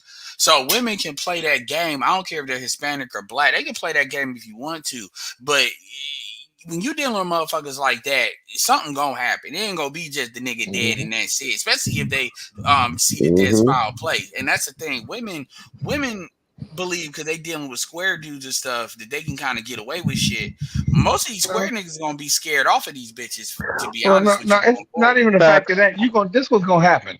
The women gonna get away with a lot of shit, but this is the problem is the women gonna have other motherfuckers gonna be getting them later. So like you gonna hear about women like when they do some shit and get away with it, then one of their niggas gonna do a drive by on their ass, and then they gonna try to use that as excuse for saying, "See, these black women are all." No, motherfucker, she got killed for a reason. No, but Dre, I'm with real quick, Ed, I'm with you on this one. They're making themselves so insufferable that any upwardly mobile brother is gonna distance themselves from them. That's only gonna leave them with a handful of niggas in the hood, and that's it. They're fighting. Go ahead. You know what, hold Mr. on, Z? or they're gonna be like, I'm gonna say this real quick. Even hood dudes are distancing themselves from women like that. Yeah, good point. You gotta realize something. This is the reason why a lot of contention and a lot of shit between black men goes. If you notice, black men like being around other brothers. The educated dudes like being with the hood dudes. The hood dudes like being with the educated dudes. Do you know the only time they don't like each other is when a woman's involved? oh yeah, and I pointed that out like on both sides. It's like both sides don't fucking understand that, or they get stupid with that. But I was saying too, the few people that will deal with them is about some shit is gonna be motherfuckers like Dre and Grinch. No, I'm not. No. I'm not saying. No. There's a reason I'm saying that. Just like how when you talk about scams or how you know when to stop and when to get out, Grinch talks about that when it comes to dealing with these strags. To the point where these strags tried to put the police on them, and he was able to turn the police right back on that bitch and get her evicted. He talked about that on his show. So you're gonna deal with dudes that, let's just say, they are certified in dealing with the fuckery, so they know how to, fuckery Navigate it. Yeah. I understand. So, or you're gonna deal. Other than that, that's gonna be the one exception when it comes to brothers that actually might be doing shit. As far as about some shit. Other than that, it's gonna be niggas that ain't got nothing to lose, and that's why I said what I said about that get back. When you're dealing with dudes with nothing to lose, it's like those famous twins in Alabama. Everybody, it's gonna be chaos, death. Well, that's the reason. Think about it. I've been on YouTube, and in the beginning, I was using for the first 2.5 years. I was using my full government name. Now, all the people, and all the shit I said about, plenty of times, I'm gonna find your baby mama and go ahead. Go right ahead. I said, I use my full government name. Wait. Everybody knows it's government information, so you find out their names. And the reason why nobody could never get none of them bitches to come on the show, you see, I don't mind admitting the shit that I did. Imagine when I start talking about your ass. I'm one of those ones where you understand what I'm saying. It's like it's like let sleeping dogs lie. Because when I bring the heat, you think that I hate to say the reason why my girlfriend actually loved Kevin. She said you need to watch Kevin all the time. And I'm like, why is that? Oh, like you an asshole like him, but he has more tact, and you need to do that. Basically, you know how he's like, you too hard with it. That's your problem. They say you don't mind hurt the person's feelings, and you hurt their feelings like a motherfucker. There's blue collar tact and there's white collar tact. Kevin right. the difference is he got you around white men more. Right. Well, she told me. She said that's your thing. You don't have no tact. And she said she said you cool and all, but the fact is this: you come off as a bad person because you'll hurt a person's feelings in a minute, and it don't matter who the fuck it is. Kevin will too.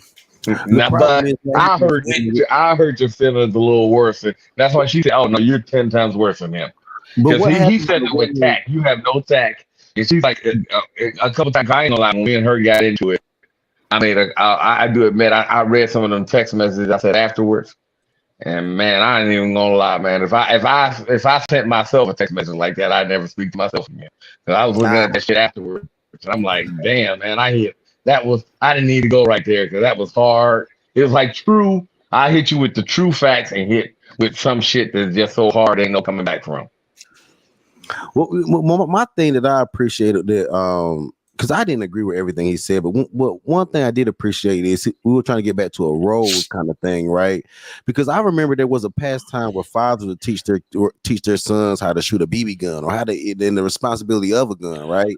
Mm-hmm. So then when you look at women doing all the teaching, even about guns, there is literally no safety. Like Like, how does Yeah. and this really bothers me because how can a woman with 3 kids have a 2-year-old shoot the father and the 5-year-old record it? And then how can a woman hand a child a loaded gun and a purse in the middle of a fight?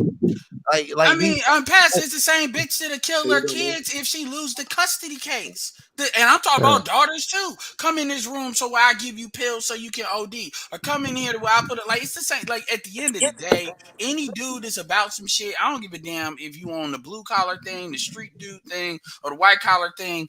You fuck with them bitches at your own risk. And I'm not. People say, well, not all. Well, we know who the ones are and who the ones ain't. So, and here's another thing too, and I failed to mention.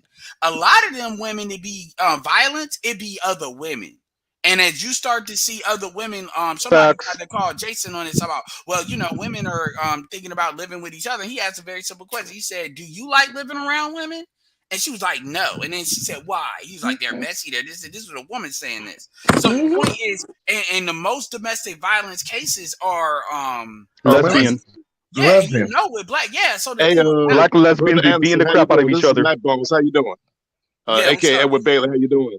Yeah, hey, listen, I just want to say something about this. I mean, I put women in 2 categories: assets and liabilities. I had a certain talk with one lady online on Twitter. I asked her, "Are you an asset or are you a liability? Do you have cooperation for my operation? Make a choice." Now the thing is, like with me, I'm from Little Rock, Arkansas. Edward Bailey. I'm from Little Rock, Arkansas, and I had Pookies and Ray Rays in my family, but also had upper class educated Eddies in my family as well. And some of the lamest brothers I ever met were Pookies and Ray Ways.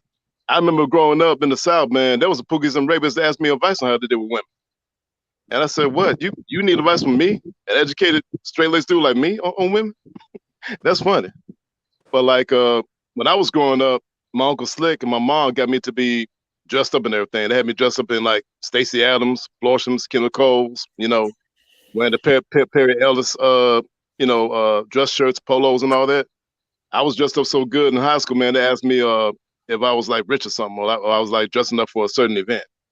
But like, you really got to understand, like what Cousin T-Talk said. Shout out to the big theater select manosphere, Ron Wills, Alan Roger Curry, and Cousin T-Talk, the Afro Wingman, also known as Scorpion Entertainer, author of the Seduction Scriptures. The end game of seduction and macking is power and sovereignty, not sex, not money.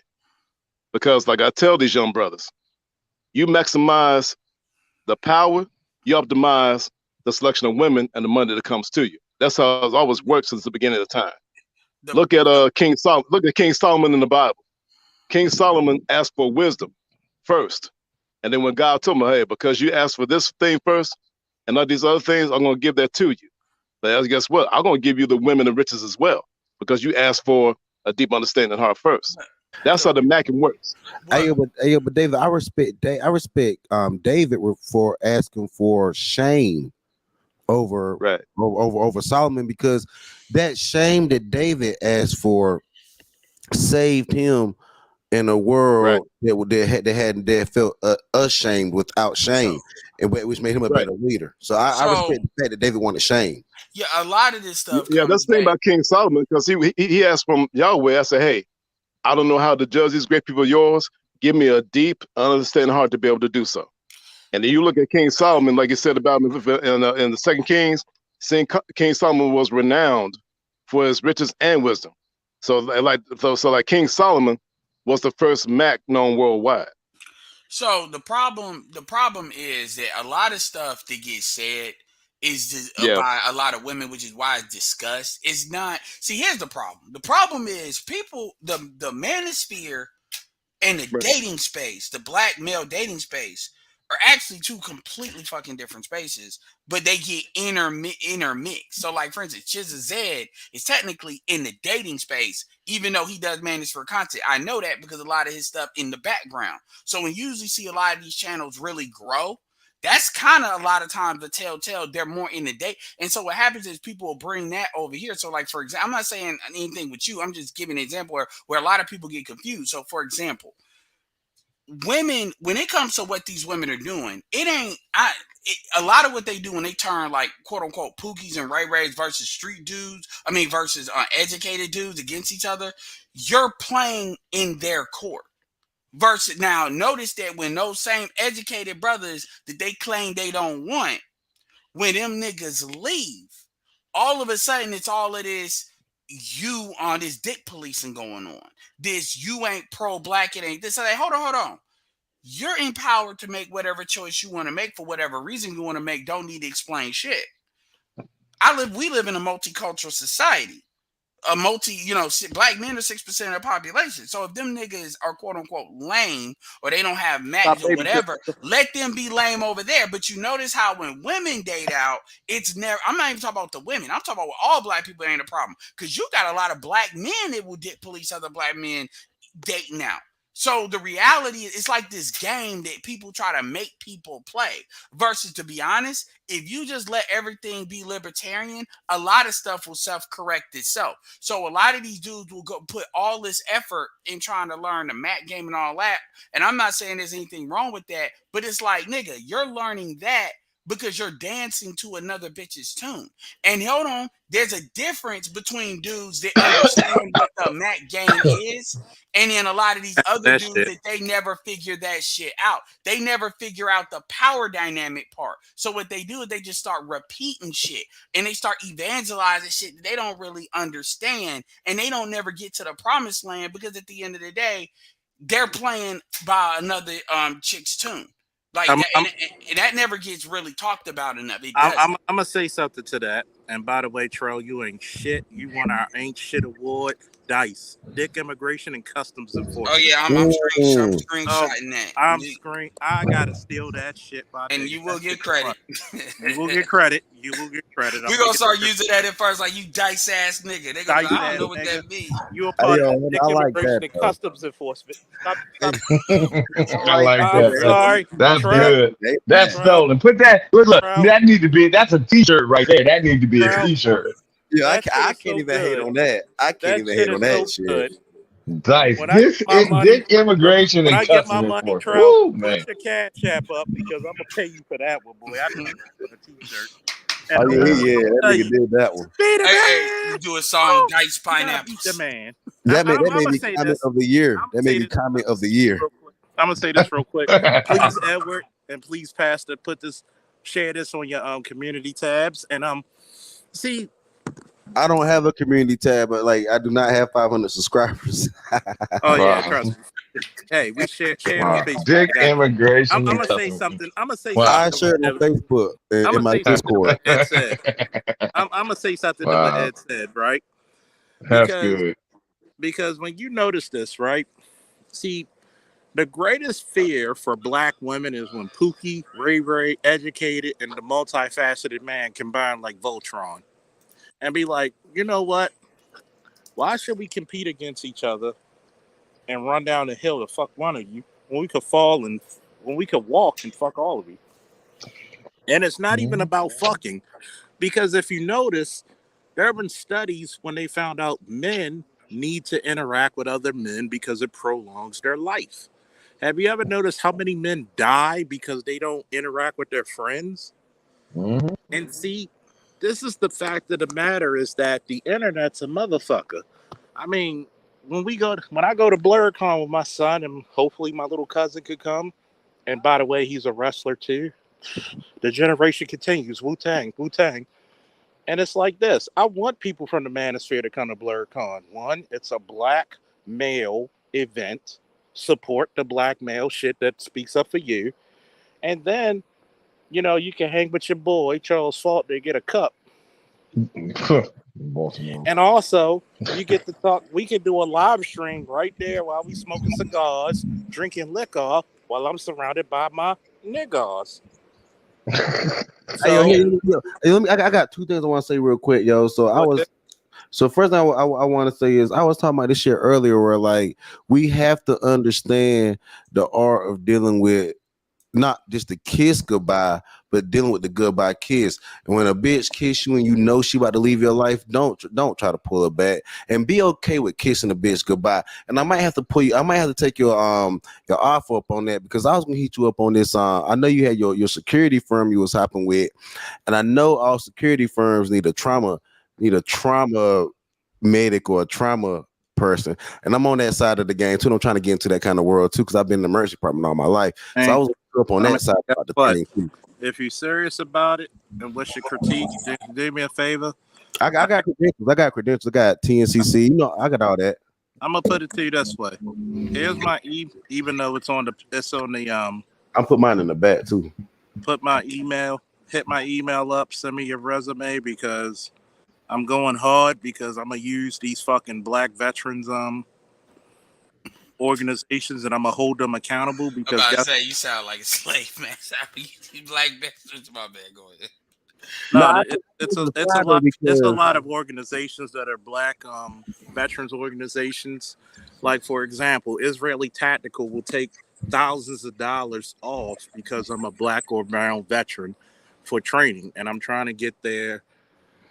It may cost $13,000, but for 21 days, you got a nigga who's certified to train you in active shooter, to train you in a shoot house, to train you with advanced executive protection, and also train you in SWAT.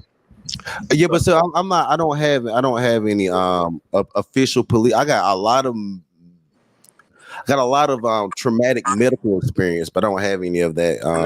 Nigga, where you live, Pastor? I'm in Texas. Texas. Guess what? Mm-hmm. I could connect with you, or when I feel bored, I'm gonna come out there and visit my man AL and whoever else in Texas. And guess what? I'll get you familiar, very accurate to shoot. No, I know. I know how to use guns. I don't have any traumatic. No, I don't have your type of experience with. I'll put it to you this way: if you know how to be a fucking medic, and we got to go inside of an active shooter, you are one of the most valuable assets that I can have.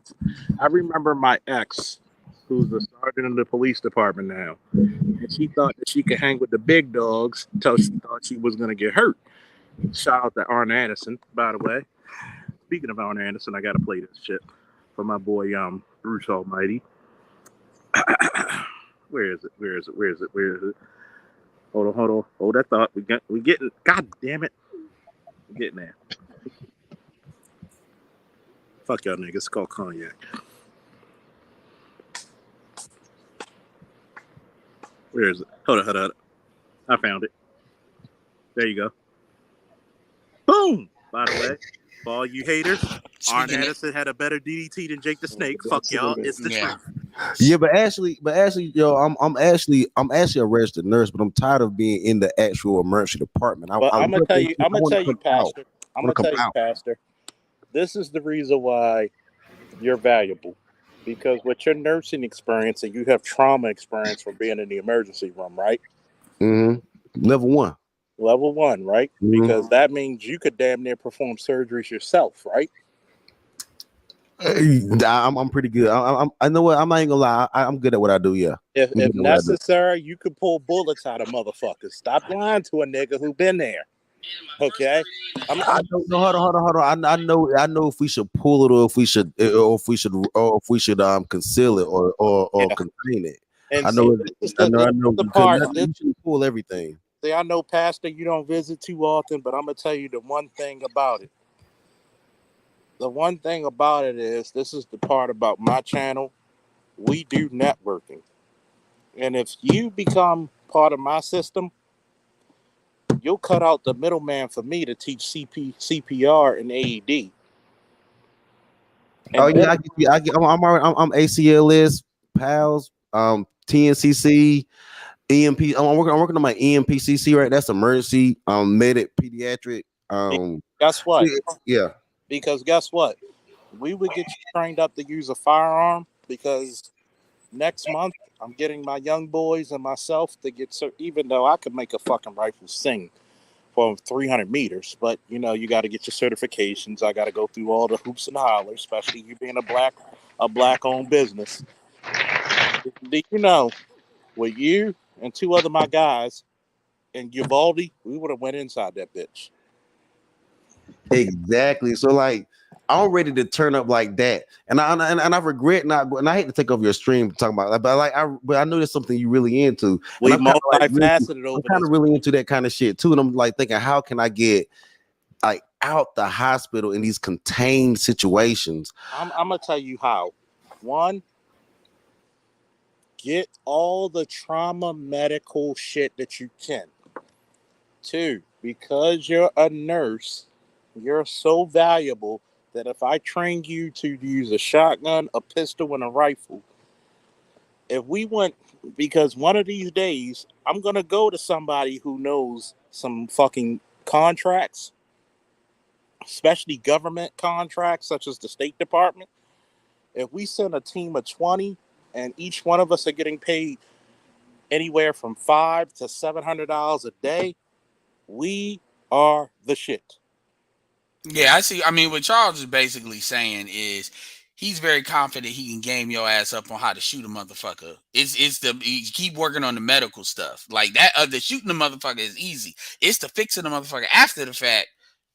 I'm gonna tell you, yeah. the mentality here is that, Pastor, sometimes to save a life, you must be prepared to take one, and that's the mentality I'm gonna be putting into a lot of young men and older men's heads. Is that every time I go to the range, even when I went to a date last week to the range, I don't fuck around. Every gun that I have, that's a long gun, including a shotgun, because the shotgun I got is a semi-automatic Mossberg. I can get headshots 25 meters, and my main target that I practice on is the hostage one. That's You got why 930. You got a 930 Mossberg. we'll talk offline. Yeah, and I want to say something real quick, and then I am about to hop off. Judge, don't say nothing. Keep it on mute.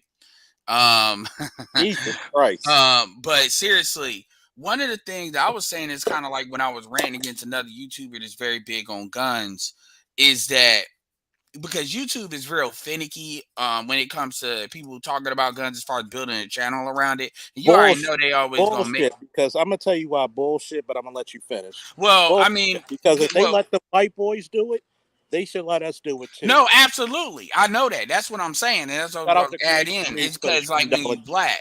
But at the same time, there's always a way around something.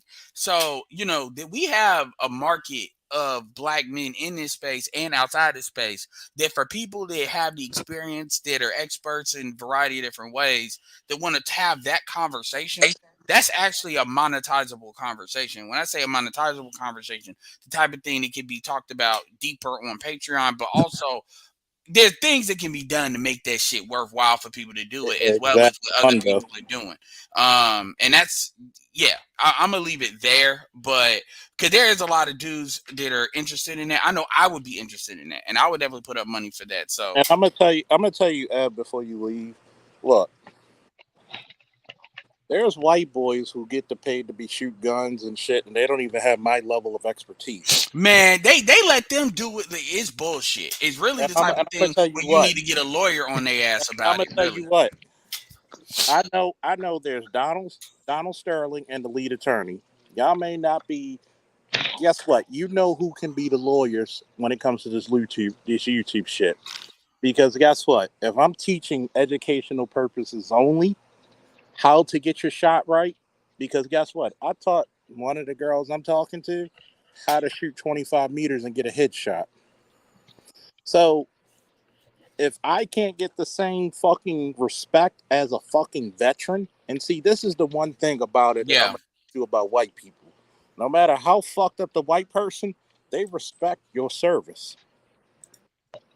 They will bow down to your superior logic.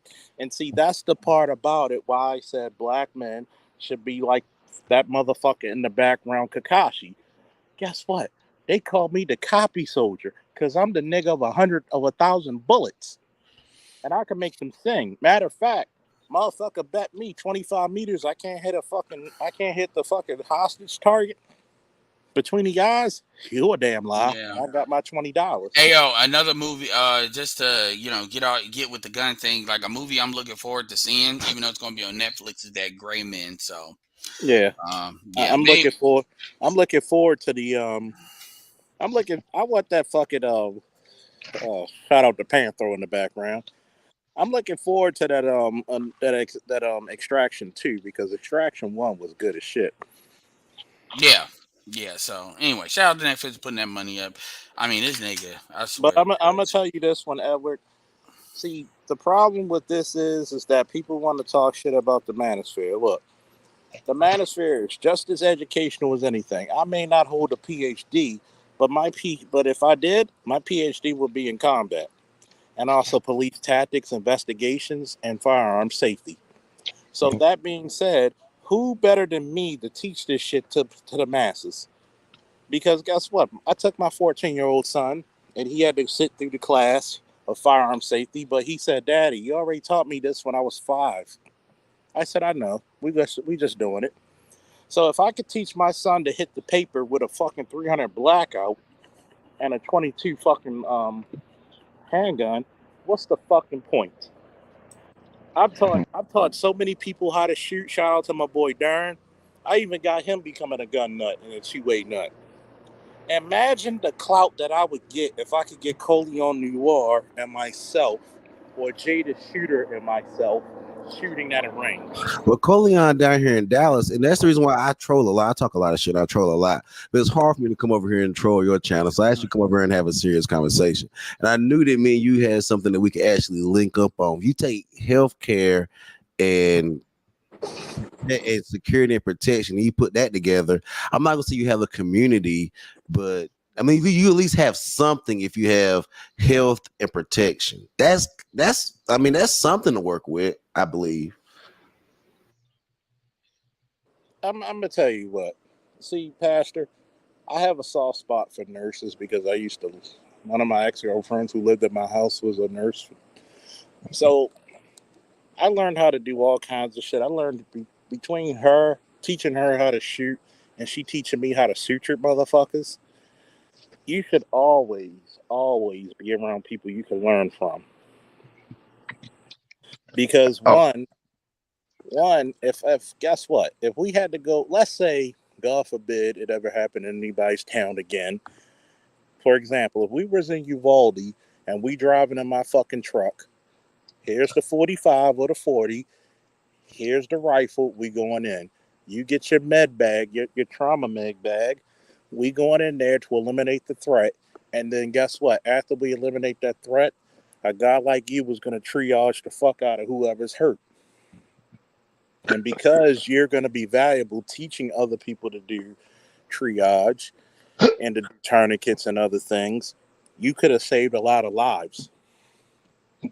But because a lot of people don't believe in that shit, we hinder ourselves because, unfortunately, I talked about this almost about a half a year ago. We don't fucking teach each other. To teach one is to grow one. And here it is, because guess what? If anybody knows Coleon Noir or Jay the Shooter, point them my direction. Who's better to talk to than a motherfucker who's been to a war zone, who's been a combat lifesaver, who's been a Right. police officer, who's been a soldier? Hell, you even got LAPD SWAT. Trust me, I can't wait. LAPD SWAT, you and a couple other people, when we have the black, hell, I'll even include white and brown people for that law enforcement thing and tell you what people need to do. In the absence of order, go find something and kill it. General Erwin Rommel, not a member of the National Party, professional soldier. See, the problem is this. A lot of times, because we're in a gynocracy, we do not pride ourselves off of our martial arts. We do not pride ourselves off of our training to be a warrior. Because if you ever notice throughout history, the warrior class was the gentleman class. You learned as much about the arts, about the health, as much as the wartime arts as anything. Look at the samurai. Look at the knight. Bushido, right? Golden Samurai? Oh, yeah, the Bushido? Bushido. Yes, Bushido. Bushido, yes. I'm familiar with that, man, because I remember when I was up there practicing the heavy bag, my niece, Shariah, and my nephew Joseph wanted me to teach them martial arts. But this is when they were like, you know, Shariah was like 10 and Joseph was around 8. Mm-hmm. And they asked me about my martial arts background. I said, well, did you talk to your dad about this?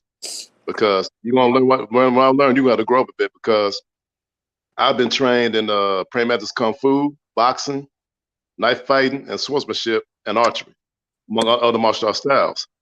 And I told my niece and nephew, when you learn from me, you're going to be learning the principles, the path. Not only Bushido, but the principles of Tao.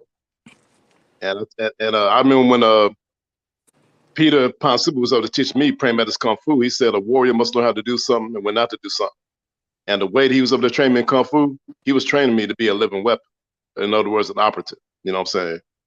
And like when I showed him like my Crying Freeman manga, the Crying Freeman manga, he said, Edward, actually people train like this, train like Crying Freeman, you know.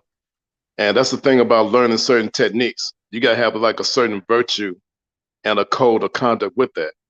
And I broke down the 9 principles of Bushido to my niece and nephew. You know, you got 1, wisdom. You got the second one, self-control. The 3rd, justice. The 4th, kindness.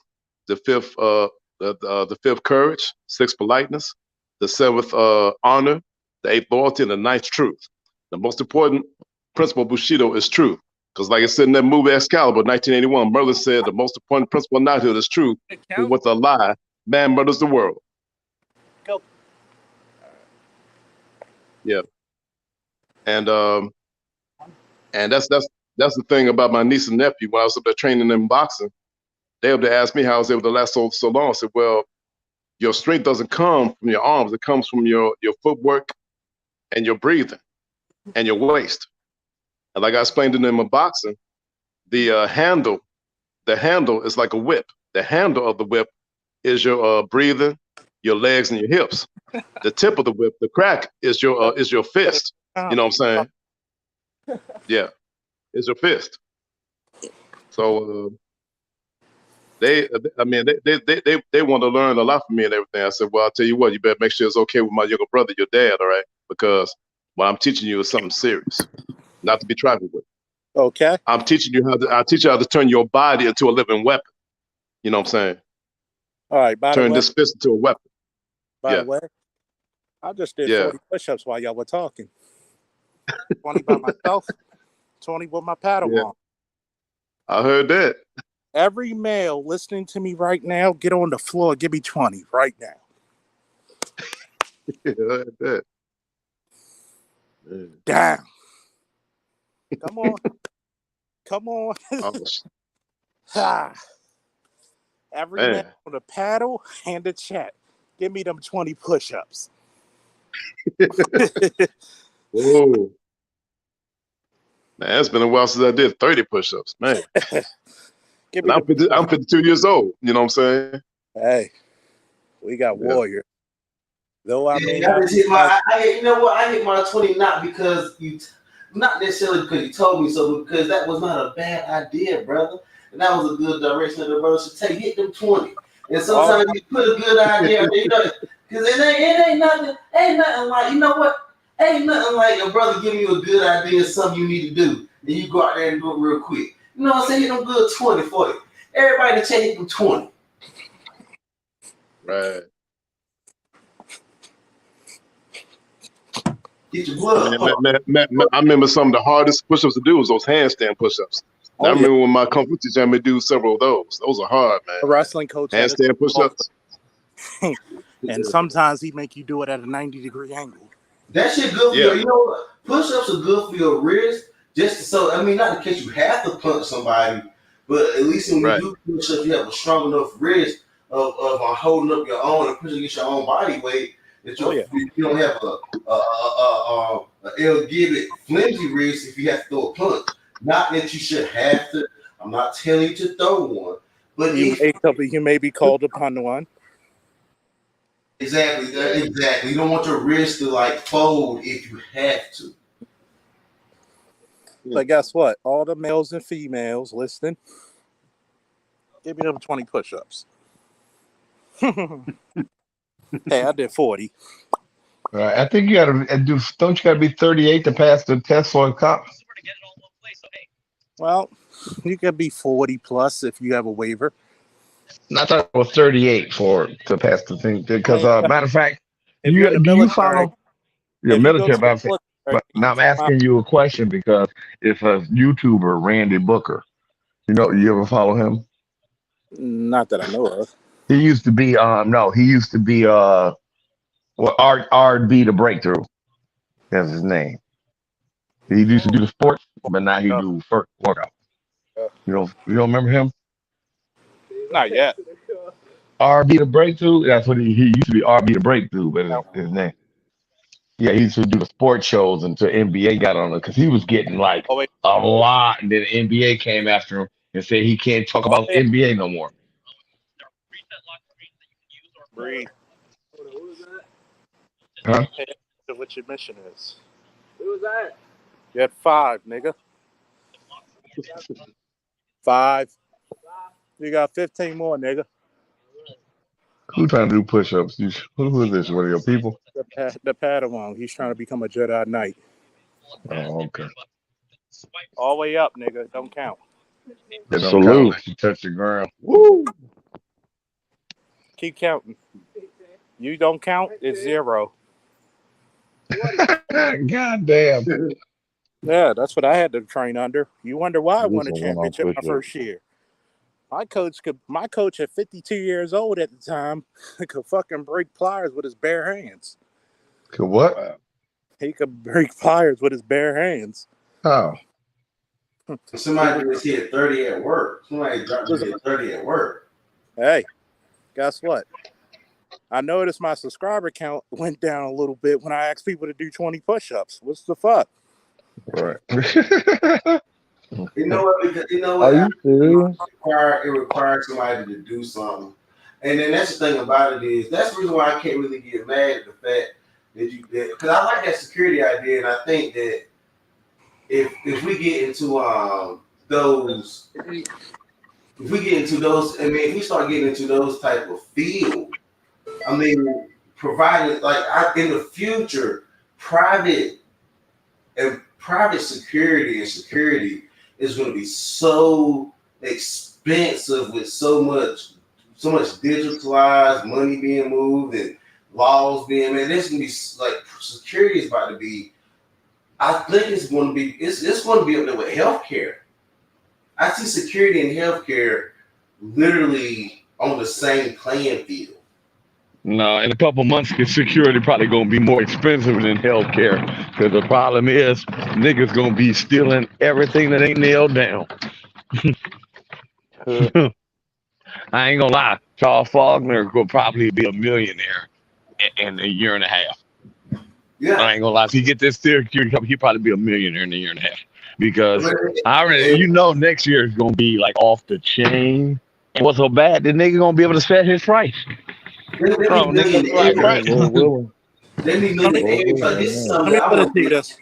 put it to you this way. My first client ever for my business, I had to turn down because I told him, you want me doing Pride Month when you know you're going to get a lot of people at Pride coming to your establishment, and I did the live stream Sunday about how 31 white boys piled up into a goddamn U-Haul to start a riot. Mm-hmm. And imagine if you would have been there and you'd have been securing that thing. Look, and then you supposed to have no fucking weapons. First thing they would have said, they wouldn't have said that he went there and had no fucking weapons. They'd have been like, that's why you don't hire a black security company. Exactly. That's why I had to respectfully decline because he tried to cheat me, and I said no. Out of all of what I paid for my licenses and the training I have as an officer and a soldier, no fucking way in hell. Well, matter of fact, Charles, think about that shit. Maybe they thought they was hiring you at first, and somebody got tipped off. Maybe they thought. Think about that shit. If you were supposed to be there, And you know what I mean? Maybe how do you know they wasn't stopping at your place where you were? That would have been some fucked up shit, man. They want you to patrol some place without weapons. Without They guns. control. They want to be control a bar and restaurant.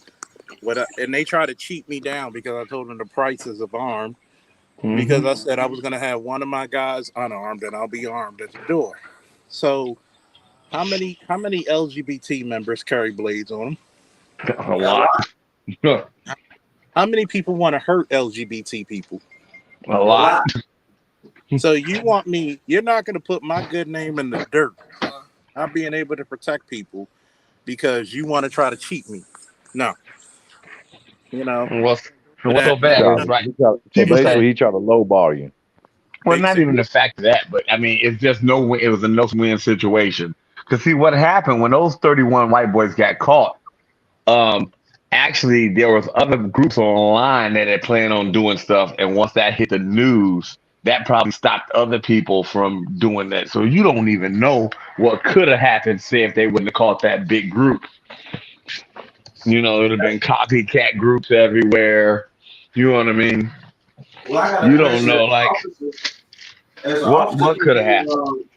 As an officer, can you take that? Would you take that contract using lethals like rubber bullets and pepper? Hell no. Them motherfuckers coming with guns. I'm gonna answer this question. Even during using a taser, by protocol, you're supposed to still have a lethal weapon out there if that fucking less lethal does not work. Okay. Because one thing about it, taser don't stop everybody. I'm just giving an example. Overtime today because we got $40 from LAPD SWAT 1. You could play the YouTube clip of the sacrifice scene from the movie Eagle. The Eagle has landed in 1976. You will be impressed. See, well, you gotta learn this. People always say, "Why don't you use a taser?" To use it don't work on everybody. Use a taser on a knife. You're putting up less lethal against lethal. You still need a lethal apparatus against that. Right. Well, not even the fact of that too, but some people can actually take a shock and it doesn't bother them as much. Like I have a tolerance from having back surgery.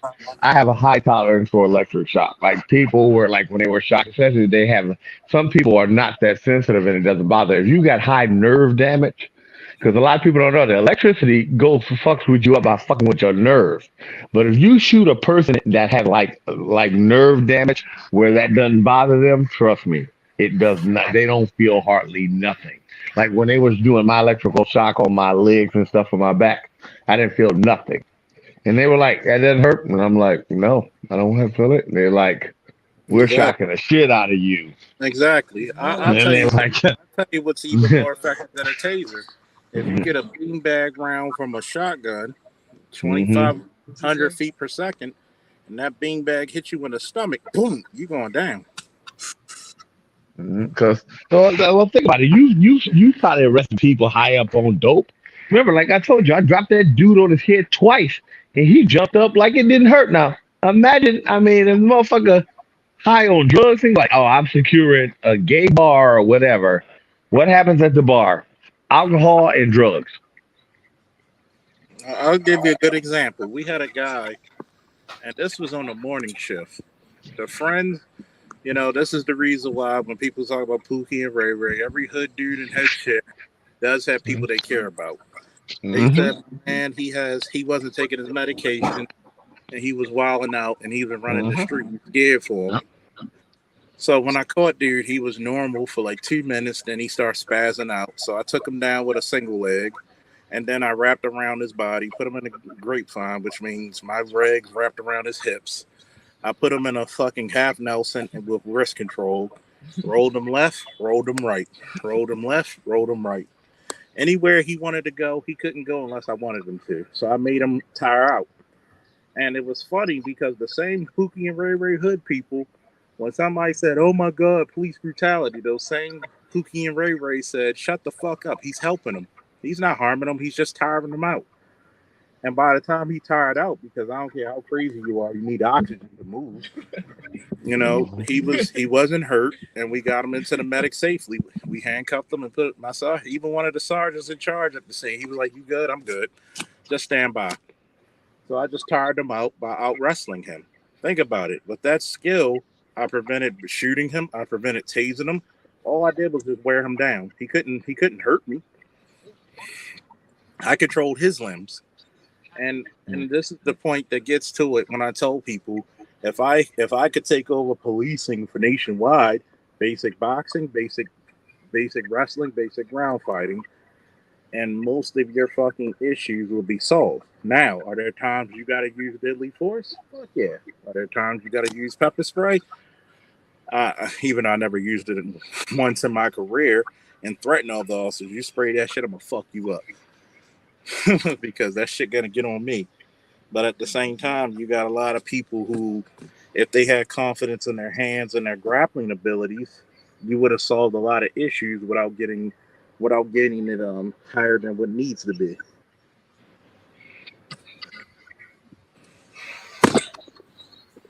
What'd you say on that last piece, Brother Charles? I said if you actually had people who were confident in their hands and their grappling, you would have settled a lot of issues that didn't need to go any higher. Oh, amen to that. Because a lot of times, I think a lot of times people will actually hire police and don't know their backgrounds. Why would you hire people who never been in a physical altercation in their life? That gun is not the end all be all. What you gonna do when you get a motherfucker said, "Oh, you gonna shoot me because you scared of these hands?" And you have no justification of shooting them. I'm scared to get hit in the face. Oh yeah, because guess what? I'm gonna tell you. I had I'm motherfuckers be scared. like, they were like, "Oh, you think you bad because you got that gun?" I told them, "Motherfucker, who said I'm gonna touch it?"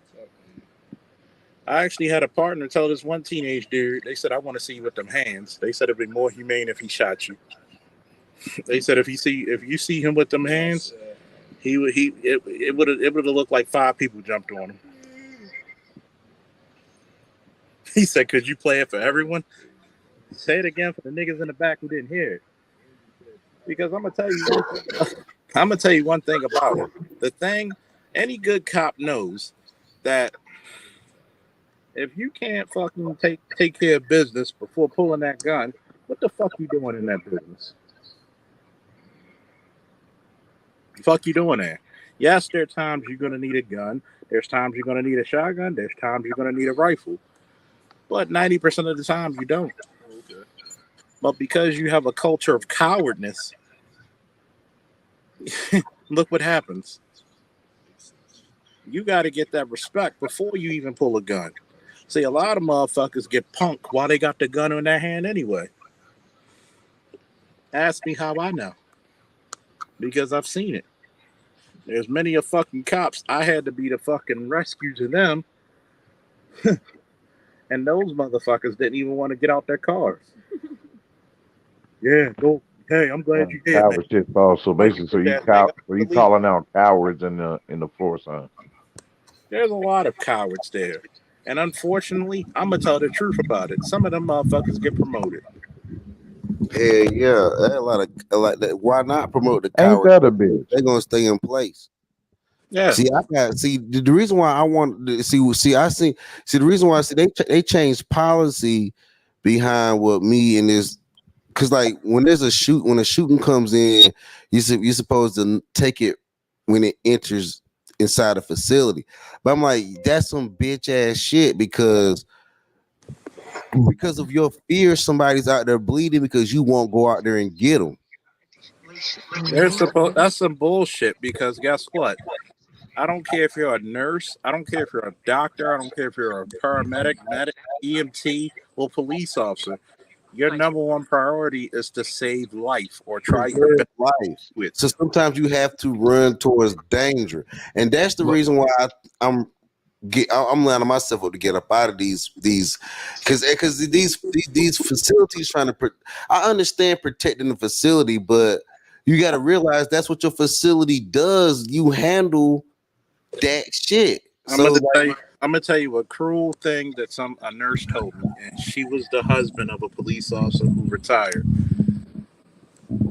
It's the same way in the police department. The policies are not to protect the officer; they're there to protect the department. Exactly. And what happens is people will die because of these fucking people who were cowardness and basically inadequate to do the job. Well, There's this people. is the thing. They're worried Because about my more. They're worried thing about is, lawsuits and everything else more than anything else. Yeah, That's right. It has nothing to do with safety.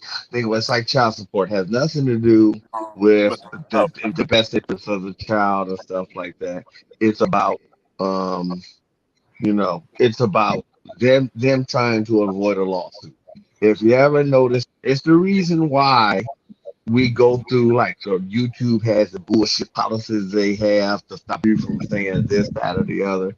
They're not worried about think about it to make money or no, they're worried about getting a lawsuit for somebody that feels some type of way. Everything Hey is Charles. protected because this world we sue over the dumbest shit. Hey And that's Charles. what it is. yep. Isn't half the police military? I think I asked you this question a long time ago. Probably more. I'll say nowadays probably 30%, 35. It used to be much more heavier contingency of that, but they're trying to a lot. Think about it. I'm gonna tell you one of the weirdest stories. I've seen a guy who was at the door, and he was a Green Beret, Army Special Forces. And you would think, if I was a recruiter, where would I put that guy who was a Green Beret in the Army? Where would you put him in a police department? Anybody want to answer that question? Anybody in the chat? Anybody in the panel? What's up, sir? Say that again. Where would you put a Green Beret from the U.S. Army Special Forces? Where would you put him in a police department? In leadership or somewhere on SWAT. I don't know. Ding, ding, ding. Yeah, like one of them SWAT. top positions. Yeah. You put him in SWAT. So, because SWAT is special weapons and tactics, and last time I guess Green Berets are experts in special weapons and tactics. Am I right or am I right? You still there, LAPD SWAT 1? Am I lying or am I telling the truth? Somebody expose me. Put them in That SWAT sounds and have about them right. command a unit. But here's the problem with the department. They're not going to put that motherfucker. They're not going to fucking put him in the department because of these liberal ass policies. Well, they didn't want to put me in and they never told me why. And you got to think to yourself, you don't have a criminal record because you wouldn't get that armed security position.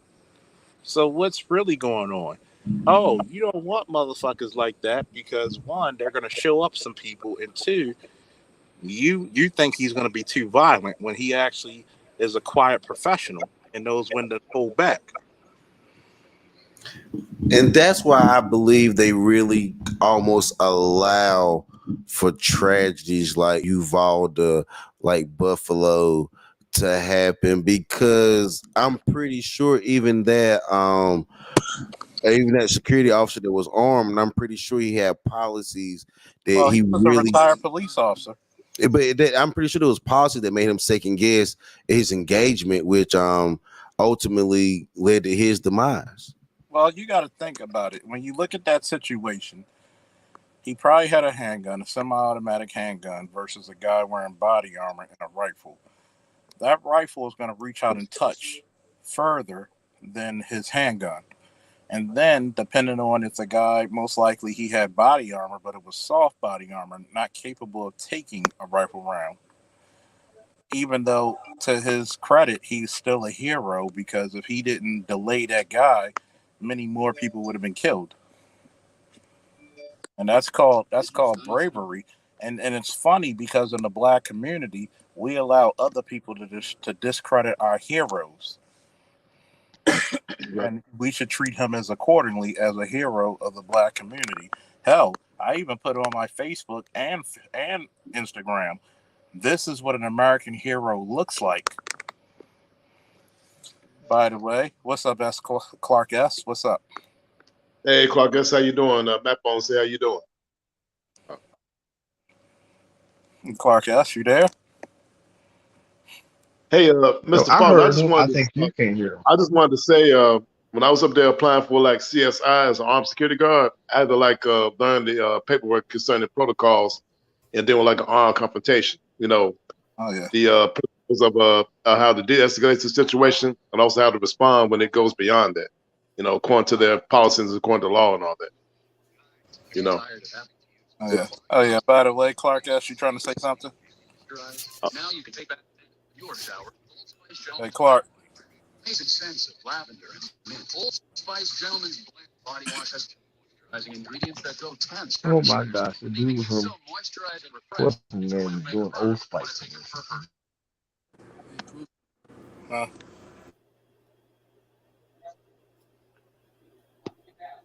Hey, Pastor, are you in Dallas right now? Excuse me, I'm in Pastor, you there? Dallas. Yeah, I'm in Dallas.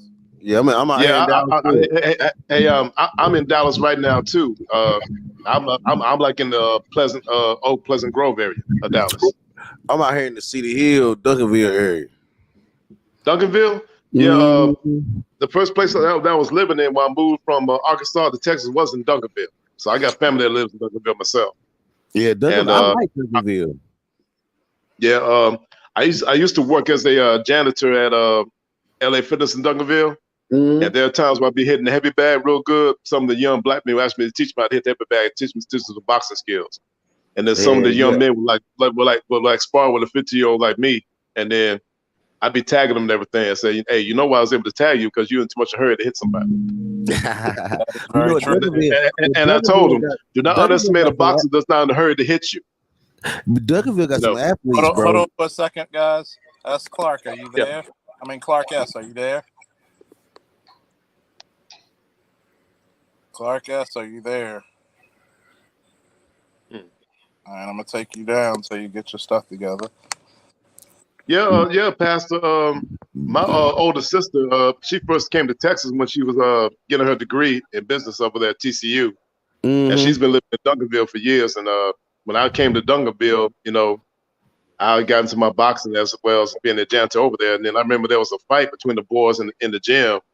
I broke it up without even having to lay my hands on them. And then I just said, wait a minute, you the OG that be hitting the heavy bag real hard? Yeah, that's me. Yeah, you showed my cousin how to defend herself in boxing. I appreciate it. I said, glad to hear that, young blood. We got good kids. We got good kids here, bro. We got good kids like Duncanville, City Hill, Lancaster, DeSoto. We got good kids, man. I refuse to let them people in North Dallas say that South Dallas got bad kids, and I refuse because our kids are good, man. We got talented kids too. Cause look, right. And when South Oak Cliff won the national state football championship, and City Hill won theirs, and Duncanville did their thing. Hey man, I heard about that from my older sister. In Duncanville. Man, the city of Dallas did nothing. They did nothing for those boys. But as soon as Carrollton and South Lake did okay, they was willing to pull out the carpet for them. I was like, y'all ain't shit for that one, man. And you know, brother, the thing I noticed, there's a lot of gifted young athletes in Duncanville. You know what I'm saying? There's just so much potential they haven't tapped into yet. And that's really sad, man. We got good kids. We got good kids. Man. I refuse to do that. We got real good kids. I'm gonna tell you from facts of being a black wrestler, you'd be surprised. You would think of how many wrestlers in the last 10 years alone who were black and became world and Olympic champions. HBCUs will revamp their wrestling fucking programs. I mean, you got fucking Jordan Burroughs who made his 11th world or Olympic team straight. I mean, god damn. 11 years, 11 teams in your 30s, that's a long time to be dominant. That's great. And I mean, he might, if he wins a world championship this year, he will actually have the record of most world and Olympic champions by an American wrestler. Wow, that's tight. He's already tied with 1 Olympic champion and 5 world titles, and he's tied with John Smith, legendary wrestler who's also the coach of Oklahoma State, with 4 world championships and 2 Olympic gold medals. You know what? They need to put. They don't put a lot of money into the wrestling like that. They really don't. They really should put more money into, because my high school didn't have a wrestling team. We ain't had no wrestling team. Man. We had football. My high school team did, and but damn it, but some years after, they took it out along with another sport, I guess. Yeah, It's they funny. changed it Hey, into something else. Pastor, I wanted to tell you, I was about to become a boxing coach over there at the Duncanville Boxing Academy, but they said they couldn't afford to have it for some reason. Oh man, but you know what? The old Bobby. You remember the old Bobby Knight Center in Duncanville? I think I've been by there before I moved out to Dallas. Yeah, they changed the old Bobby Knight Center to something else, but they got it, man. Yo, they got a lot of boxing, and man, yo, I wish don't if you like boxing, man, like a lot of people, they still got a lot of gyms in Duncanville, man. Hey, yeah. Because see, the thing is, I spar with this gifted boxer named Eric of Lifestyle Fitness Productions, and I tagged him pretty good. He tagged me pretty good, man. He was surprised when I told him I was like 52 years old. I said, hey, young bud, I've been in the boxing game for a long time too, and then I gave him some pointers. You want to add more strength and speed to you? You do the shadow boxing with the dumbbells and the cables. But what about I forgot that light skinned brother from Cedar Hill that he was boxing on HBO. Damn, was it him and his daddy? Him and his daddy in the deep. Okay. Hey, y'all I think I might know who you're talking about, man. I just don't remember his name. He's a very gifted cat, man. He's very gifted in his boxing. Gifted cat, man. Yeah, his uppercut stupid, yo. I took care. His uppercut stupid. Oof, his uppercut is that shit. Disgusting. Yeah, I heard about his uppercut, man. It's deadly. I heard about the uppercut. It's deadly, man. I forgot what's that brother name, man. Cause see, he got pictures. Look, this brother's so talented. All like the Italians over there at Sam's Pizza in Cedar Hill, they got pictures of this brother and everything with him and his daddy. Cause he been on HBO and everything fighting. Like we got some boxers down here. Like Errol Spence ain't our only boxer down here. Right. And you know that's what I like about here in Texas, man, because Arkansas, where I'm from, Little Rock, Arkansas, they don't have a whole lot of boxing gyms. But then when I came down here to Texas, I noticed they had like some in Duncanville, some in Dallas. You know what I'm saying? I mean, like with me, I'm 52 years old, and I still use boxing to keep myself in shape. You know, that y'all don't get into MMA. See that? They got that down here too. They got this shit called the Texas Tough Man. Man, that shit ridiculous, bro. When you better know what you're doing when you get into the Texas Tough Man. That's what I was going to ask. But wait a minute, what's the age range? What's the oldest you can be to get into the Texas Tough Man? You gotta be an adult. I don't know the age range. You gotta be an adult. You sign waivers for stuff like that. Even the amateur MMA, as long as you're healthy enough to compete, you gotta get your physical, of course. They'll let you. Right. Yeah, because I want to slim down to a muscular 210 before I get into something like that. You know what I'm saying? Man, I never. I still been on the heavy side myself. Amateurs, it's kind of funny. Because if it was under pro rules, I would have won my first amateur MMA fight because I'd have ground and pounded him out. I actually cut the guy, and I could tell the ref was inexperienced because I slipped on some water and he counted it as a knockdown. I'm like, dude, this dude hits like a pillow. There's no way in fuck he can knock me down. They didn't clean up their water bottle, the water spot they made with the water bottle, and I'm like pissed about that. I'm like, yo, what the fuck is up with that, man? And you gotta be careful because even in the amateurs, if you got an experienced ref, you're okay. And I'm like, wait a minute, I've trained with heavyweight boxers and couldn't knock me down. So what's up with this bullshit? Hey, is your security, bro? Are they gonna teach that like MMA? Oh yeah, because you're gonna have to learn how to use your hands before you use the gun. But ultimately, I'm looking for guys to know how to de-escalate a situation before anything gets to that. You'll see people if you could deflect and also talk to people, you talk yourself out of more fights. See, people think, well, I don't mean to call myself legendary, but that's what some people refer to me as a legendary guy in the Baltimore Police Department. Take it or leave it. I take it, I guess. People remember the times when I had to break a guy's arm, both his arms, and break his orbital bone. And I mean, how many times have I talked myself out of fights? Nobody counts that. But Right. it's like I don't go into the situation looking for a fight. I'm just trying to protect myself and whoever else I have to protect. It's the fact of the matter is de-escalation is the key. And a lot of people don't understand that because, one, when you know how to de-escalate, when you're wearing all that gear, you don't feel like tussling around with people. You're going to be Right. hot. Let's say it's a summer day and it's already 90 or 100 degrees. You're going to damn near go through heat stroke wrestling with this motherfucker. Then if you Right. go particular about your uniform, you don't want to mess it up. You want to Sure don't. de-escalate. Be like, look, dude, it's not worth it. Or sometimes you go and you tell the corner, be like, look, my captain's out. You're making me look bad. I'm not trying to be the hard ass, but they're gonna force me to be. All right, man. We understand it's your boss, man. Who like that? Yeah. It's the fact of the matter is that when you have more ways to de-escalate, guess what? What's the dude who died with the knee on his neck? What's his name?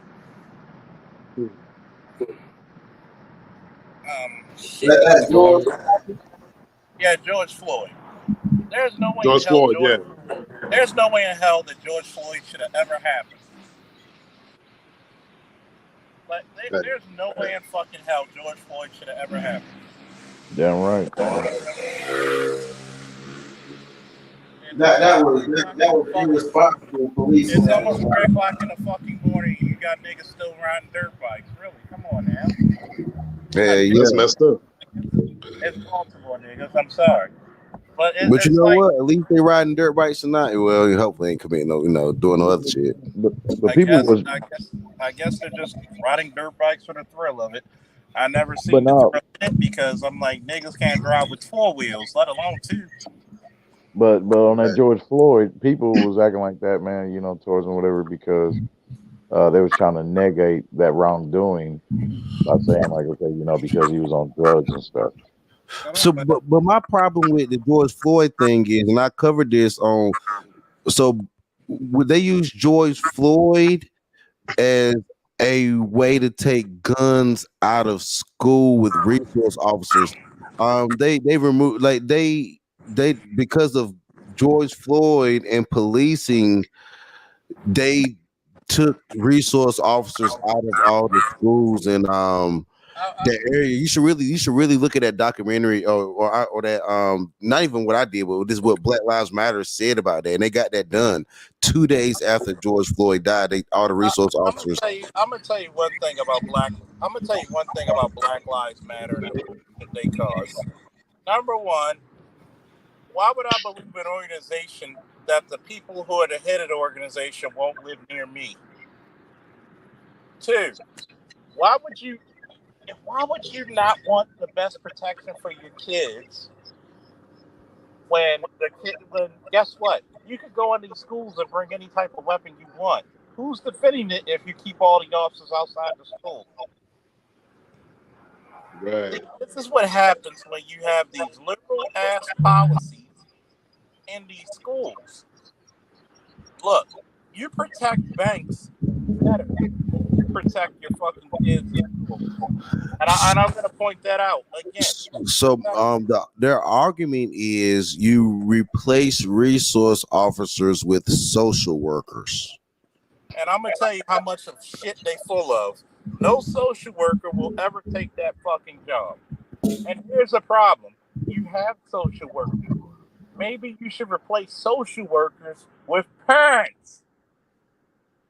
Oh, I'm sorry. You had half these motherfuckers just because you wanted to either keep a man or because you motherfuckers were irresponsible with your reproductive system.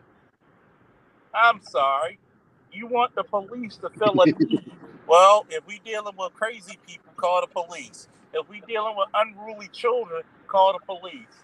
You know how many times I said, this is not a police matter. This is a parenting matter. And we're 14, 15, 16, 17, 18 years too late. Yeah. How come you can't call the parent call the kid? We really are. How come I don't give a fuck My son will be taller than me. It's just genetically the way he's built. You think my son will not have a reverent respect and fear of me? My son gonna be taller than me too, but he know what it is. I already see it. Like he gonna be taller than me, but it's all good. It's like this. I love my boy all the time, but you step to me like a man, I'm gonna treat you like one. I'll body slam your little tall ass. And here's the crazy part. This is the ramifications of not having fathers in a home. You wouldn't have to worry about guns coming to school. Last time I checked, there was a fear of God if you disrespected your father's name. Mm-hmm. There was a fear of God if you came to be, because number one, back in the day, in my father's day, you carried a gun to school, you were a bitch. Mm. See, this is the reason why on my channel, I believe in the doctrine of the multifaceted man. I can be a gentleman, but yes, I will forever remain a warrior. Right. I don't need to Amen fucking have to a that gun. There's so many times I've told people, look, I don't need a goddamn gun to settle you. They were like, oh, you think you're big and bad because that gun badge. I put my gun on the ground. I put my badge on the ground and keep my gun in my holster. You beat my ass right now. You keep that badge and show all your friends. Hey, Charles Farner, have you heard of that Ron Mills video called "The Genius Bruiser"? Oh yeah. Yeah, and he talked about Benjamin Sisko and Khan of Star Trek, to where they were not only great thinkers, but they were great warriors. And I remember that scene where, I remember that scene where Sisko was dealing with Q, and he hit Q upside the head. He said, Picard never hit me upside the head, and he said, Bill Sisko said, I'm not Picard. Yeah, I'm not Picard. I'm gonna tell you something. Who's this guy right here? That's Panthro. And he's also an engineer. He's the engineer for the Thundercats. He's the engineer. Do you know what his powers and abilities are?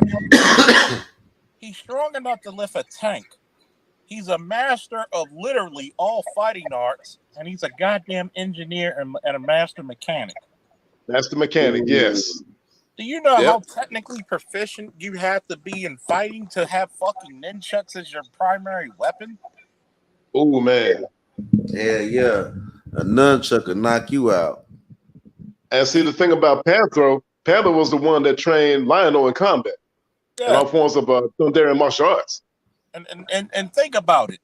The first episode of Thundercats, which you could probably catch on YouTube. Yeah. When the mutants invade the ship, he's laughing at them, and he said, and I quote, "If you were as mean as you ugly, then I might actually be scared." And he caught the mace with his bare hands and crushed it. Yeah, it's crushed it. Yeah, I remember that, man. I grew up watching that, man, because when that came out, I was 16 years old. Shout out to Earl Hyman, Grandpa Huxtable, the voice of Panthro. Because guess what? The reason why we were proud to look at Panthro, because we knew that was a brother behind the voice. And it was funny because it was one of the few times a brother was made to be the smartest motherfucker on the team. Yeah, he was. He was not only a warrior, but Panther built the cast lair. He built the cast lair, man. Well, him and Tiger built the lair. And you got to remember, the pride that it had for a lot of people was this. And just as much as a warrior as he was an intellectual. Yes. So so that Pookie and Ray Ray, argument is already debunked because of a guy like him. Because of Panther. I mean, you look at that dude, Ghost in Power. Ghost was not only good street fighter, man, but he also was a good thinker. He's able to outthink that white dude named Simon Stern to get his club back. Yeah. The way he outsmarted that white dude. Yeah, I remember that. Yeah, he found out that he was up there embezzling money through his clubs. And then he found out that the wife was up there wanting to get a divorce from him. And then through up there making an alliance with the divorced wife, he was not only able to get his club back, but also be able to own clubs that Simon Stern had. Yeah. And he outthought that dude, man. Yeah. He said, thanks to you, Simon, I'm not the man that I want to be. Thanks to you up there messing with me, I am the man that I am today. Yeah, man. So all these people who think that, oh, you can't beat all this. Yeah, you can. You can be a warrior. You can be a warrior. Don't worry. You can be the Because see, the thing about a warrior, in order to be a warrior, you got to be a thinker and a fighter. You got to be both. You got to be a thinker and a fighter to be a warrior. But see, we too busy worrying about, well, who's better, the Pookie, the Ray Ray. No, the multifaceted man trumps all of them. The man who could And it's win. been proven time and time again.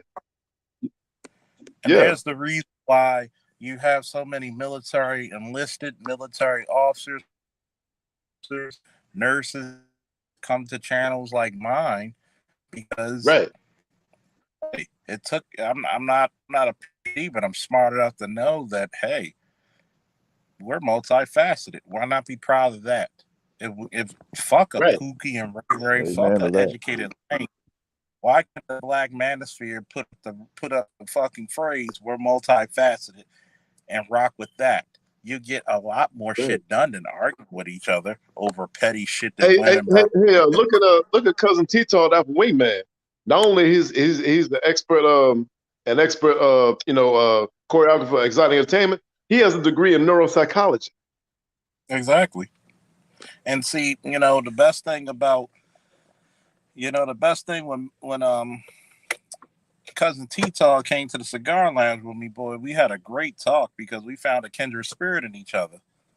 And the way we broke down shit when it came to, I kind of wish we had microphones and laptop right then and there, because right then and there, we would have told everybody the fucking game.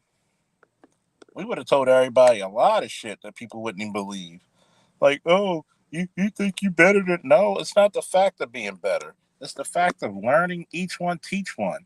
There's shit that you know that I might want to know. There's shit that I know that you might want to know. But at the same fucking time, only black men are the only type of men that can't work well together. I've been taught to make the devil himself look good in front of God. Right. Okay? You know, that's the thing about this book called The Book of Five Rings by Miyamoto Musashi. Part of the winning strategy is to be familiar with a variety of arts and occupations and trades. Yeah. Yeah. Yeah. Whatever happened to that? What the fuck? But see, you look at the gynocracy when, like David Carroll said, when that messed up dysfunctional black woman raises up dysfunctional kids, they're gonna see masculinity through the eyes of their mom.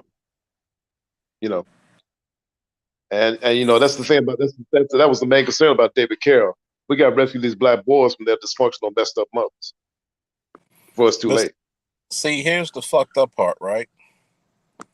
You got a lot of mothers out there who know that they're dysfunctional to their boys, but don't give a damn. Don't give a damn because they want their white zaddy's welfare money. That's why. Exactamundo. That's true. Yeah, but before you get deep into that, before you go deep into that, I just want to say, what Charles was talking about.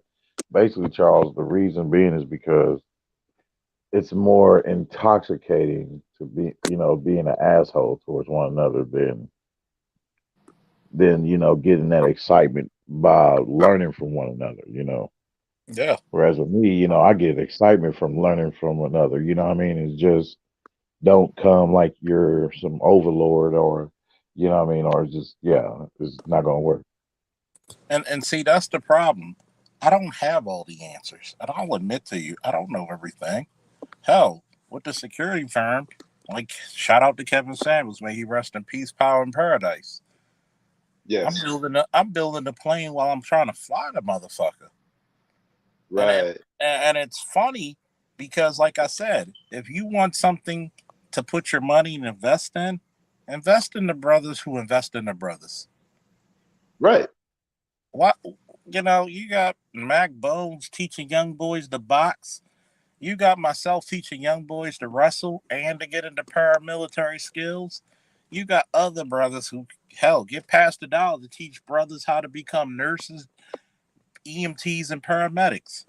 See, the craziness about it all is this: we don't invest in the people who can actually make us a greater bunch.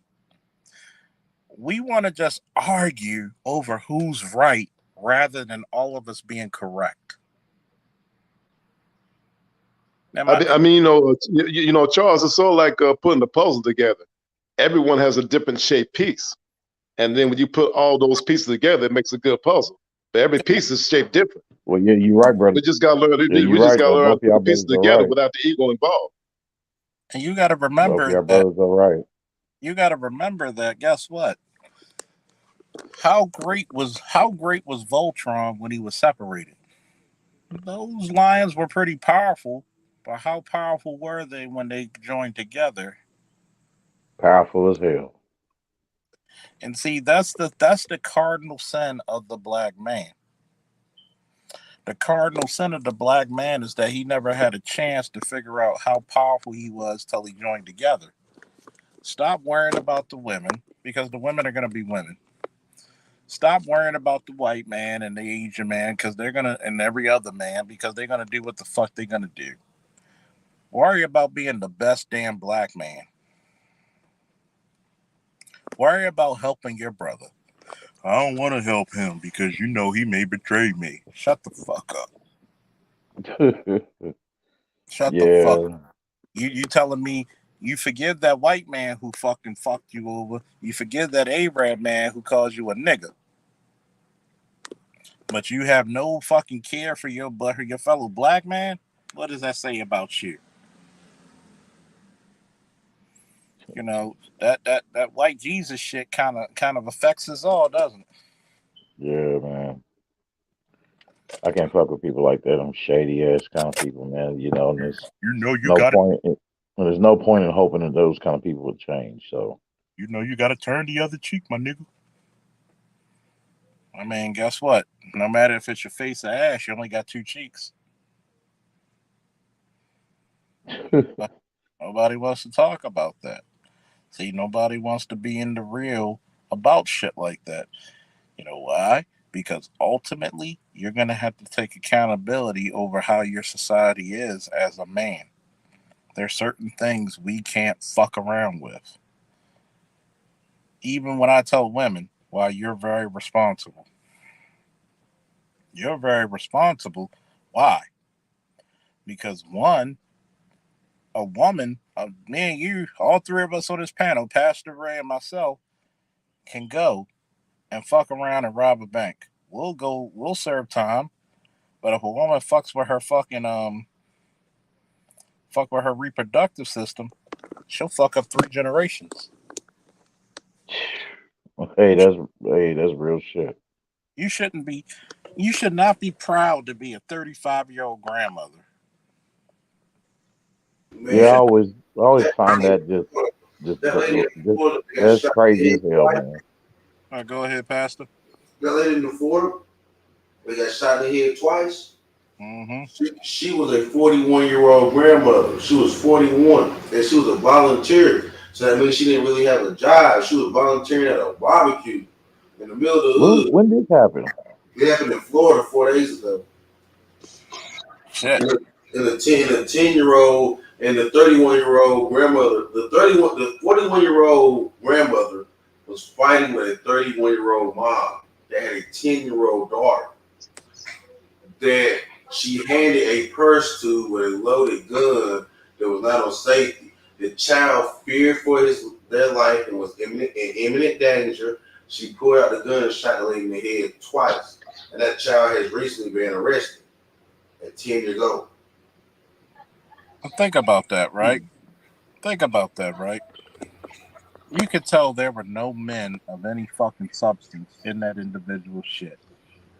There were times when I came and my ex-girlfriend, I'm not going to name which one, was arguing with her son, who was an adult already, and she jumping on him, hitting him, and I pull her off.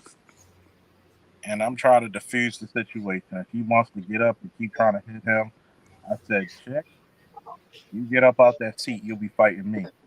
You know what she did? She sat on her fucking hands. because she could tell by the tone I used and the look I used I was serious.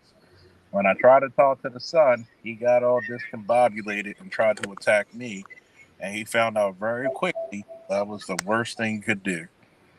And I remember one of his friends, one of his best friends, his sister, was like, "You gonna stop him?" He like, "Are you gonna get between that motherfucker while he's angry?"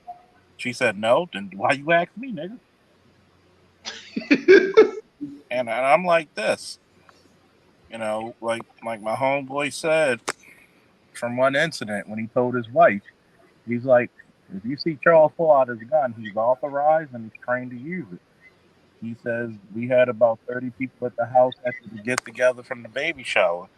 He's like, I'll tell you one thing, my boy Falk, he may be the nicest motherfucker you'll ever meet, but God help you. He's like a light switch. He could become the most dangerous motherfucker in that room. Very easy. This is the point about, like, Jordan Peterson when he talks about a good man is not a nice man is not a good man. Okay? I want somebody need to put that in the chat. A nice man is not a good man. A man who's a warrior, a gentleman, and who can temper that until the time is right to utilize whatever Your skills voice he's is kind of acquired. muffled. Yeah, it's clear now.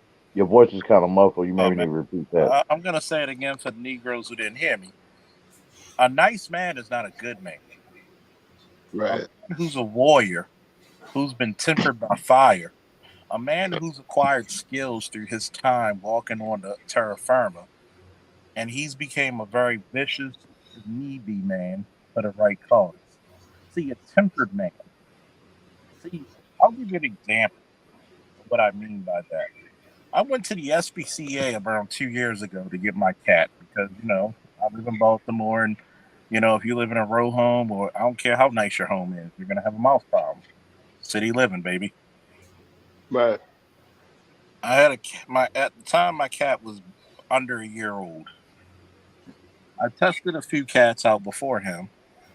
They didn't sing to my soul. My cat, Macho Picchu, yes, those are the mountains in Peru. If you look it up, Macho was a little timid at first, but when I put the toy out there of a toy mouse on a string, you know what he did? He attacked it. Wow. But yet, he attacked it, but when I picked him up, he was gentle. That's called tempered fury. Right. That means he knew when to be aggressive and knew when to be passive. And not because I wanted him to be, but that's what his nature was. Like, guess what? Even Anita Baker said he is so strong, but also gentle too. See, I'm not a gentleman because of the sake of women. I'm a gentleman because I like being one. It's my decision. That's what Ron Wills talked about, where you got the steel hand, velvet glove, steel hand, velvet glove. And see, people don't understand that we got away from our warrior spirit is because we allow women to talk in our ears saying you don't need to be that hard. But at the same time, you can't tell me how hard I need to go when somebody breaks into this motherfucker. Hey, bro, and guess what? And guess what? When that happened, and guess what? By that happened, guess what? Guess what that produced? Little Nas X. Exactly. See, Yeah, here's the crazy part, right? Go ahead. Here's the crazy part, right? Because I work with LGBT officers. Oh man. And I'm gonna tell you, the sugar think tank, huh? The sugar think tank. We'll even be respectful to the LGBT officers because they knew that they had to be hard enough. Even if they're gonna be LGBT openly, you still got a goddamn job to do. Right. There have been LGBT officers who will knock you clean the fuck out before you even drop on the ground. Right. A lot of these so-called straight male officers would. Right. They said I might be gay, but I'm still a man. Right. And guess what? I've trained gay guys to box as good as any. Mm-hmm. Okay? There are some guys who are openly gay who I've trained to box and wrestle who will fuck a motherfucker's world up. Charles, that's what's so funny about these women saying they want equality, and you got transsexuals, man, beating the shit out of them in all these sports and shit. You know what I'm saying? And it's funny. Yeah, it's like Dave Chappelle said. Men are so great. Men are so great that you got men who are transgender who their first year of being women, they already won Woman of the Year. Mm-hmm. Yeah, I mean, it's funny, man. I saw one transsexual was a track event. Man, ran just circles around the rest of the women on the track. I said, damn. Yeah, but those are the But same. hey, they wanted equality. Did they get it? You know what I'm saying? They wanted equality. Those are the same broads who fought for that person to be there. Not That's real. right. That's a fucking physical advantage they can't handle. It's stupidity. It's really. Yeah, it is. It really is. It's past stupidity, man. It's like see, they fucked up. See, they thought that they want to have these people come into their sports, dominate, and then the women are going to get the sympathy. They're going to pull their ace, their deuce. Effed up is an understatement. And that sympathy card ain't working because now they let them in, and then they went with the sympathy card, the damsel in distress, the crocodile tears. The problem is it's not working without. You trying to talk, Charles? No. Hey, Charles, check this out. They want authentic masculinity around when they want some real loving or they want the sofa move, but when it comes to order in the home, they don't want the authentic masculinity of that real man around. And it's funny like that. So you want the real man around when you want some real loving and feel real safe when you need some stuff moved or feel safe when you're in the house by yourself in the dark, but you don't want the real man to run the house. You know, that's real fun. I'm gonna teach everybody game, all right? Real game. All right. Women like it when they can't pick your masculinity. Right. Women like it when you're masculine regardless of what the fuck they think. They like man that a man could go, and I mean, I've been around fine bitches. I mean, fine motherfuckers. Motherfuckers so fine that a Japanese sword couldn't cut the motherfucker. So, and guess what? Just because she's fine, I get this nice, expensive hotel room because I'm tired. I'm gonna fall asleep. Hey, Charles, I got something funny to tell you. You remember that lady named Mela too? You had to do difficult time with on the panel. Mm-hmm. I remember she tried to test my backbone game, and the general was there, so was playing my league. I said such smooth shit, man, that she said, "Well, I'm gonna let Matt Bones express himself, and guess what? I want to express myself with him." No, I take that back. No, it's too late, man. Matt Bones got you open. And they played on Lee said, "Well, Melly, you need to put yourself on mute. You need to go to the bathroom right quick." It was funny as hell, man. she was up there challenging me and everything, man. Said, "You don't know what you're talking about." I said, hey, listen, honey. Remember this. Many women have a hunger, a craving, and a need for a alpha man, a max C. Man, the way I've laid it on smooth, she didn't know what to say. I'm gonna pretty much tell you. I'm gonna pretty much tell you why a lot of this idiocy runs the way it is. It's because one, you don't have enough people who bold enough to tell a bitch, look, bitch. And sometimes I'm gonna use the word bitch. So if people get offended by the word bitch, that's just my vernacular. I could be just Shakespeare. I used it too. I've used it too, bro. I could be articulate to the point where I'm Shakespeare. Right. Or I could be on some down old whole nigga shit. This is Sparta. Because if you gave me your sons, guess what? At some point, because I'm training your sons in manhood, I do let your sons curse when it's the right temperament. Like I had to tell my son's best friend when I had to pick him up for school before picking up my son. And he was mad, and I said, "Boy," I stopped the car. "Why are you mad?" "I'm not mad, Mr. Jones." "Stop fucking lying to me. Why are you mad?" "This boy keep picking with me." "Okay." I said, "Do you know what we call a guy who you challenge to a fight, but he only wants to fight when his boy's around? A coward? No, we call him a bitch. You can say the word. Don't worry. Right. In trouble. He's a bitch. That's how you look at him. I said the next Right. time he wants you to take him, see this nook, see the way, and I showed him how to properly make a fist. Right. See, a lot of people want to Yes. make their forefinger and thumb come together. No, you make a fist from the bottom up. It's much tighter. Bottom up. That's right. From the pinky on up, and you wrap that motherfucker tight. And I said, you know what? This is what you do. You aim for the chip of his jaw or the bridge of his nose. Yeah.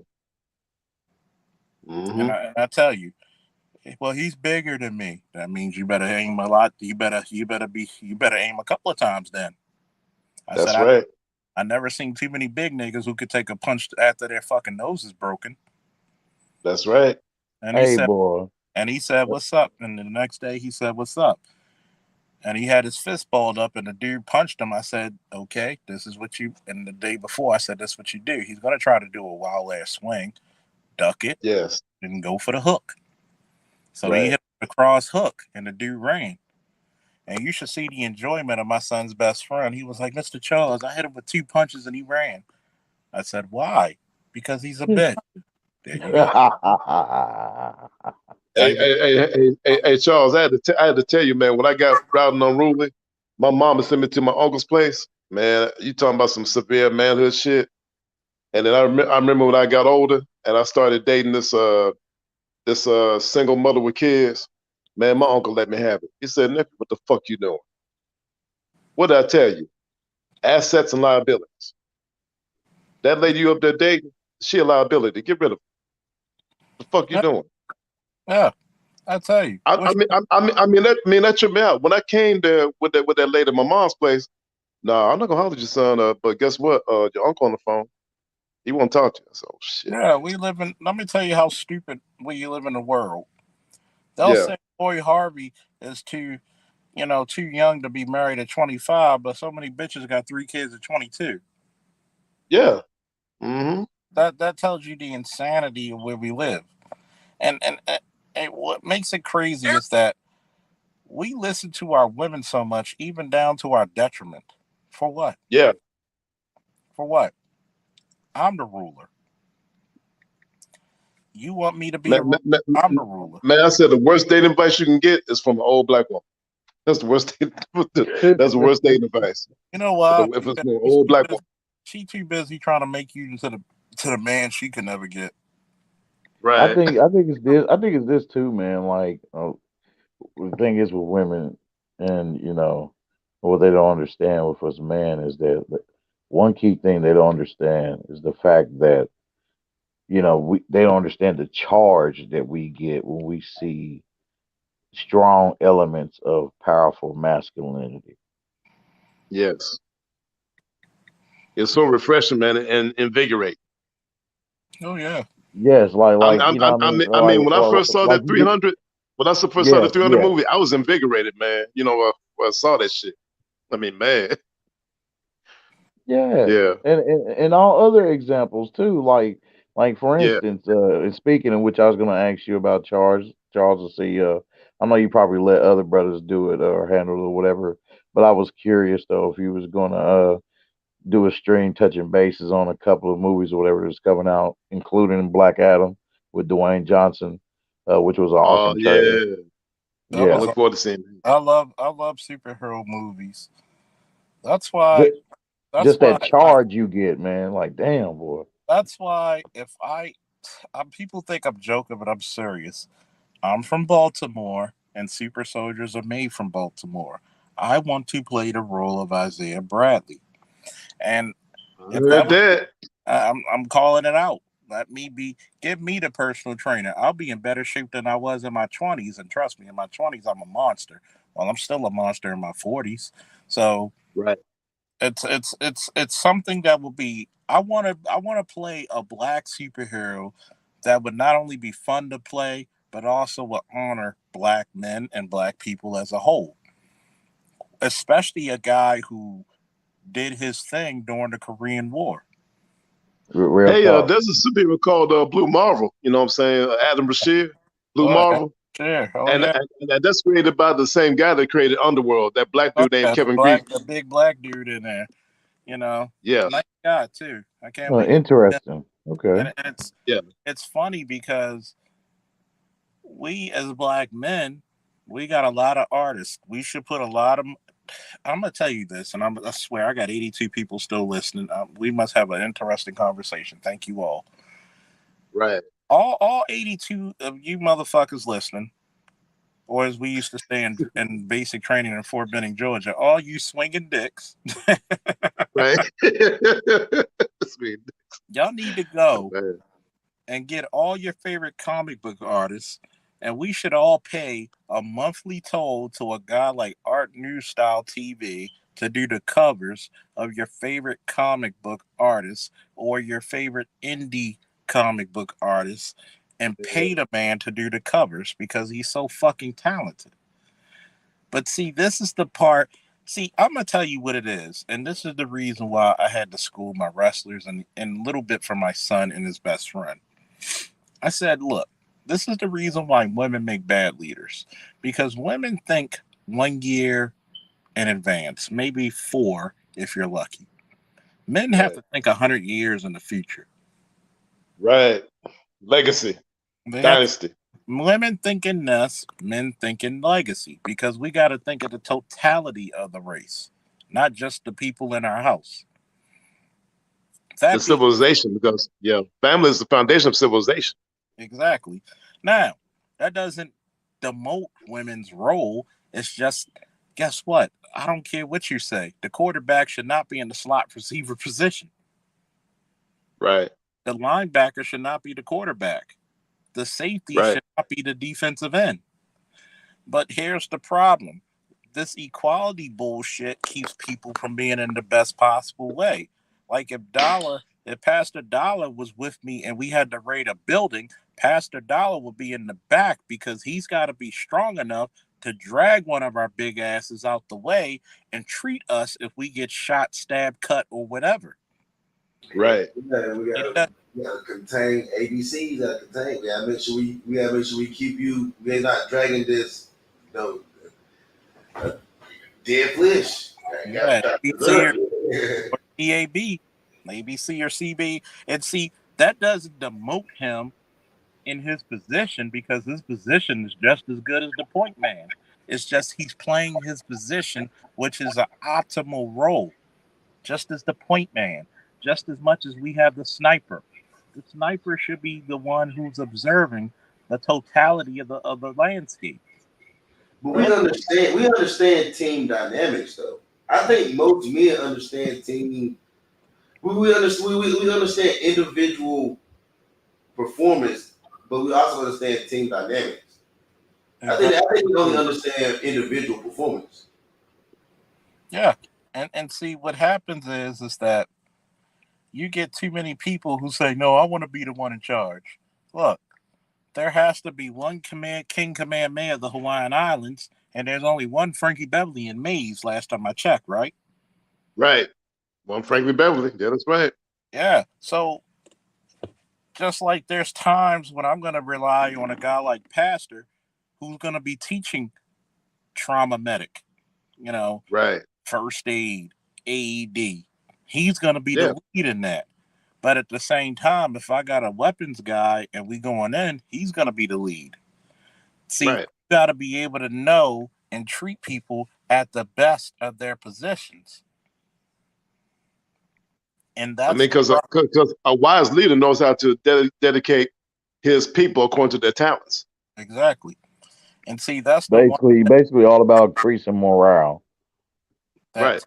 Because you got to remember, man, a lot of people don't like the fact that when men are allowed to be men, which means shit, I'm gonna tell you the truth. Nobody allows me to be a goddamn man. Fuck y'all. But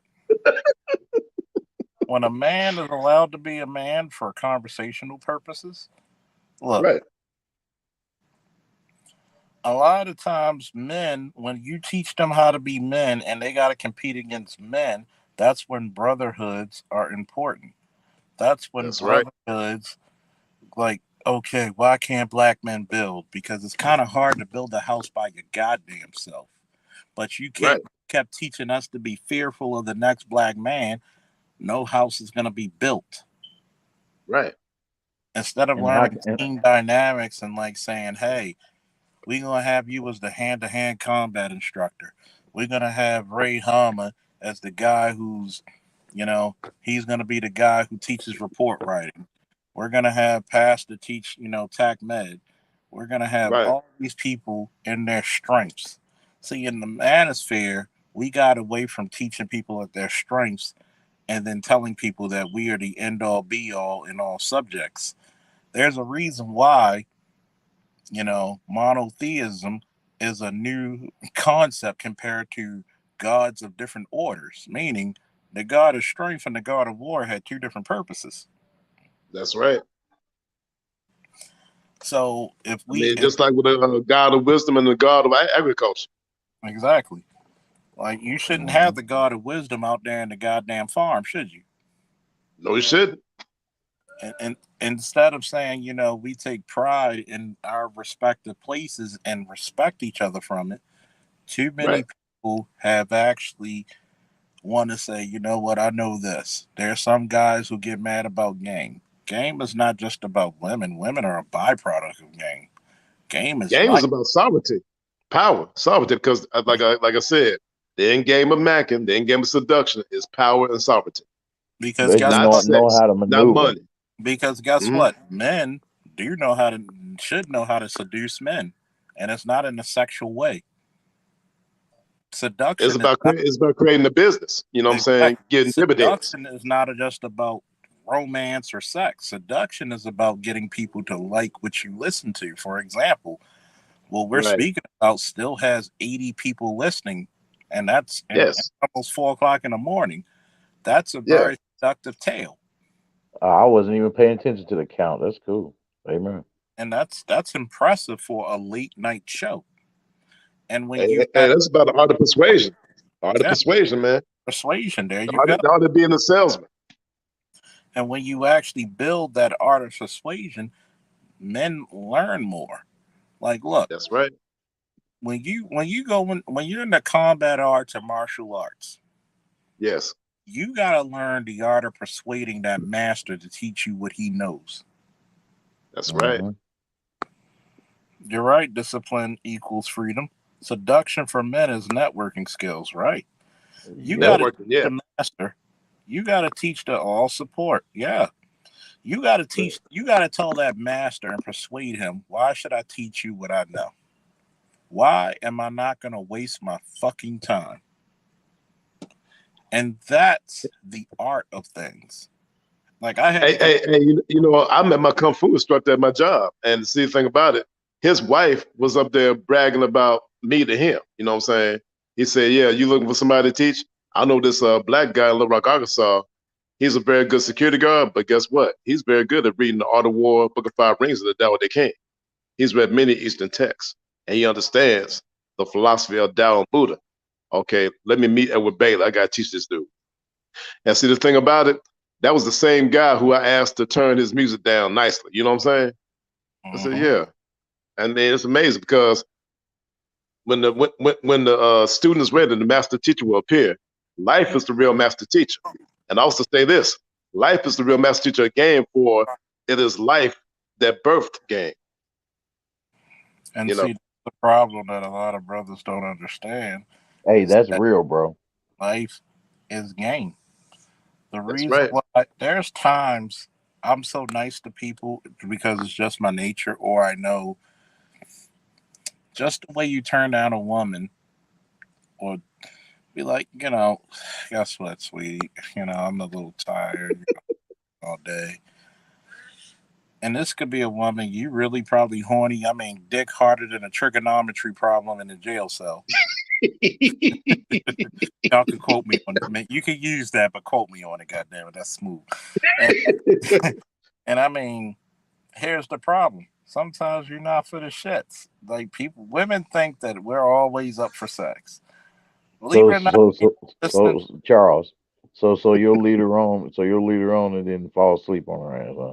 get her all hyped up and all that. And Yeah, when it but gets down to when she's in her lingerie, you gonna fall asleep on it. that happened the first time. I have a woman Yeah. talking about that. I wanted your dick so bad. Why didn't you take it? Well, because I wanted to get it. Hey, you remember what cousin Tito talked about the levels of D? I remember I made a mistake of giving like these 3 BBWs that Daddy D, and they stalked me over there at Target and shit. Do yourself a favor. Next time you talk to cousin Tito, ask him about the conversation between himself and the Faulkner man. I got you. It's some goddamn shit, and people don't think. Hey, have you heard of that video he did with Ron Wills on Vimeo called The Simplex? That was real deep. Oh yeah, damn. And it's funny because cousin Tito felt me on a lot of shit because I said, look, to seduce a person is not about just sex. It's about getting your way. Okay? Somebody write that down in the chat. It's about getting your way, accomplishing the mission. There's times. Leverage. Yeah. Leverage. I mean, I've actually told this, and I said there's times I might come in there with a suit and I'm ready to negotiate. I'm only going to negotiate one time because the next time I come, I'm going to be in BDUs with a rifle and a sidearm on my hip or on my thigh holster. And you may not like that from me. Yeah. That's what reminded me when Lex Luthor was up there making the deal with Darkseid. He was wearing his power suit. Yeah. You know what I'm saying? He put his suit on. And see, and he told Darkseid, hey, you want? Hey, I got a way to stop you. You want the life equation, right? You want the anti-life equation. Yeah. And when Darkseid took it from him, he disappeared. Yeah, because guess what? You put purpose into shit. Sometimes you got to go to you got a surfboard on you. Boom. Hey, that's what reminded me about Batman, the Superman Apocalypse. He up there told Darkseid, all right, you're a powerful guy, but you're nothing without your planet. So guess what? I know the code to the Hellspores, Omega 666-99. And guess what? Darkseid stopped. You know what I'm saying? He said, well played. Batman. Oh, Batman. Yeah, Batman hacked into the Hellspores.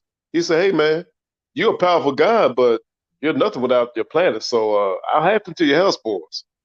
So I tell you what, let Kal-El's cousin go, and I deactivate the Hellspores. And what did he say? Darkseid was mad, but then he said, wait a minute, well played. Only you, a human, could come over to this. Not the Amazon, not the Kryptonian. Only you. And what did he say? What's the folly of being a king without a kingdom? Right. What's the folly? Hey, they say you're a god without a planet. You're a king without a kingdom. Right. And that's Darkseid. Darkseid is like the Darkseid that Superman just punched. That's just a clone, basically. You know, his true form. They said it will kill you. Yeah. The Omega beam form. The Omega form. Yeah. Okay. You got to remember, if you're not going to be my knight, then you're going to be my pawn. And what's funny about that is, you're right, discipline, diplomacy first. Either you're going to take the plate of food or you're going to take the bullet. And sometimes you got to play the role of the pig to trap the tiger. That's one of the strategies of the Book of 36 Strategies. Yeah, and it's funny because, trust me, a lot of people don't know in my teenage years, I've read books on so many combat arts. You know, I even know about your 52 blocks, you know, the prison martial art of how to do close quarters. People be like, how you know about that? You're a cop. I said, a good cop knows his shit.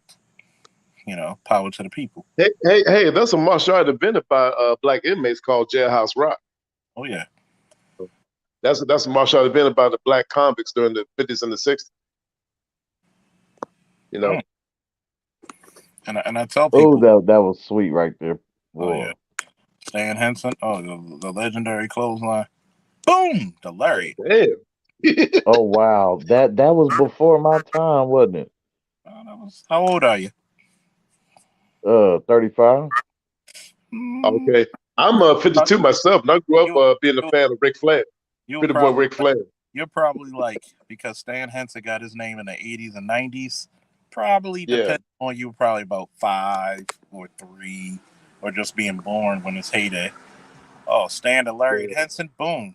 Oh my God, in Japan, he was a bam. Look at him follow through with that motherfucker. Boom. Wow, that's a hell of a follow through right there. God damn. Boom. Took you off your Hell of a clothesline. God damn. Yeah, man. I'm not gonna lie. I'm not gonna lie to you. I've actually caught a nigga like that one time when he was from another cop. Boom! God. I mean, the first 2 combat arts in the military was boxing and wrestling, and then after World War II, jiu-jitsu came along. And it's funny because boxing and wrestling is pretty much the precursor to everything else. Once you know how to box, and you take karate or savate, which is French kickboxing, you know how to fight. Right. That was made by the French sailors. Savate. Sailors, you know why? Because they on those ships or those docks where it's rocking, they had to learn how to balance to kick you. And they went to the Orient, aka the Southeast Asia, to learn kicking styles and incorporated that shit. Just like we had many different African martial arts.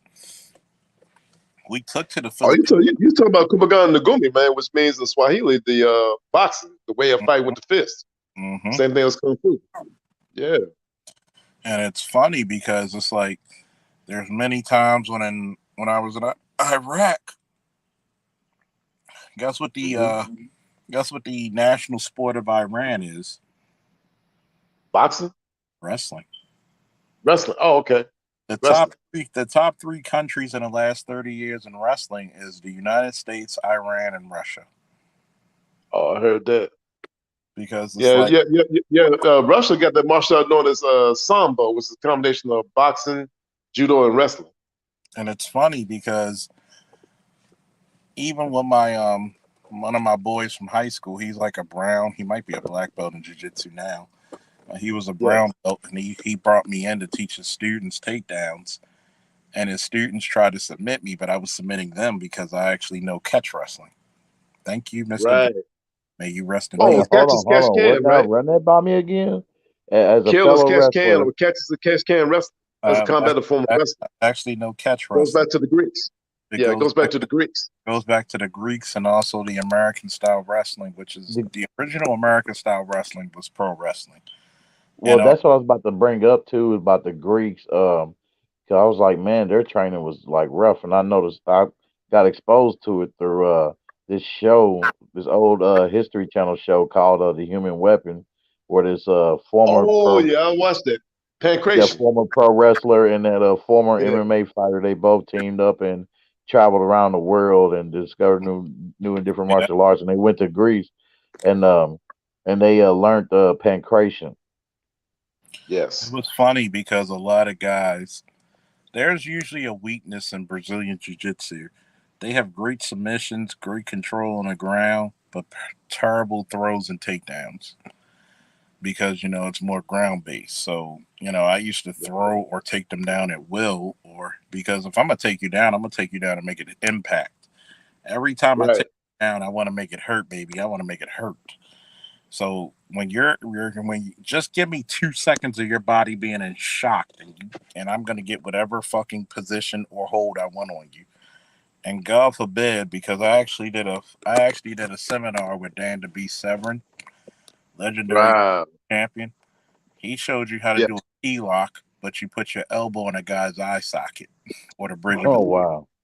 While you do little vicious shit, and a lot of guys don't even know that there's some nasty shit you could do to people. Shout out to Rock and Ron and Garvey, or Rugged Ron and Garvey. That sort of remind me of that championship fight between Quentin Rampage Jackson and Chuck Liddell. I thought dude was going to slam him out, but instead he knocked him out with a right hook. I said, man, that was a clean. I wanted him to slam Chuck Liddell out instead of knock him out, man. That was a clean hook he got. Because that's what Quentin Rampage Jackson was famous for, where he up there knock him out by slamming him on the floor and all that. That was some clean shit he hit him with, because he didn't. Rampage always had Chuck Liddell's number because Rampage was always explosive. and he was too quick for Chuck because Chuck was an excellent counter fighter. But what happens if you go against a guy who punches you can't perceive? Right. So, and he caught him, and he was like, and he didn't realize how clean he caught him because when he hit him, his legs went in the air. And anytime you done any striking, when you catch a nigga and he goes down on his feet and his legs go in the air, he's down. He's down. That's right. And there's times even in my police career where I caught dudes with perfect takedowns or perfect strikes, and because of the way I struck him, it changes his mind about doing anything increasing the violence. And what a lot of people don't understand from a self-defense or hand-to-hand combat, I tend not to be politically correct. Let's just call it what it is: hand-to-hand combat. Yeah, that's what it is. Hand-to-hand combat. Yeah. If I hit you a certain way, I'm gonna change your mind about doing more violent shit to me because you're gonna be putting on the back burner saying, "Wow, if this guy hit me that massive, or you got no choice but to show respect." Yeah. Or quickly, or if I jab him real quick, right in the bridge of his nose, what is he gonna do? He's gonna grab me, which if you tiger claw his neck, he'll press point his neck with a tiger claw. Yeah. And since y'all mentioned Rampage, I'm wondering, like, damn, like I thought, damn, he was gonna get John Jones, but nah. Why do y'all believe he lost to John Jones? Well, he was out of his prime at that point, and he didn't train as hard. And John Jones was on the upswing. You know, John Jones is probably the person who could defeat John Jones is John Jones, and it's been proven. Wow. Yeah.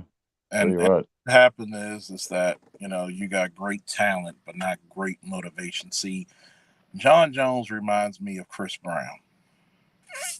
Chris Brown. Yeah. Hell no, you didn't. Chris Brown. I heard that. Y'all probably laughing, but I'm explaining why. Right. Chris Brown was younger than Rihanna, right? Right. Right. Anybody who was his friend be like, yo, you should mess with that bitch. Why? She crazy. Yeah, she fine as shit, but she crazy. She gonna bring you down. Oh, yeah. Yeah, Rihanna, she's Jamaican. So those Jamaican bras are crazy. Yeah. So, and one thing about Jamaican bras, they're very handsy, if you know what I mean. Oh, yeah, they are. They know how to throw those hands. So, how much money do you think he would have lost for those 2 to 3 years before Mike Jackson died? He cried on what saved his career was Mike Jackson died, and he was crying on BET because, you know, he was a big Mike Jackson fan.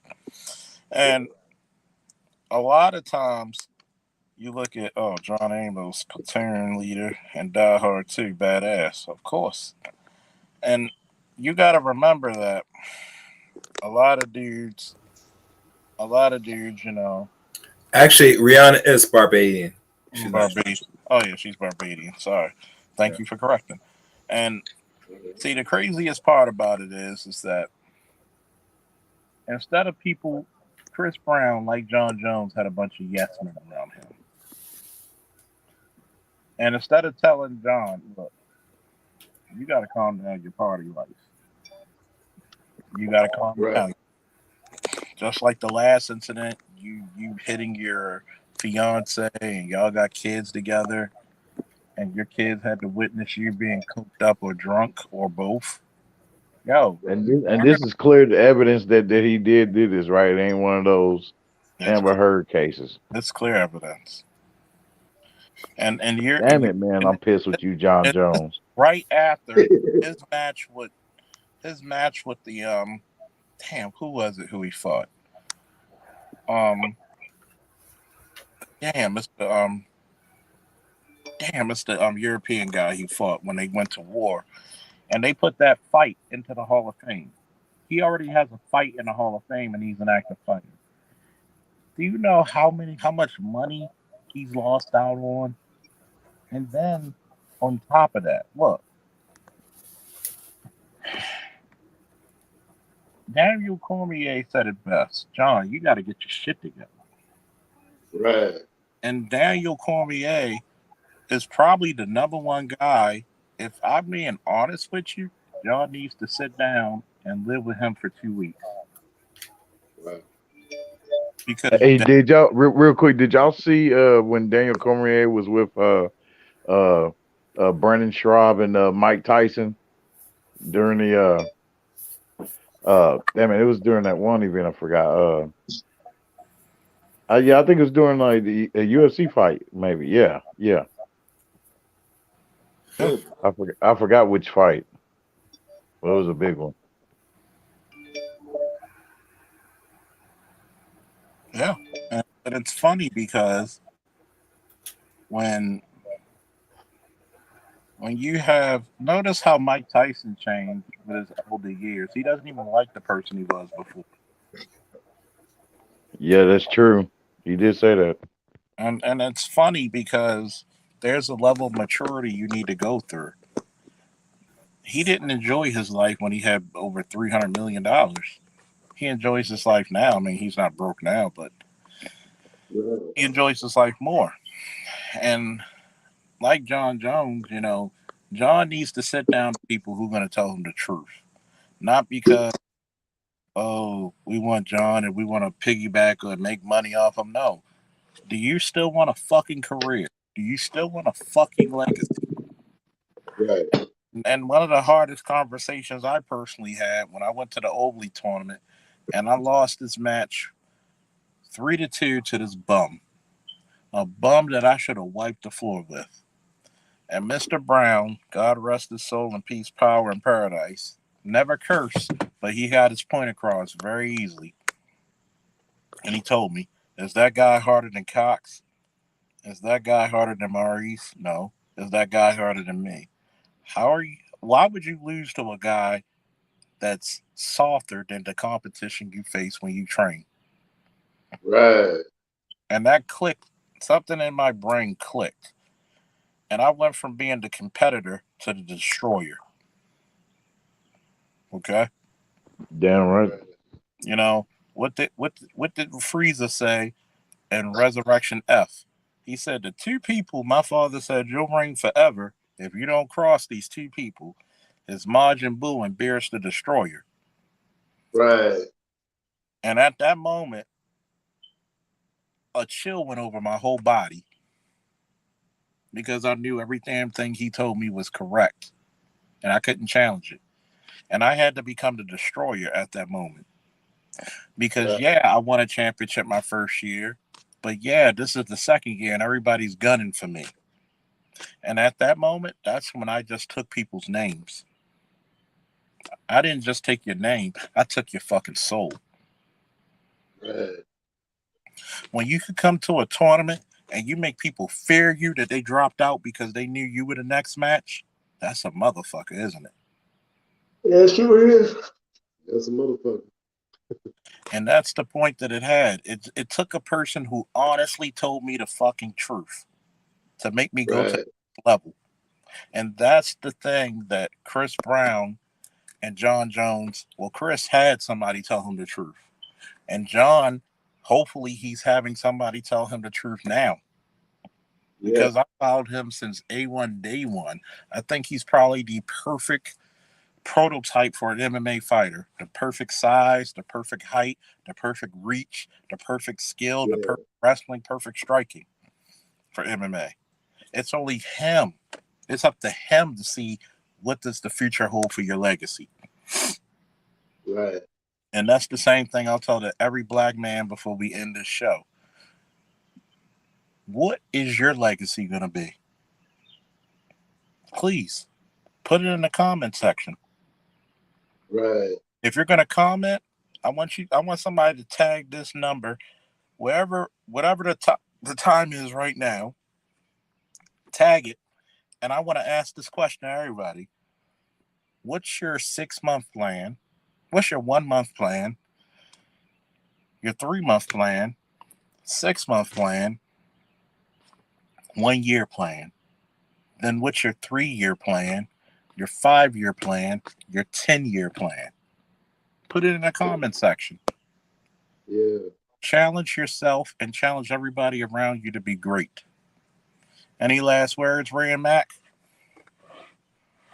Well, I just want to say this. It's like the thing about it, your mindset determines your destiny. And that's the thing about culture. Culture is based on a collective mindset, and when the mindset is about this dysfunction, the whole culture is dysfunctional. Mm-hmm. Yeah, that's my last words on that. Right. Oh yeah, bro. Thanks for having me on. Salute. Woo! Woo! Thank you for being here, Ray and Mac, and everybody else Yeah. on the panel. Yeah, and on that note, I just want to say this, bro, in reflection on what you said earlier. And yes, and this is a time, a great time of when brothers need to come together. You know what I mean? When men need to come together, and be good towards your fellow man, and not try to sow seeds of evil and being all grimy and all that shit. That don't get us nowhere. Exactly. And in those elements, within those elements of what we do against each other nations are laughing at us. They're laughing at our asses because those elements they don't do over there. Exactly. So we need to get better and be more. I mean, and I know it's like unity and all that stuff. Some people are against it, whatever, but I'm about it. I'm about forming strong bridges. And that's by doing good by each other. And not trying to seek to do anybody wrong. Just and through that you'll be able to have strong bridges and be able to keep on building from there. The more bridges Hey, we that's why I build, the have better. LAR movement on speed dial, because me and him, LAR movement, the Sage in the Manosphere, we talk behind the Yeah, scenes about things. that's big bro. LER, yeah. But that was my last Yeah. words, brother. Yeah, you go ahead. All right. Just because this is such a classic panel and everybody who got us past 100 plus viewers at the height of it, and we still 72, 74 strong, I'm giving y'all all three of my classic intros and outros. Woo! We're gonna start with the Power of Grayskull, and then next we're gonna have To Go Beyond plus Ultra, and we're gonna end it with Bria Miles after that. By the power of Grayskull.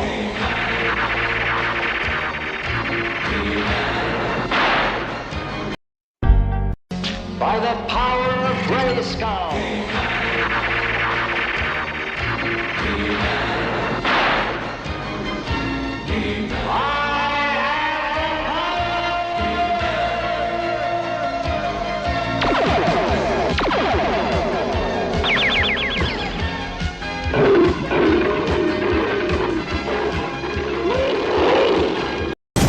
Now for a lesson.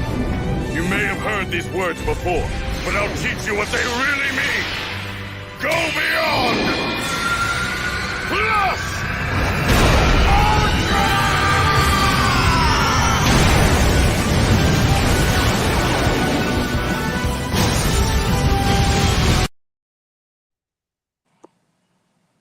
That's it.